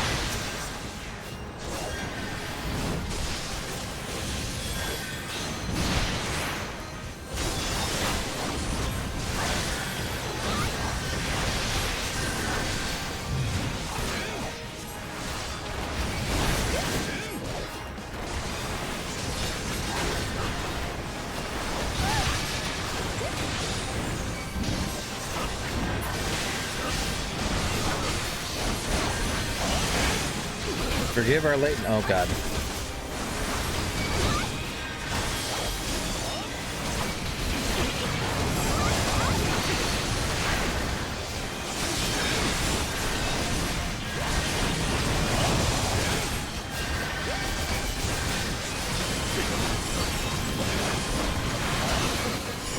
I have no idea what's going on. I'm just spamming holy at this point.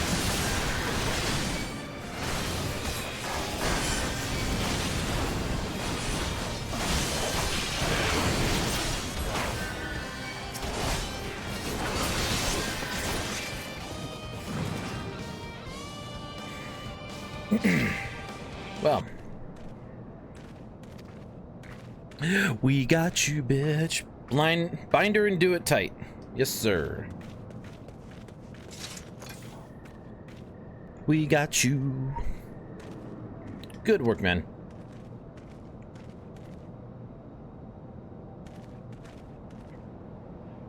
She and her Imperial cronies pushed us close, but we were better.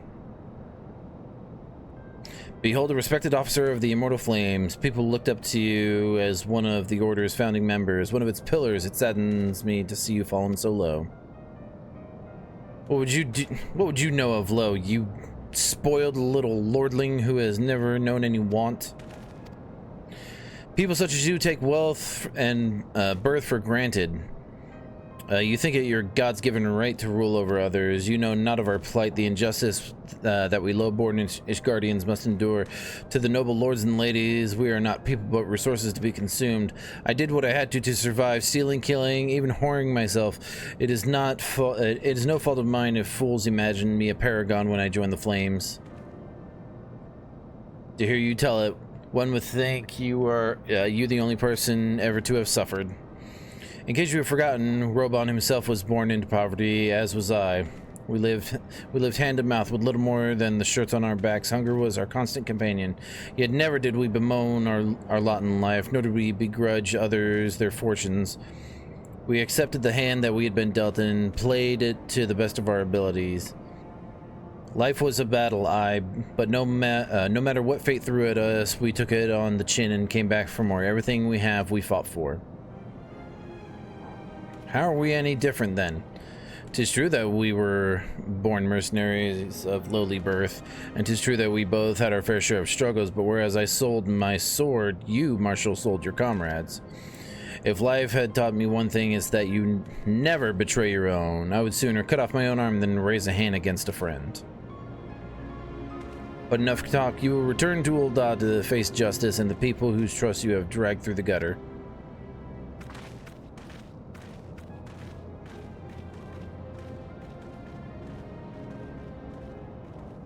Well, there you go. Not much as a hint of remorse. 'Tis well that this sordid business is finally at an end. A friend's betrayal cuts deeper than steel. We must hope that we have chosen our own allies more wisely than Robon chose his.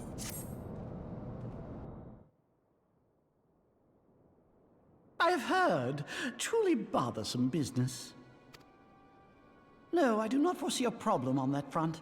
The main concern is Robon. There is no telling what the brute might do. Have the Blades watch him in the flames day and night. You may leave the Sultana to me. I shall personally attend her grace.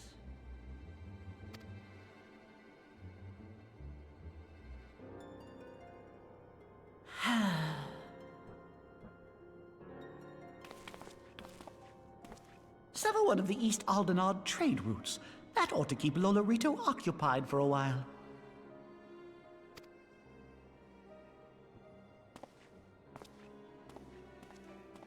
Nanamo Ulnamo. For my sake, pray be a good little Sultana to the last.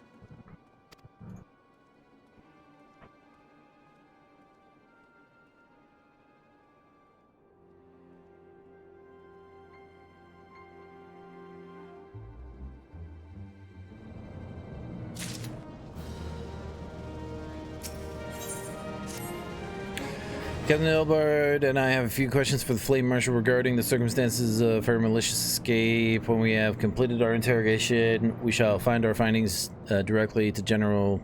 We shall take our findings directly to General Robon, and that'll be the end of it. Your work here is done, my friend. My thanks. But I have one last thing. If you return to Rising Stone Enterprise, Minfilia, of all that has happened, I'm aware that the antecedent held Royale in high regard. For better or worse, she will want to know how this tale ends.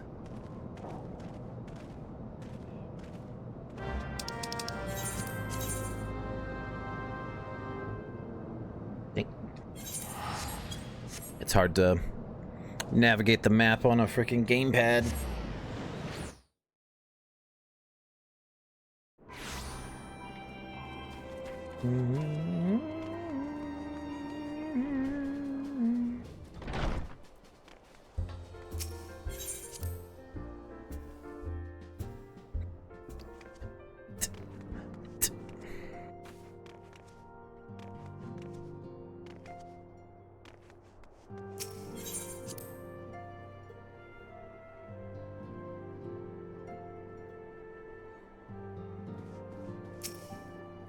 Hey, Minfilia, guess what? Welcome back, my friend. I have already received word from Alfino. Alfino. To think that Flame Marshal Huayu was the Garlean agent. Huayu? I know not what to say. Together with Robon, Aline lent us much needed aid at the time of our Order's founding. She was particularly passionate about the need to tackle the primal threat. When we discussed the subject, her eyes fairly shone with determination. Whatever else she may have been, I choose to believe that it was her true self with whom I spoke then. But now is not the time to dwell on such matters.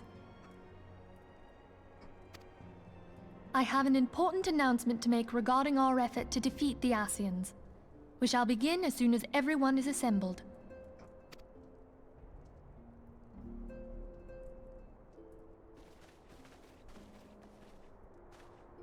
My thanks for coming, friends.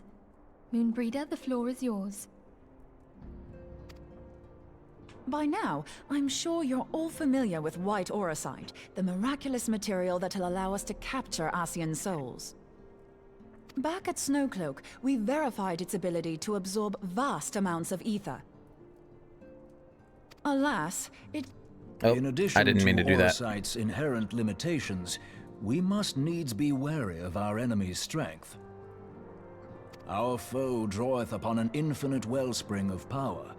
Even should we succeed in entrapping him, the stone will not long contain his wrath.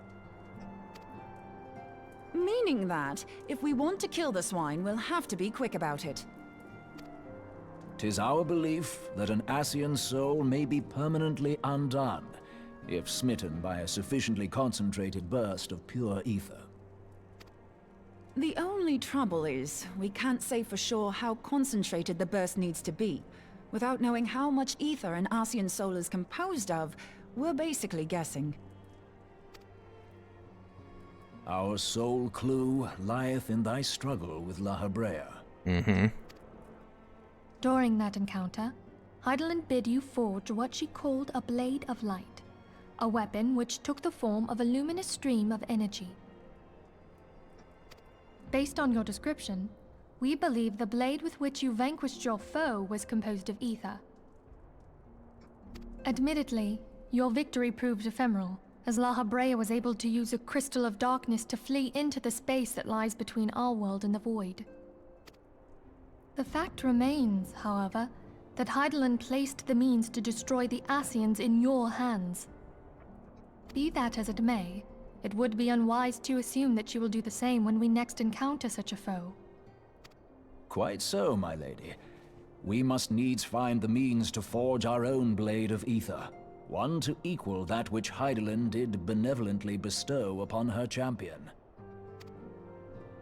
That is all well and good, but it seems to me that producing such a blade will require a prodigious quantity of ether. Whence will it come, pray tell? Oh, what if we had two pieces of white auracite? One to trap the Ascian, and the other to store the ether for the blade. Oh, nice try. But it's as I said, the stone won't hold ether for any length of time. We'd still need to collect the stuff there and then, sorry to say. And therein lies the rub. Finding a way to create the blade whenever and wherever we choose. It would seem more research is in order. Yeah. I'm going to linger a while, perform a few more tests on the Auracite. Yeah. And I could do with some help. Urianger, why don't you lend me a hand? Mine apologies, but I am required at the Waking Sands. Lady Minfilia hath given me sole charge of the premises. 'Twould be unseemly to leave them unattended. Sole charge, you say? So you're basically alone there, then? Well, that settles it. I'll just have to come to you. What? Okay. So Moonbridle, and Oriange will be working together? While you were afield, word arrived from the Sharlayan motherland. Yeah? Now you will what? recall that a survey party was dispatched to investigate the incident at the Isle of Val. What they discovered was troubling, to say the least. According to the report, the Isle has been erased from existence. 'Twas as if a hole had been torn in the very fabric of reality. Aye, yet the mystery endeth not with the Isle's disappearance.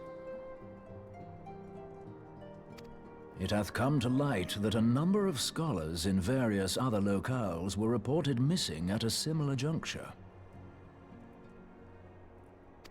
What's more, they all had something in common with the head of the students of Baldessian. Every last one of them was researching a phenomenon called dimensional compression, or the rejoining as the ancient texts call it. I'll be damned if that's a coincidence. All indications suggest Ascian involvement.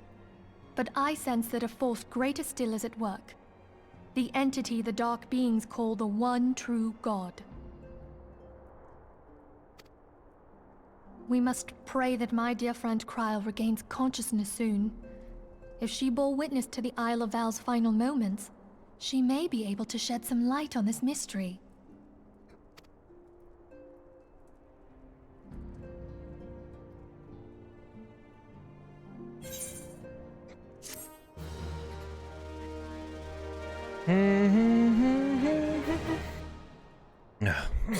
Okay. Quest is not complete. You lied to me.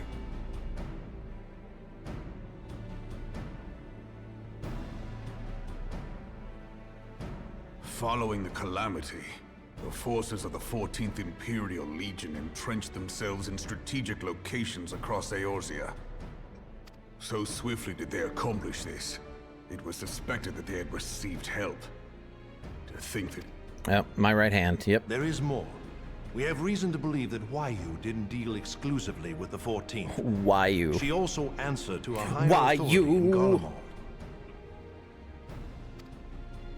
But this higher authority could not have been the Emperor. By consenting to the Meteor Project, Solus Zos Galvus showed himself to be more concerned about preventing the spread of primal influence than claiming Eorzea for the Empire. He would happily have seen the lot reduced to ash.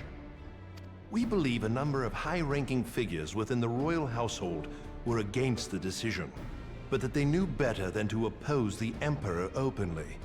Of course, this didn't prevent them from making clandestine provisions, in which Waiyu played a part.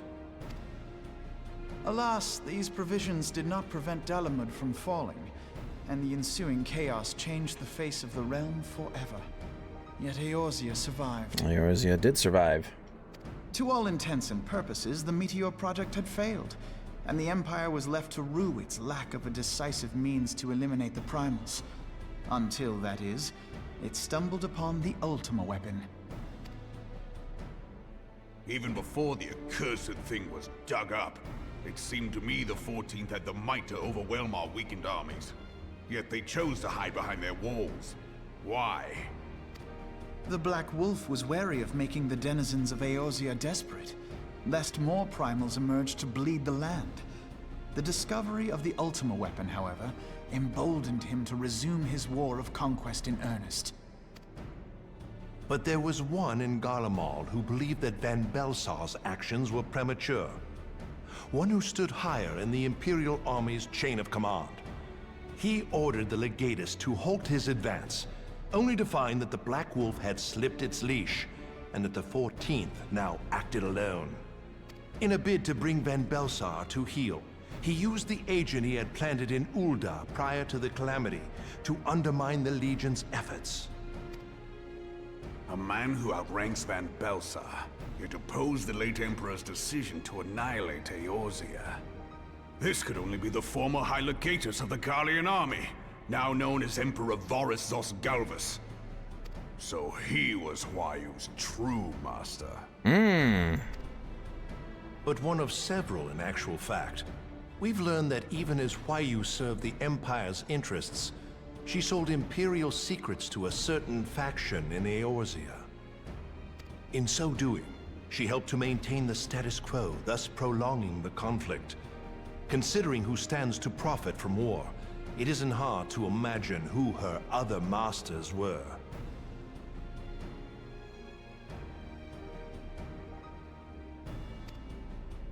Seven hells! You mean to say that she was a double agent? Huh, triple, if you consider her services to Van Belsar and the new Emperor as separate. As neatly as these pieces seem to fit, one aspect of the puzzle remains unclear to me. By whose will was the Marshal feeding intelligence to the heretics? And try as I might, I fail to see how aiding their cause would profit either her Imperial or monetarist masters. Could it be that another hand is at work here? If so, Huayu must be made to reveal whose it is.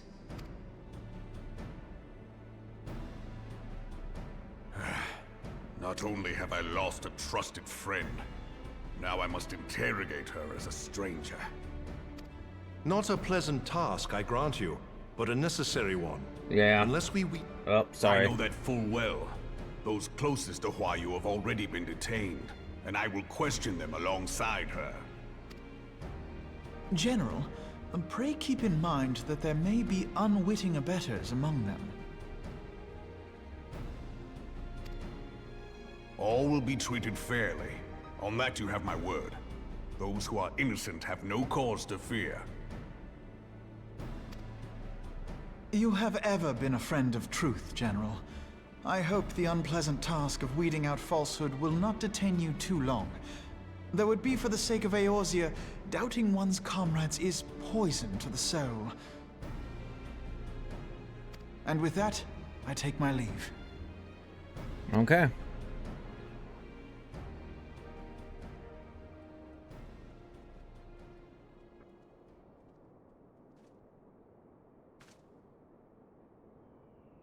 All these years, I've been made to dance to their tune. How could you, Huayu? How could you side with them? Those cankers who take from this land and give naught in return, who use their power to disempower and grow fat while the people starve. I know you can hear me, monetarist scum! Your crimes will not go unpunished! One day I will purge this land of your sickness! Before the eyes of the 12, I swear it!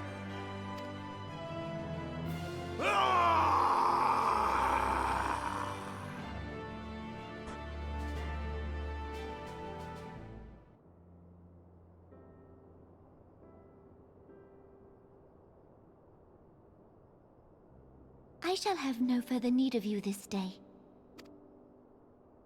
Your Grace.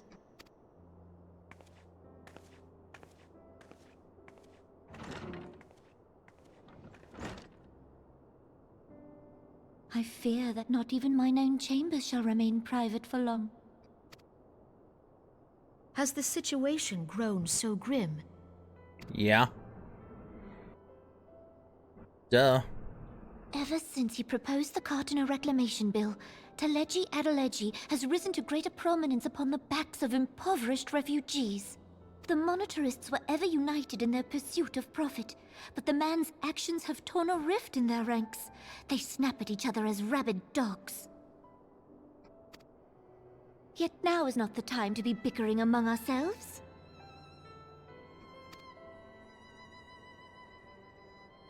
If this bickering is a threat to law and order, might you not have grounds to dissolve the Syndicate?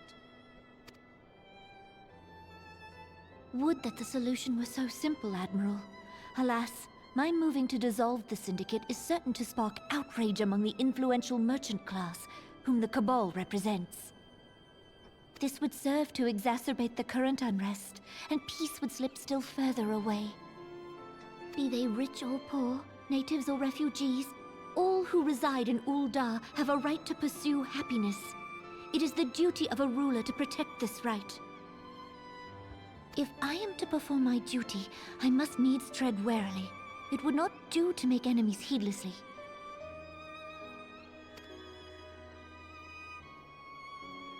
Were Lord Lolorito here, he would doubtless say that I have my head in the clouds. A ruler is required to take a wide view. Try as we might to cater to all needs, some will inevitably be overlooked. As such, there shall ever be citizens who feel aggrieved. It cannot be helped. But as you have informed us, the monetarists take no view but their own. They hunger for power while the masses starve.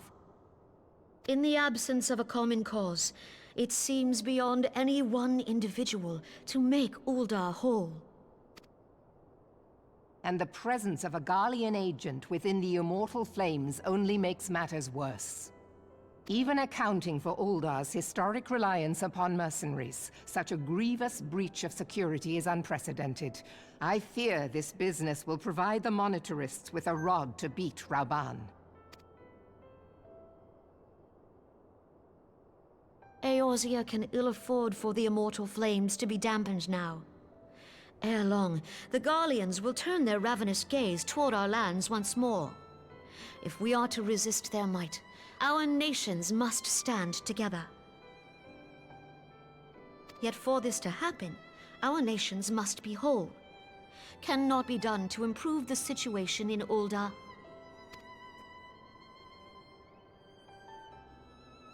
The true wealth of Ul'dah lies in the health, happiness, and hopes of her citizens. Alas, the citizens shall never know these things, so long as their lives are ruled by the ambitions of the few. The monetarists claim to represent the best interests of the people, but in sooth they desire only to manipulate them for their own selfish ends. For the government to serve the people, it must be formed of the people. Right. For Ul'dah to move forward, it is not only the Syndicate that must be dissolved. What else? Nay, you jest.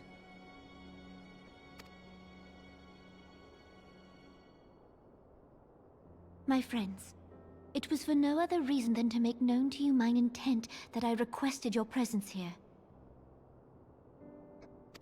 When I make my declaration to the people, chaos shall inevitably ensue.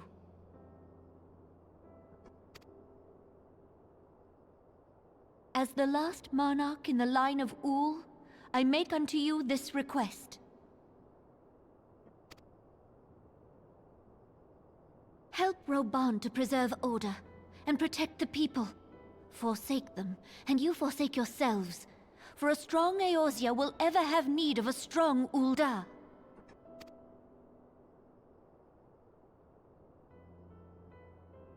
Your Grace, are you certain of this? There is no other way. When the time is ripe, the nation shall become a true republic. Both royalists and monetarists shall cease to be. Ul'dah will no longer belong to kings or queens or merchant princes, but to her people.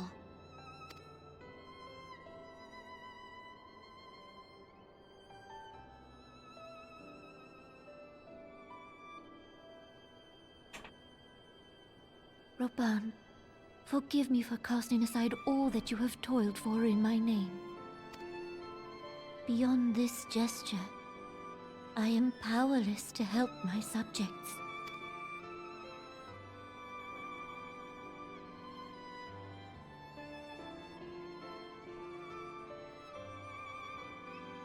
Well then. Achievement? Pop that achievement. Good intentions. I need to complete these fucking dungeons before I can continue the MSQ.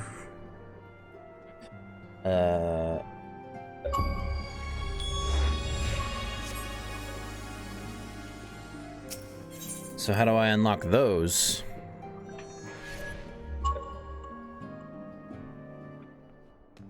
I wonder aloud.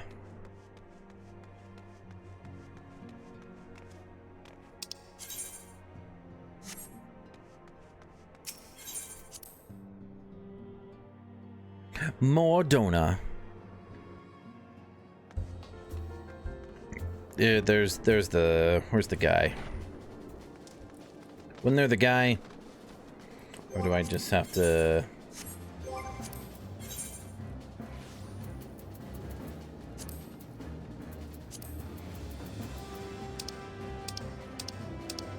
Wait. Did I not... Do I have to do...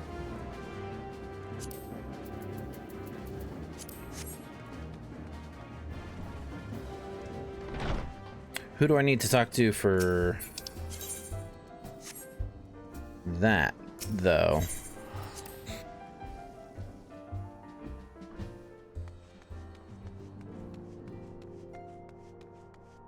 So now I have to figure out, yeah, which...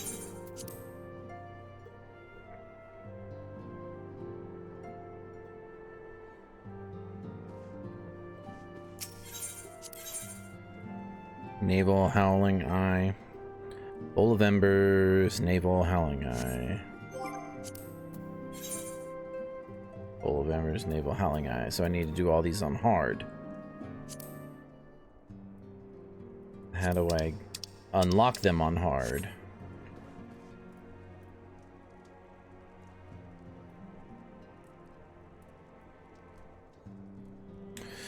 Alright, well, we'll pick that up next time. Hopefully you've enjoyed YouTube. Some good stuff. Some good stuff going on. So, we'll be... Oh, actually, before we wrap it up, let's see what we got for weapon. And, yeah. Not good enough. We'll figure out... Or I will figure out how to unlock all those hard dungeons. We'll run those and then continue on the main story quests. Hopefully being able to finish everything. Do up, what's it, 2.5 later today.